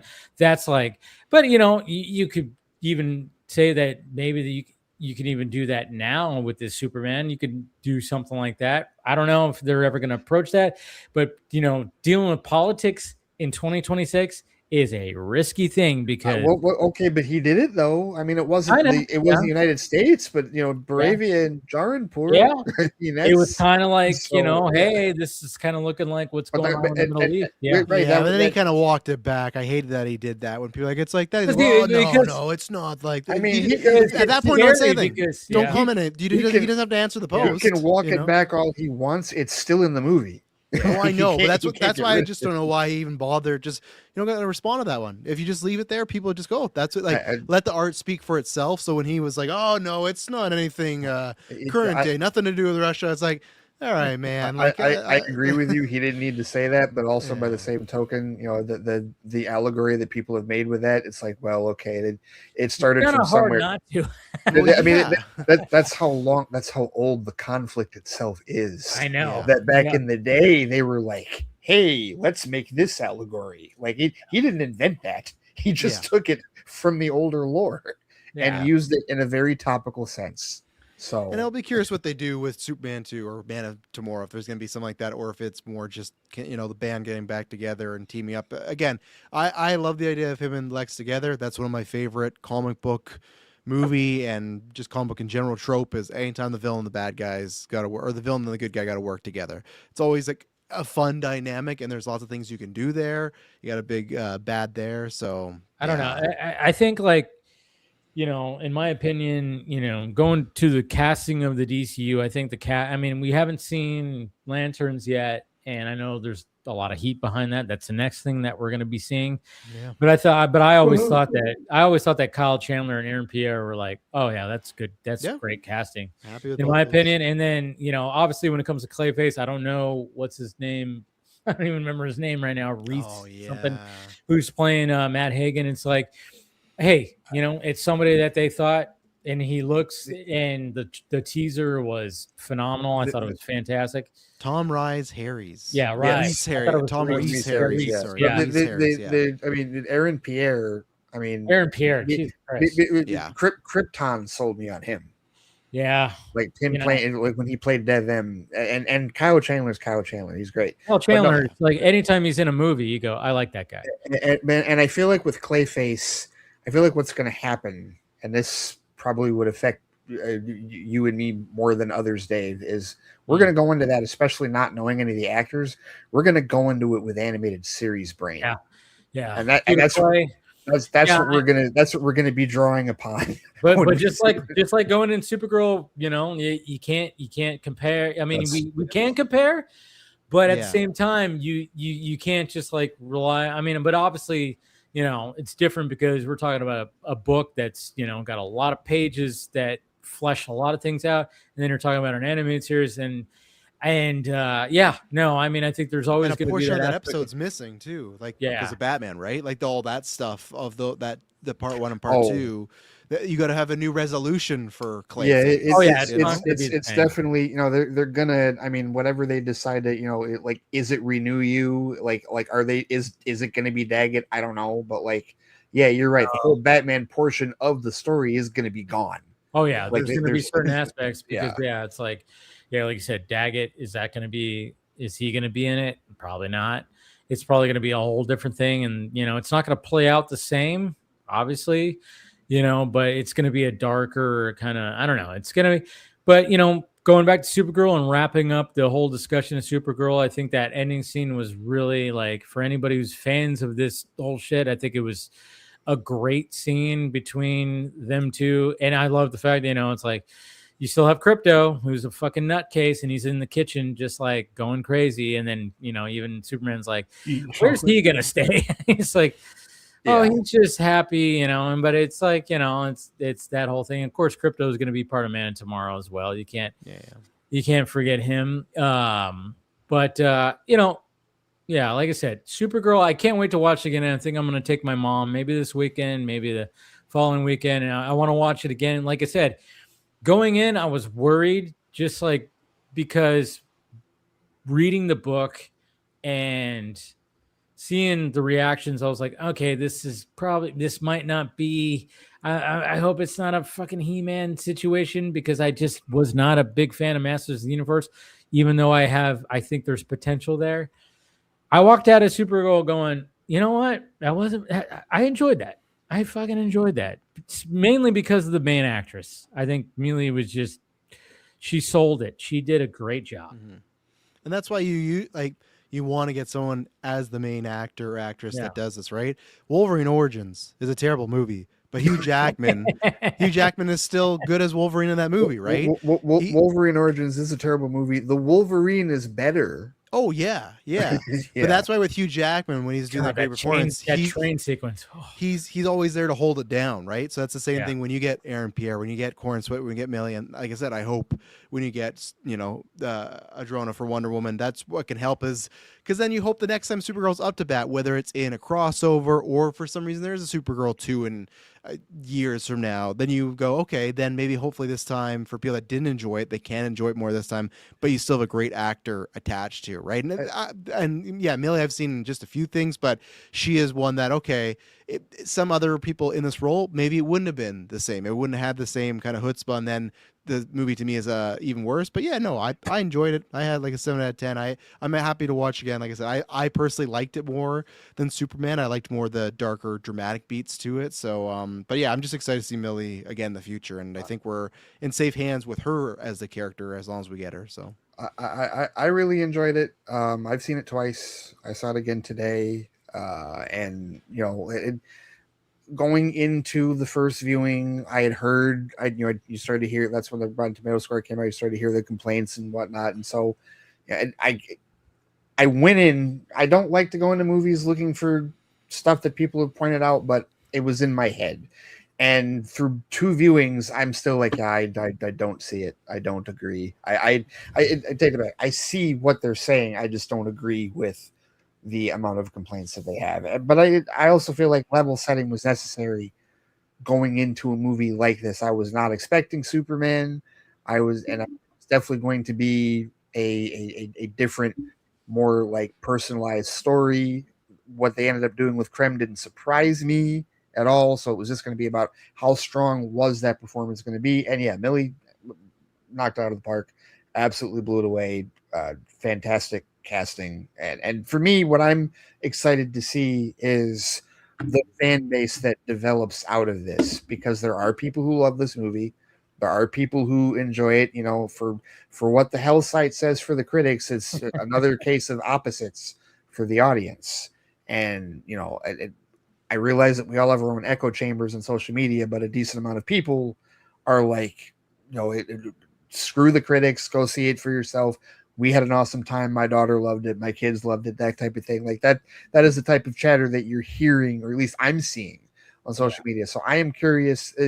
That second appearance, that second movie, Travis, is definitely what I will be curious about. If and when they decide to give Kara another story down the road, what will that do?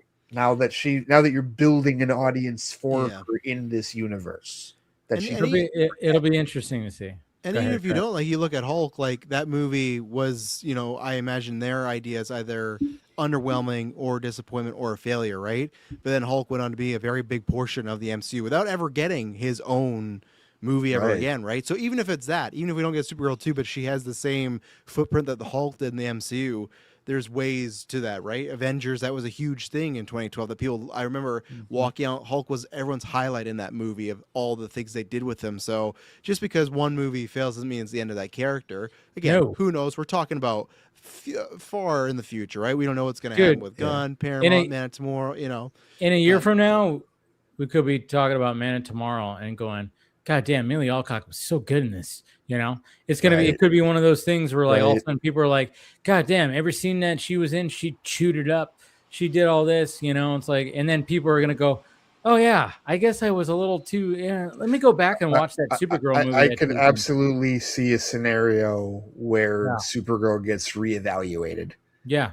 I can absolutely see that. And again, it's in a difficult spot, and it's just, You know what else I think will happen? And Travis, you've seen this. This has been happening with Marvel movies. When it goes to HBO Max, there will be a adjudication of people who didn't see it in the theaters that are going to be like, oh, this happened all last year. This happened with Brave New World. It happened with Thunderbolts. It happened with First Steps. Yeah. All last year, when each one of them popped up on Disney Plus, there was this influx of, wow, this movie was actually good. And then in come the fans that were pissed, like, why didn't you go see it at the theater? But it's like you said, Second Life. Yeah, and it's just because like I'm too broke to go see it in the theater too. Well, I was gonna say that's why it's not even a personal thing. It's just like if I'm gonna go see some movies this summer, so like it's not people like me and us that have podcasts where we talk about this. It's like I'm gonna pick 2 to 3, right? Like I know my kids, we saw Toy Story 5, Supergirl, and we will see Minions. I know that's not the case with every parent. Most parents are gonna pick maybe one of those 3, right? And that's the same thing. And it's probably Toy Story 5. Yeah, exactly, right. Yep. And that's the thing where we live in this economy where people can't just shout. So every year there's always going to be movies these fall by the wayside. And to your point, you're talking about her breaking out. I feel like that happened with Ant-Man. Ant-Man, the first one was still a success, but I feel like after Civil War, there's a lot of people that did not watch Ant-Man or really care. And Paul Rudd was a big standout. That whole airport scene, he had tons of jokes. He had good chemistry with Chris Evans. Even I got some orange slices. Yeah. And I think everybody after was like, oh, you know what? Maybe I will watch the Ant superhero one, right? And that can happen. And that's where you never know what people are going to glom onto, or maybe that's Aaron Pierre, maybe that's somebody, but that's where at least with Millie, she is so good that I think that could happen. So, and yeah, we'll see what she does like in Guns World and Guns Writing. And there's, again, these franchises are unpredictable. You never know what's going to happen with them down the line, right? So, you know. No, I think, I definitely think she made her stamp in, because even with the mixed reviews, she's getting a lot of praise. Yeah, she's like kind of unscathed. Like, there's a couple, you know, obviously the minority of the whole thing is like she's not likable, and I'm like, I don't know, she's a likable asshole, and I'm like, I'm all for that. I that's my shtick right there. And but yeah, overall, but at the same time, guys, when it came to all these mixed reviews and the box office coming up, DC Studios had to scrounge up and be like, oh, we gotta announce these animation out there. Oh, this people. Did you guys? I wonder whose decision I heard about that one. was. No, but there's an animation festival.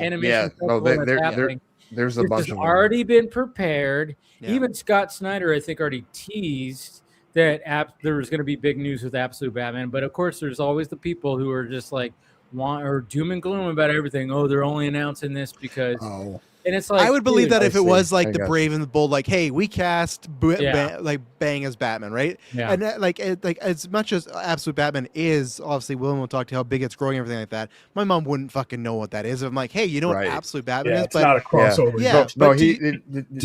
To William's point, you've talked about this like with Miles Morales and other things.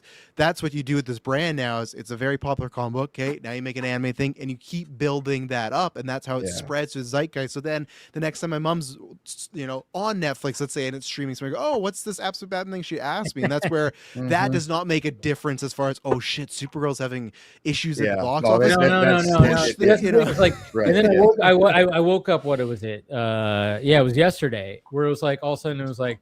We're getting a crypto animated series. We're getting Joker Laugh Riot, and then Absolute Batman. And it was like, whoa. And then of course, people were kind of iffy about the, we're getting more crypto. Okay, Joker, God, okay. I slept through that.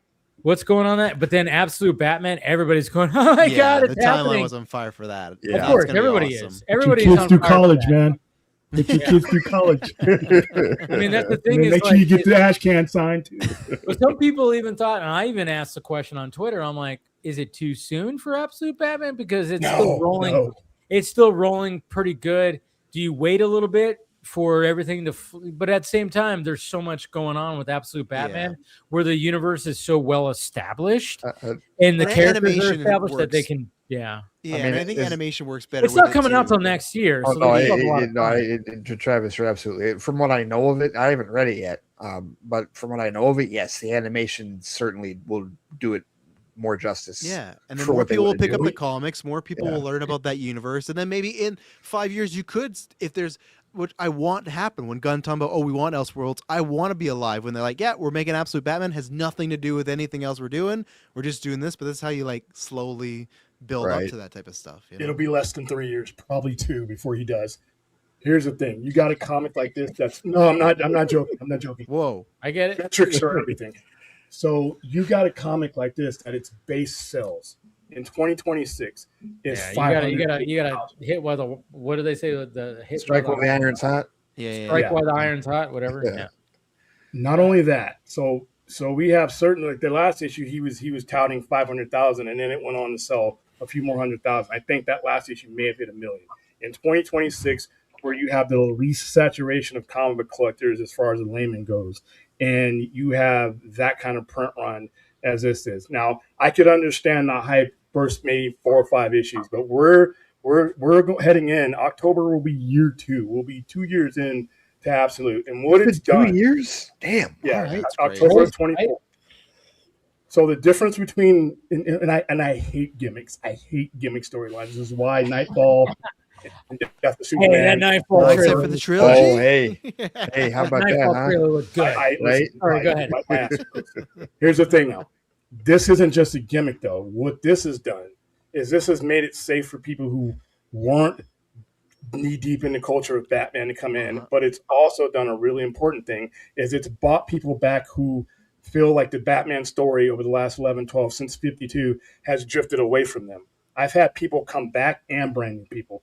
I haven't had a comic do that in quite a while. And it's not just Batman. You have Absolute Wonder Woman, you have Absolute Superman, but Batman, once again, it's the driving force of anything in the universe you want to talk with. Batman is always going to be number one. And so, and I always say papers and staples will get you anything or where you want to go. When we talk about the continuation of say like another Justice League type of thing with Zack Snyder, and everybody's like, oh, we got to do this, we got to do that. I'm like, no, we don't need animation. We don't need another movie. What you need is you need to go back to where this started from, because people saw 500,000 copies. Now, I don't know what kind of numbers what it would do, but I know it would do decent enough numbers because they were Absolute Batman hadn't reached the type of zenith that it is now when they started planning for this animation, which is quite a while ago. Because if you look at the interview we did with Scott Snyder, I asked him about that, and off camera, that was already happening. And when I asked him, what is the medium that you see this happening first within the next 2 years? And I didn't even get a chance to finish the question, and he said animation. So They already wrote that check. was when it wasn't at the top yet, Yeah. or near what it is now. So that's good news. Yeah, and like to your point, William, I'm sure you get this more than anybody, but we've all gotten this question: if somebody gets interested in comics and they go, "Well, where do I start?" Right, and that's always the hardest thing. Of like, "Hey, what do you like? What do you do that?" But like the Absolute line, that's a starting point to Batman, but then also a bunch of other characters. Sure, it's a different take, but it doesn't matter how Batman's been around how long. There's so many different takes now. It's one take of many.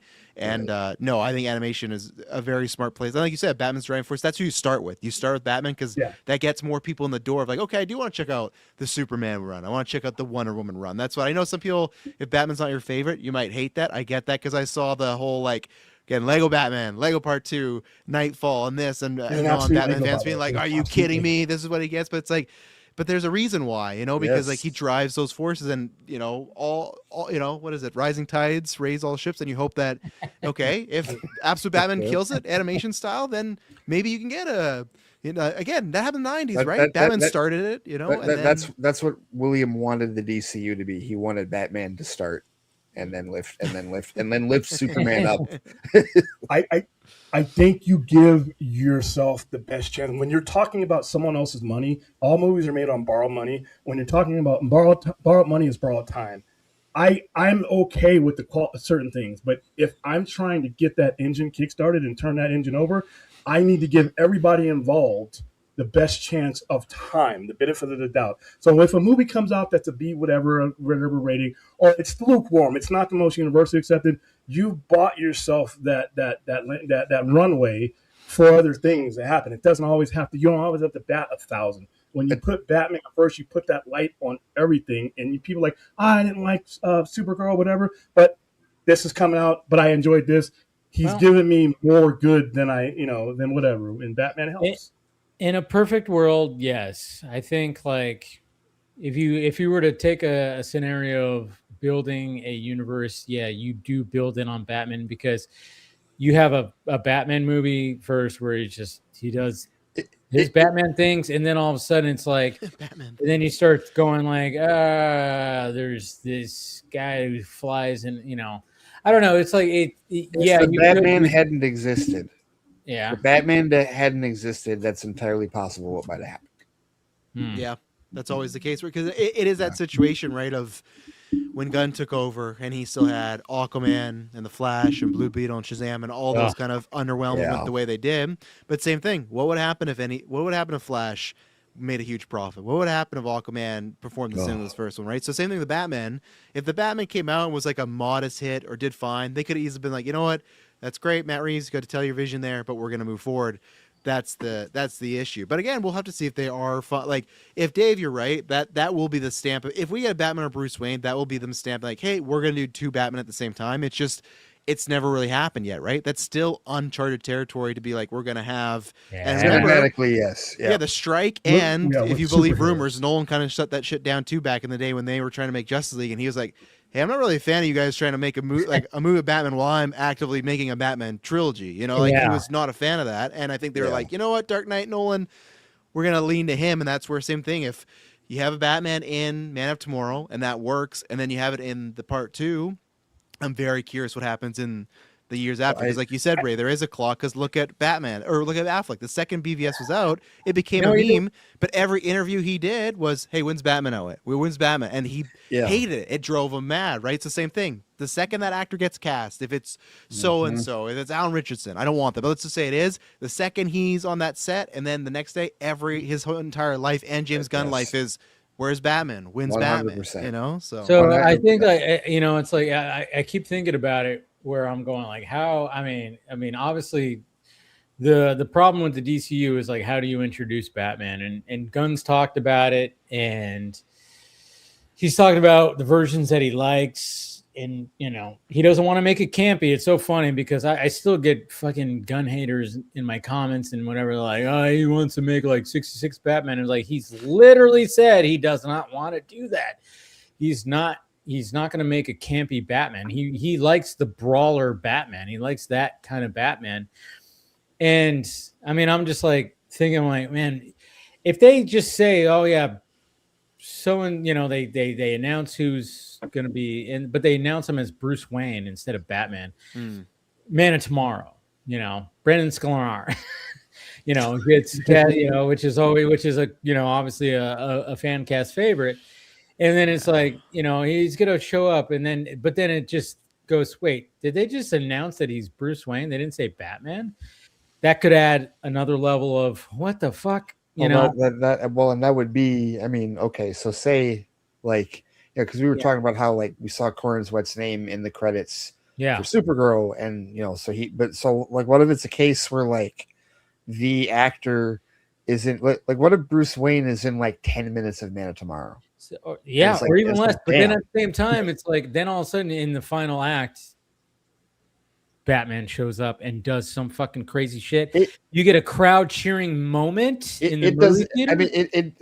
I mean, they could do that. I'm not saying they couldn't, but like they don't even need to do that. The second, because again, he's there. Start that clock. Start that clock to brave the bolt. Because here's the other thing. So now anticipation. There could be anticipation where, and then all of a sudden, Clark Kent meets Bruce Wayne. And it won't even just be. That's precisely how it could happen. He could walk into the Daily Planet. I mean, and Perry could introduce just buy the Daily the Planet. Yeah.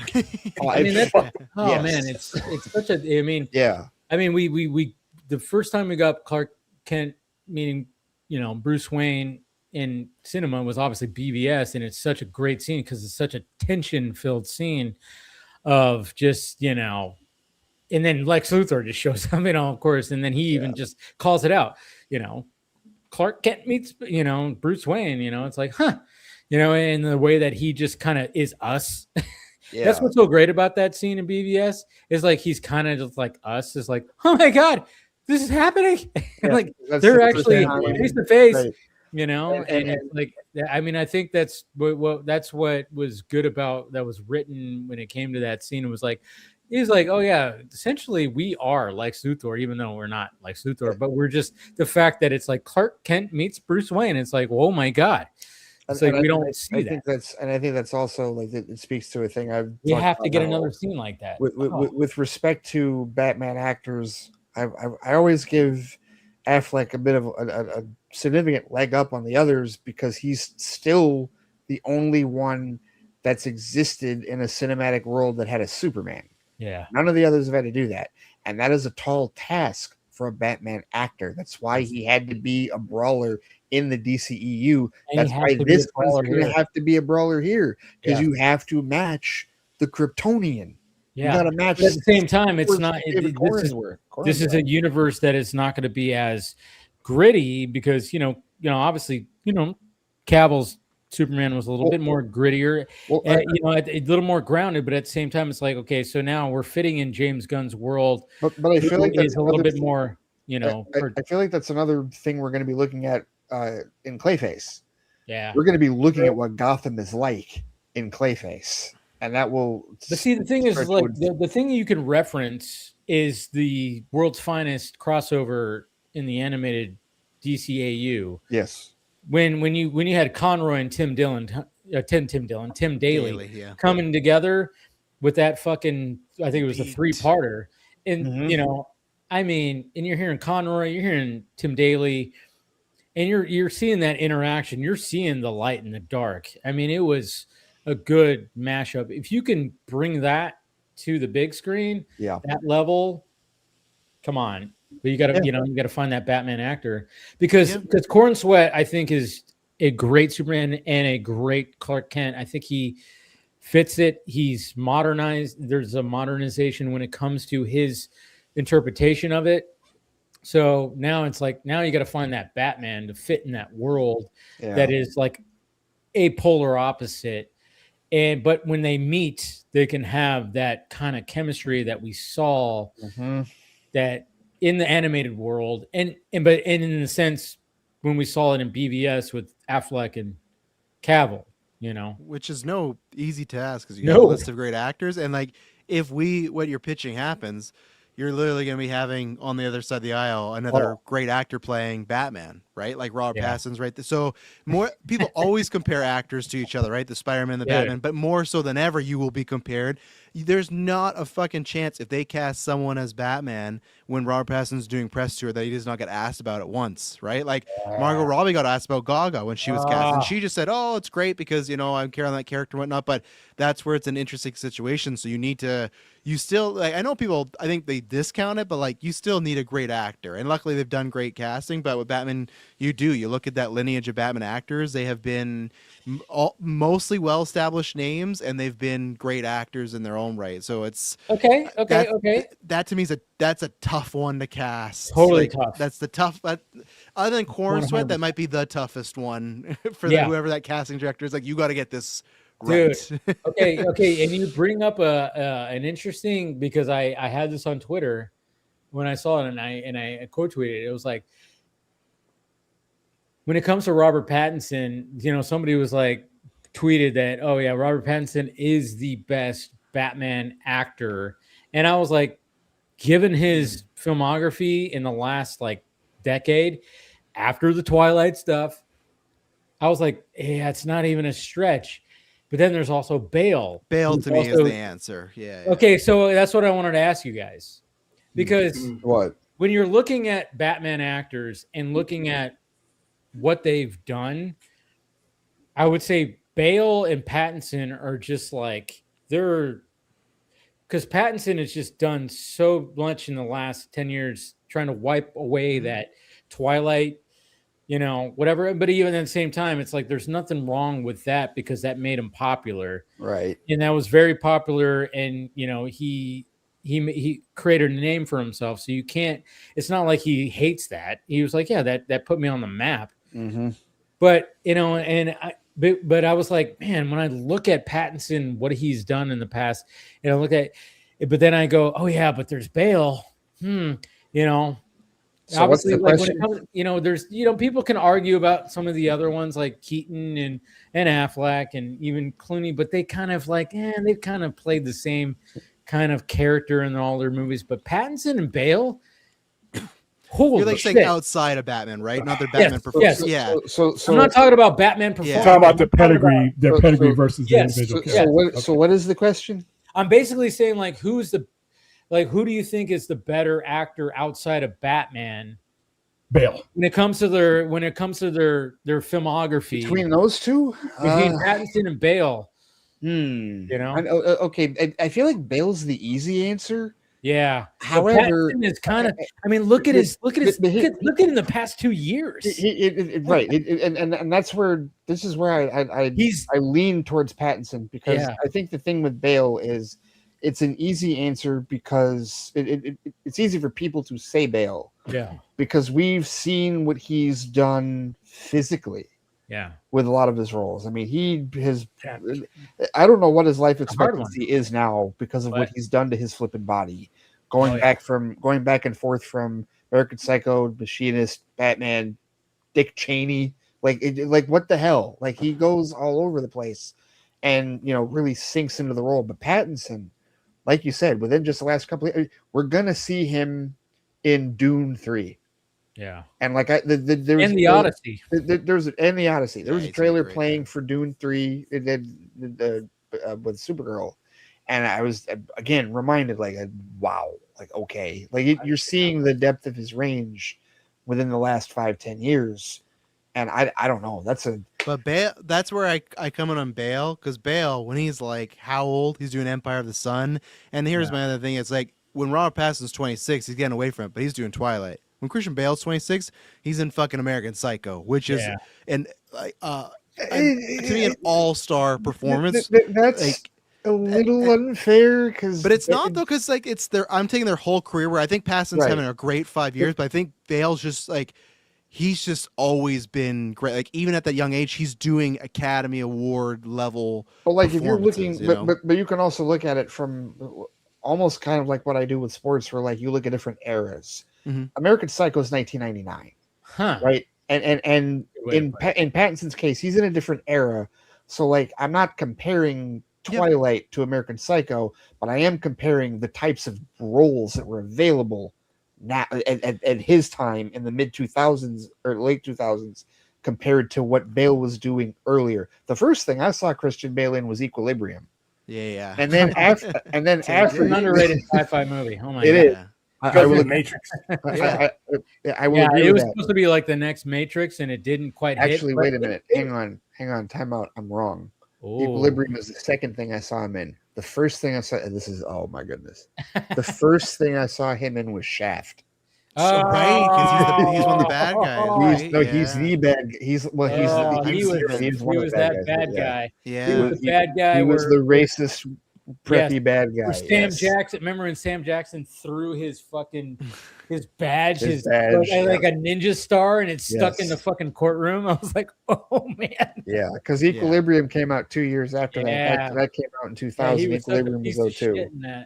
But the thing is, but my ultimate point is American Psycho wasn't the first thing I saw him in. Neither was Empire of the Sun. Yeah. And I agree with you, Travis, that he did have that in his repertoire, but I also feel like at that point in his age, because he's older than for sure. Totally. He's 50 years or something. So there's just a different, it was a different, Hollywood, especially for British actors, and in his case he's Australian, different roles were available to him then. I don't know, if you were to transpose when they came up, would Pattinson have a similar career to Bale? I think he would. Truthfully, I don't know. And do I think that Bale would do Twilight? I don't know. But I think if Pattinson had the option to do American Psycho in 1999, he would have. Oh, he would totally. You know what I mean? I think Robert Pattinson would probably do his own version of it. See, okay, so here's the thing. It's when I saw that, and I was like, because I think it's one of those things where when I saw that tweet, where I was like, oh yeah, Pattinson's probably that. And then when I talked about it and I saw people go, well, what about Bale? And I was like, yeah. And then I started thinking about, oh man, yeah, Bale has done some I mean, we still haven't seen the end of his reign of like transformative performances. We're gonna get a fucking. I mean, he's playing what Al Davis with Nicolas Cage. He's gonna play Al Davis next to Nick Cage's John I know. Madden. So it's like, I'm like going, okay, maybe I was a little too on the Robert Pattinson kick, because I was like, Robert Pattinson, yes, he has. I mean, especially he's having a stellar year this year, because he had the drama, which I haven't watched yet, but I've heard good things, and I'm eventually going to watch it. It's coming on streaming pretty soon. He's got The Odyssey, he's got Dune, and then he's playing fucking Chris Hansen. Showtime, right? Yeah, right. And then he's got another movie with Denzel that's coming out also. And this is and this is before the Batman Part 2. Yes, next year. So I'm like, I'm looking, but I think for me, the fact that he's taken this turn of like, because when I was forced by girlfriend at the time to watch those Twilight movies and just going, oh my God, I hate this, to now where it's like, oh wow, this guy is Batman, and I'm going, oh, Robert Pattinson's in this, I'm there, because I'm like going, I like this guy as an actor. But then I think that clouded me going, oh wait, I forgot about all the performative or all the transformative roles that Bale played with his weight and everything. And when it came, I mean, The Machinist was not a big movie. No. The only thing that made that movie where people were drawn to it was when they saw the image where they went, wait, that's not CGI. It's like Bale actually did that. Yeah. And then the fact that after that he had to gain weight for Batman. Well, and then again, too much weight. No one told him to lose weight after. Well, and then again, he dropped it again for The Fighter. The Fighter, Amy Adams, which was a great performance again. He won an Oscar for that. Yeah. And then bumps it back up again for Batman. Like he bulked up for Batman again. He's psycho. He's absolutely psycho. And then he even dropped weight when he played in Ford v Ferrari. And then balloons himself to Dick Cheney size for Vice. And then I was like, oh, I might have been a little too much. What are you gonna say, William? I think Bale's a better actor. I think Pattinson has been in a better Batman movie. Okay. I love Christian Bale as a performer. Yes. Okay. I cannot stand his Batman, and it has nothing to do with him. See, that's the thing. It's like, who's Batman? Can't you stand? I can't stand anything about that. You can't stand who's Batman? Yeah. What's up? Who's Christian Batman? Bale's Batman, my least favorite Batman. Yeah, because and that's the thing. That's what's interesting too, to add to the conversation. There are people that don't like that voice, cannot Travis. stand the voice of like, where's Rachel? And I like the voice. I still have always liked the voice. I get why he's doing it. Doesn't bother me. Yeah, it never bothered me. I think gave it something iconic for people to like. It does. Now I do think his Bat voice was better in Begins than the other one. I was just about to because say when he lifts up what's his name and he's like, where are the drugs going? And I was like, oh, that's great. He's got the perfect balance. He for some, I don't know what changed between Begins and The Dark Knight. I think if he had maybe so, like if he had stuck to the voice he had in Begins through the other two movies, I look like a cop. Yeah. I don't know why I love Begins is still my favorite of that whole trilogy. I love. I love that shot when like Rachel Dawes, like when she shoots the fucking taser, and it doesn't affect him, and he's just like chilling there. It's like that's such a fuck. Yes. He's just like, it's so cool. There's like, you want to talk about aura. and that's why for me I need to see more of I currently don't have a favorite live action Batman because it's just I go with Bale, but there's great things about them all. My easy answer is just say, well, I just go Kevin Conroy and I leave it at that, right? Just to say it. But for live action and stuff, because even Passon, we've not really seen him play the Playboy yet, right? So with Bale, I think Bale was the best at that. He was like, and even Ben Affleck, he was good at that, but I think Bale nailed the fake phony, which again, it's American Psycho-esque, right? When he did that and then he got cast as Wayne, everyone's like, oh, well, he's done similar things, right? But when he shows up with all the girls and all his interactions with Harvey in The Dark Knight, like we haven't got to see Pattinson do that, right? So that's why it's tough. It's like we're talking about absolute Batman, the adaptions. It's like it gets harder to compare some of these Batmans now when they're doing such wild different takes because that like Pattinson's Batman is so different from Yep. Bale's, other than which is good, and I think Matt Reeves knew that. He was like, you know Yes. what, I'm not gonna off the bat make a Bruce Wayne who's just out there being the playboy. He's gonna be a fucking, he's gonna be a Kurt what do they Cobain call it? type. Yeah, No, it is a difficult question. It is a difficult compare. Like for me, I definitely lean Affleck, but my specific reason Aesthetically, for sure. for aesthetics and again, until the Brawler gets cast in the DCU, he's the only one that was in the same universe as Superman, and they're just aspects of Michael Keaton, the his Flash, Batman. Don't forget. With the okay, no, not Superman, not Superman. Yeah, Supergirl, right. Yeah. Yeah. But no, like there were aspects of Affleck's version, like for example, the voice changer. That was cool. Oh yeah, See, I don't like the voice changer. I'm on that side. I don't like Batman sound like a transformer. I don't like it at all. But even his gravelly voice, even Ben Affleck's gravelly voice was better. In my opinion. I like when it's just his natural. I could hear it without it. Just heard by it. Just hearing him talk. And one of my favorite scenes, because I watched 47 minutes of the Nolan trilogy, and that's all of Heath Ledger's scenes. That interview is the best of them, and just hearing Christian Bale's voice, it just offsets that for me. But yeah. See, that's what's interesting about the conversation is like some people just can't stand. I mean, like, and they love like the Dark Knight mainly because of Heath Ledger. Yes. It's like because I mean, let's face it. Yeah, Bale is sidelined in that movie. Absolutely. He's even said that. He's sidelined, but then like for Batman lovers and the Dark Knight trilogy lovers, you go to Batman Begins. He's not sidelined. He's full present, and he is a refreshing Batman for from what we got before, obviously. And that was the first live action movie to really make Bruce Wayne feel important, like the real Bruce Wayne, not the Playboy, like the real Bruce Wayne, because Keaton. We saw the act. We saw the act when he was playing drunk and shit like that. We talked when we Squadcast Media, when we did our review of the movie. I talked about how previous Batman movies had explained the who, the what, the where, and the when of Batman, and Begins was the first one that gave us the why, and the how. We'd never seen him build his shit before like that. And Begins was the first time where it was like, why are you doing this? This is why. How are you doing this? This is how. Yeah. Right. And that to me is just that blew me away. And it's almost to the point where it's like, we might be dead by the time we get like another Batman origin movie, right? Because I feel like it's one of those directors who are like, I don't want to touch that. I don't want to do because I just feel like you look at Begins and you go, how can I do something? And someone will, of course, eventually, right? But like Affleck didn't get that.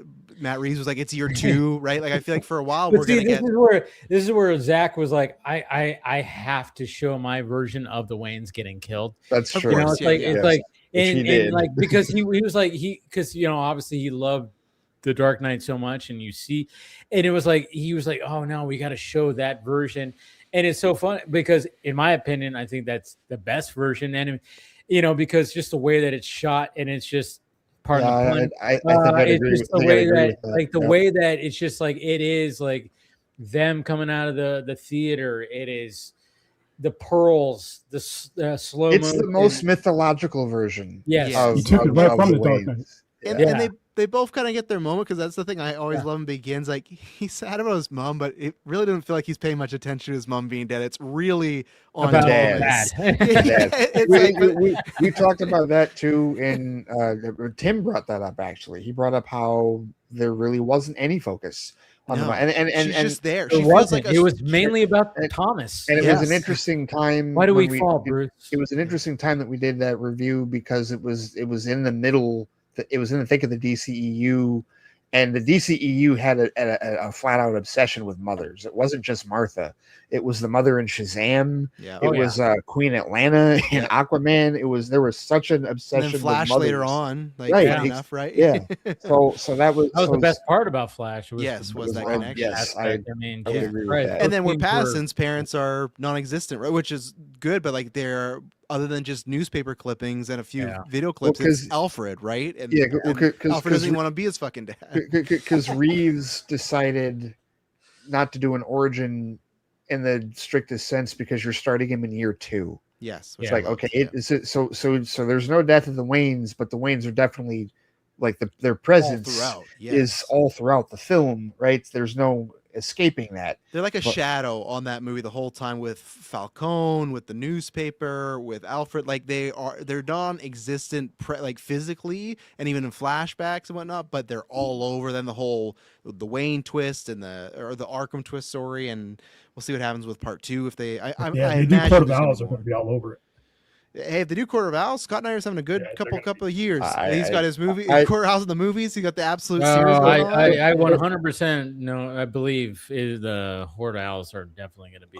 Court of Owls was my theory, like even 4 I years think- ago. yeah. And I remember there was an interview. We were doing a press junket, and I forget if it was Dano or It was Dano, yeah. I think 'Cause Dano it's was the all one that- four of them standing, Yeah. and Zoe and Worship there. Jeffrey Wright don't really know what they're talking about. But when he says that, him pass, and they're like, "Oh, the Court of Owls," and they just start Right. riffing with each Yeah. other, and like, "Oh, you guys got to do that at some point." Yes. So, yeah. And I was always for it. I know I've said this on this show before too. I just always like, if you do the Court of Owls in his world, you just have to adjust it a bit, right? Because there's like freezing and blood splicing and cloning. The Court of Owls do get very fantastical, but the concept of secret society, that works perfect with Reeves. I just never saw the like, oh, this is from Dick Grayson's bloodline, and we've frozen his ants. It's like it gets a That's little later. loopy. Yeah, It's later, right? But it's still there. There it is. There, he's got it. But if you can keep it to that right there, then yeah, you're like if Matt Reeves could do the maze scene. Oh, I think if he could do the underground maze scene, I think oh my yes. god! Yeah, I think like, he could do that.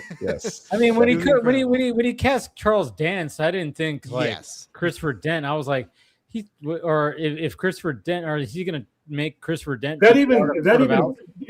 Yeah, nothing's confirmed yet. It's still just all. Of course not. But if anybody, we have the stuff, and I'm just like, if anybody has any like experience with Charles Dance as an actor, and I mean going beyond Game of Thrones, he just Godzilla. No, beyond Godzilla. Can we go back to the 80s, please? Can we go back? Can we go back to Sato Noomspa and the Golden Child? I got that right up here. Like, I can't even remember him in that. What the hell? What? You went way back. What do you mean you can't? He was the villain. Dude, that movie's like 1986, 1988. So he was the villain. That's like one of my favorite. Anyway, I'm saying Secret Court of Owls. He reeks Court of Owls. Yes, seriously, as an actor, like. I know. I will always go like when I see Charles Dance, I go Benedict, Last Action Hero. Yep. God damn it! Yep.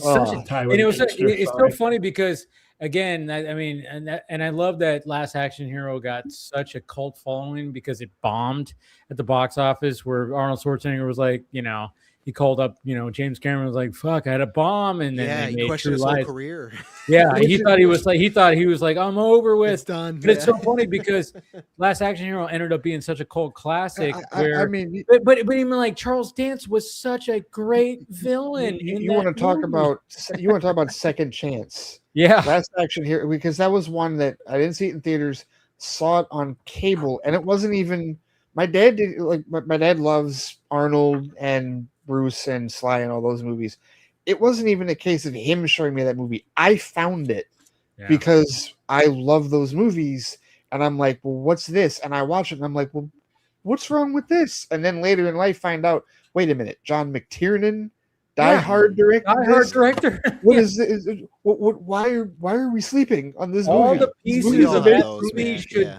I mean, that's why people still talk about it. That's why we're still talking about it this day. Is like, it just was not for that time. It just didn't work. But then it's like, we talk about this to this day, 30 something years later, people still talk about that movie. I don't know one person where if like I bring it up, people don't be, well, that movie sucked. No, people love that movie. Yeah. Because it was just like so self-aware. It was Arnold Schwarzenegger going, I'm going to parody myself.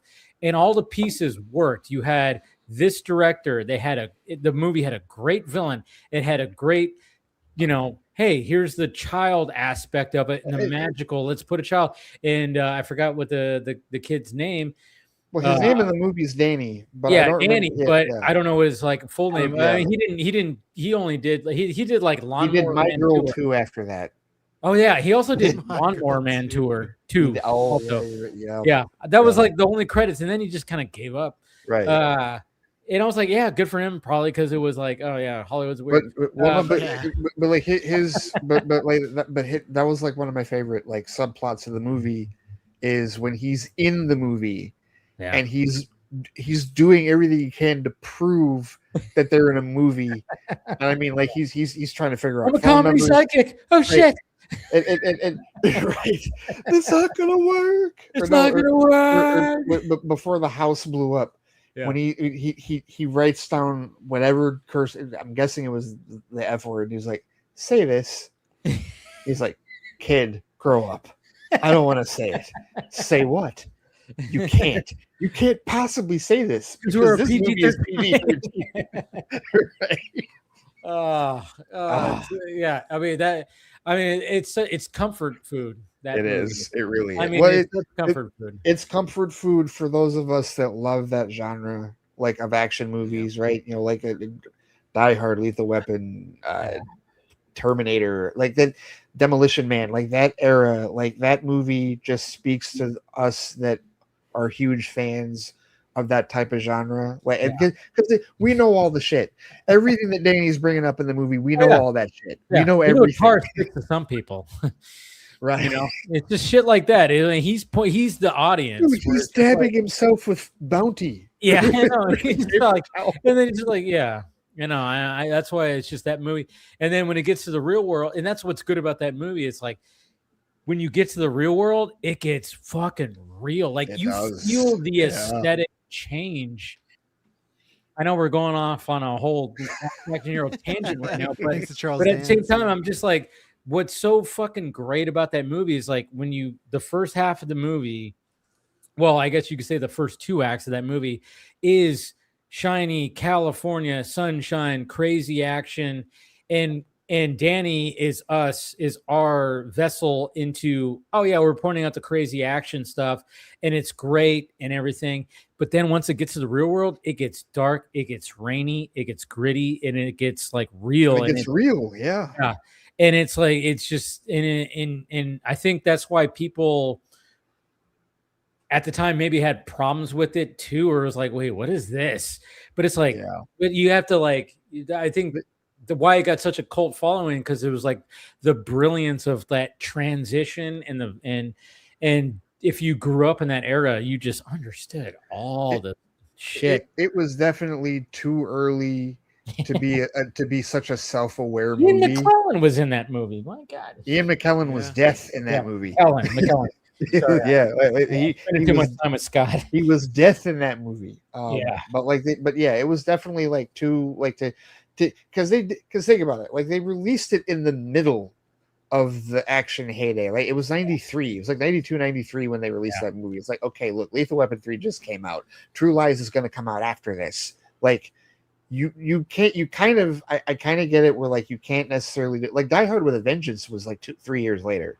Like 2 years later. Like you can't quite do such a self-aware movie about the genre in the middle of its heyday. You could have totally done it in like the 2000s, but then it wouldn't have been what it was. Late 90s, 2000s, they probably could have. It probably would have done better. So that's really why the resurgence happened, because they did it at that time, and even though it didn't work then, we all totally appreciated it later because we're like, this is our genre. If I were ever to meet Arnold, I would actually bring up that, because just knowing that he thought that was like, oh, that was my first big failure. I would be like, not at all. Did you see that now? Like how people appreciate that movie? He'd probably be like, oh yeah, I do. I fucking, he'd probably be like, totally. He probably would recognize that. Oh yeah, people talk about it all the time. Like.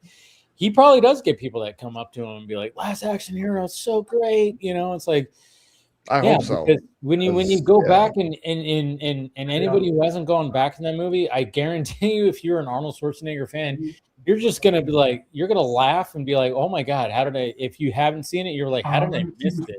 This movie is so. And again, just it's like so self-aware, it's ridiculous. Dude, when they're in the Blockbuster, and he runs to the Terminator 2 poster, and it's Stallone, and he's like, "No, this isn't possible. What do you mean? It's his best performance ever." Yeah, exactly. And then even when he goes like, and then even when Danny goes like, "Wait a minute, what's your number?" And then he starts like, "Wait, I guarantee you that every phone number is 555 because that's what they do in movies is like they can't do real numbers." Yeah. And then it's just like, and then he even breaks it down mathematically. He's like, there's only can be this many numbers that start with 555. But then even like Jack Slater goes, that's why we have area codes. Right. And it's like, what the? It's like, and he even gets frustrated. It's like, he kept trying and just wait a minute. Remember when he was going to go stop the nerve gas bomb, and he wants him to stay in the car, and he's like, "Look, kid, let's say this is a movie. What happens when you tell the sidekick to stay and he doesn't? What happens? He saves the day or gets killed." Yeah. All right, good point. Wait a minute. What if staying in the car is what gets me killed? There's a gun in the glove compartment. He opens the glove compartment and 50 guns fall down, and they cut it so perfectly because they fall down and then it cuts to the next shot, and it's like it's such a good gag. Like it. Anyway, sorry, Ray and I just had to go down. We probably have done that. I got to rewatch Last Action Hero now. I haven't seen it in. I want to watch that now. In a long time because it's just it's so. I mean. When because we're around the same age, we just that movie, which is so pitch perfect for, what we grew up on when it came to action movies and Schwarzenegger movies. And I mean, see, I grew up in the same generation. I think I'm a little bit before you guys. I hated that movie. Only good thing about that movie was the AC/DC song, "Big Guns." Oh yeah, there was a couple AC/DC songs. There were, yeah, but no, just that wheelhouse. I feel like elder millennials. You're too old for it. Sorry. I guess so because that wheelhouse of like if we were kids and grew up with like I said, Die Hard, Lethal Weapon, Terminator, Demolition Man, like that was our heyday, right? Yes. And they were all on cable all the fucking time. Yeah. And my dad loves those movies. Like he took me to see Die Hard with a Vengeance, which is why it's still my favorite Die Hard movie. But like, yeah, that was just. It's what we grew up on, and it was our outlet. It was like one of our favorite genre. Yeah, at the time. I think if we were to do a live watch, like Ray and I would just be quoting everything. We would know every line. It's just one of those things where it's just like we just fit in that little. That would either be a lot of fun or we'd bore the shit out of people. Yeah. Oh yeah. Well, no, I think we were. I think we'd have a good time with that. I mean, same with Die Hard with a Vengeance. I mean, like when Ray says like that's his favorite, I don't say you're not wrong, even though I think the first Die Hard is still. But I go, yeah, Die Hard with a Vengeance. If you say that's your favorite, you're not wrong because that is a really good movie. It's fucking good. And I'm not arguing with the first one because the first one. It's hard. It's almost like determining between Batman Begins and Dark Knight. It's like sometimes you like when you go, which one is better? But anyways, I think we can end this right here with some good old Last Action Hero talk. I love it. The point is Arnold and now Charles Dance have maybe both played Batman villains now, possibly. So there you go. What? Yeah, actually, yes. There you go. Yes. There's a chance. We'll know in a year what Charles Dance is doing, and I cannot wait for that movie. Full circle. It would not surprise me one bit if that motherfucker's Court of Owls. Yeah. Once the Odyssey comes out. The Batman 2, that's the thing I'm looking forward to the most. I cannot wait until next October. Please don't delay this movie anymore. My heart will literally break. It's starting to film. I was about to say, didn't they start filming? Yeah, I know. Yeah, they already started doing the stunt. Been heartbroken so many times, but I cannot wait for that fucking movie. Yeah. Oh, man. Yeah. So let's go around the horn. Of course, thank you to Chris. Man, we had so many people on tonight. Thank you to Chris Balga. Thank you to Yara Wayne. And thank you to... Taladia, thank you to Ronan, and who else was on here? Was that it? Ben. Trevor, yes. he was on as well, and I think that was it. And then, of course, we'll go around the horn here. Go ahead, William. What do you got to promote? Anything? Tomorrow we start our Odyssey. So if you're here in Vegas, our Odyssey ticket giveaway. And we'll have a Saturday overnight live, and we'll cover the absolute Batman animated stuff. Now we'll do a spoiler review, kind of like you guys did tonight, of Supergirl. A couple other things. That's all I have. Even though he wasn't here tonight, I still want you guys to find Phil on Twitter. There's a reward. Yeah, I know. I was like, Phil hasn't seen Supergirl, so that's why he wasn't here. He's tomorrow. His handle is I love James Gunn 69. Look out for that. And you'll find Phil there. He's he he tweets so much and says so much about Gunn. You got to believe he loves him. It's a love hate. It's like a Batman Joker thing. Oh boy, he's out there. Yeah. So, No, that was like because I hit up Phil. I was like, "Are you seeing Supergirl on Saturday tomorrow?" And he's like, "Yeah." I was like, "All right." Well, and I said I was like, maybe if we talk about other stuff after, but we were kind of heavily on Supergirl, and then we and then we went to Last Action Hero. Yeah, conversation, which I'm all about. I could talk about Last Action Hero fucking forever. We probably should just watch that. I know we should do a live watch. We should do a week where there's nothing going on. January would be like perfect. Those like dead months where there's no movies, no news, no nothing. Just like boom. Yeah. We might have to do that, man. Yes. Man, goddamn, I haven't watched that movie in forever, so. I got it right here on my shelf. I'll watch it any fucking time. I haven't had cable in I think over 13 years, and me too. The last time I watched it was on TV, so I know it's been at least 13 years or more. So it's it's been a long time since I've seen that. God damn, such a. I mean, God, it's such a good. It just I don't know. It just hits all for me. It does. And Ray. Yes, it hits that 90s action sweet spot. It just does. I mean, it's comfort food. It's so comfort food, man. My God. Yes. Anyways, Travis, go ahead.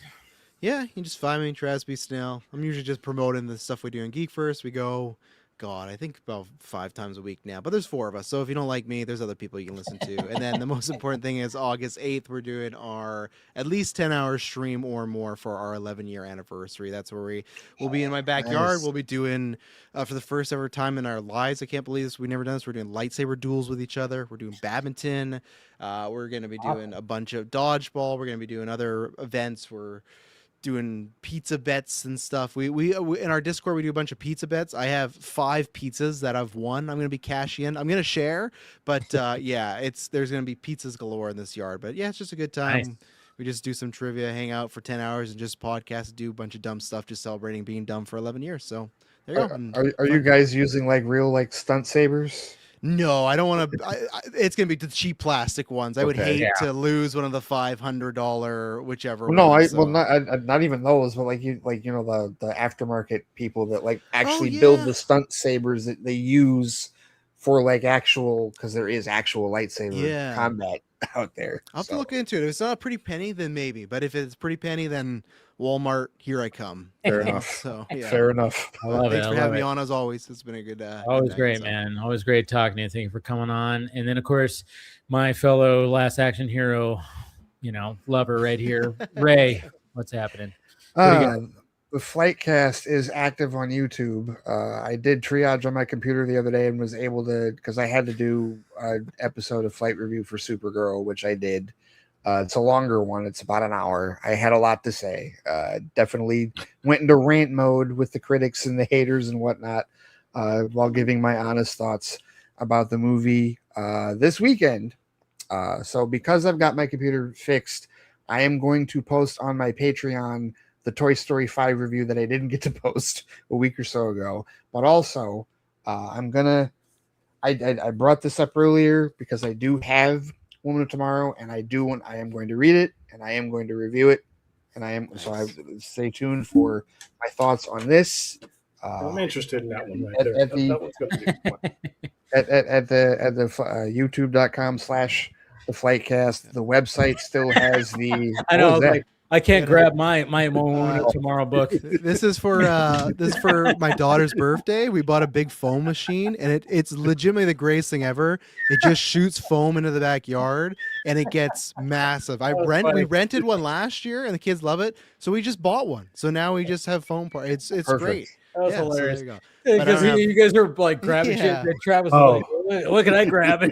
I read because I hadn't read the comic till today because I didn't read it before the movie. But then we meant to on Geek First and we ran out of time, so I said, okay, I'm gonna not do it and then have an idea of what I like or a review of the movie without it.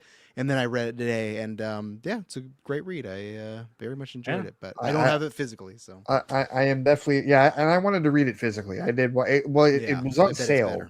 They've been doing. I mean, there was Prime Days, but also with Supergirl releasing a lot of Supergirl content, the movie, the 1984 movie, the CW show, and this comic have been on sale. So I got this discount, and this is the hardcover, the deluxe edition. I was like, all right. Hell yeah. That's a nice cover, yeah. Definitely. It is a really nice cover. I got that signed by Tom King when he was here. Oh, hell yeah. Tom King has been up here too. He's been at Motor City once or twice, I think. But yeah, I'm looking forward to reading that and giving my thoughts on it as a comic novice. I'll get to check this one off the box.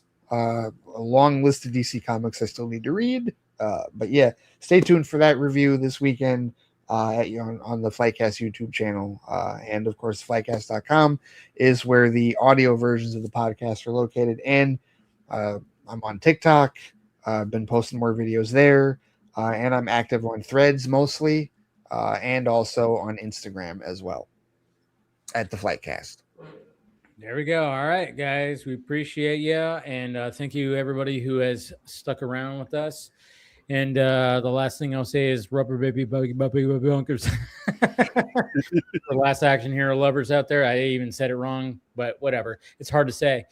All right, guys. Yeah, go watch Supergirl if you don't have to, but hey, check it out. It's a fun watch. It's a fun watch for damn sure. So, all right, guys, we love you, and we'll talk to you later.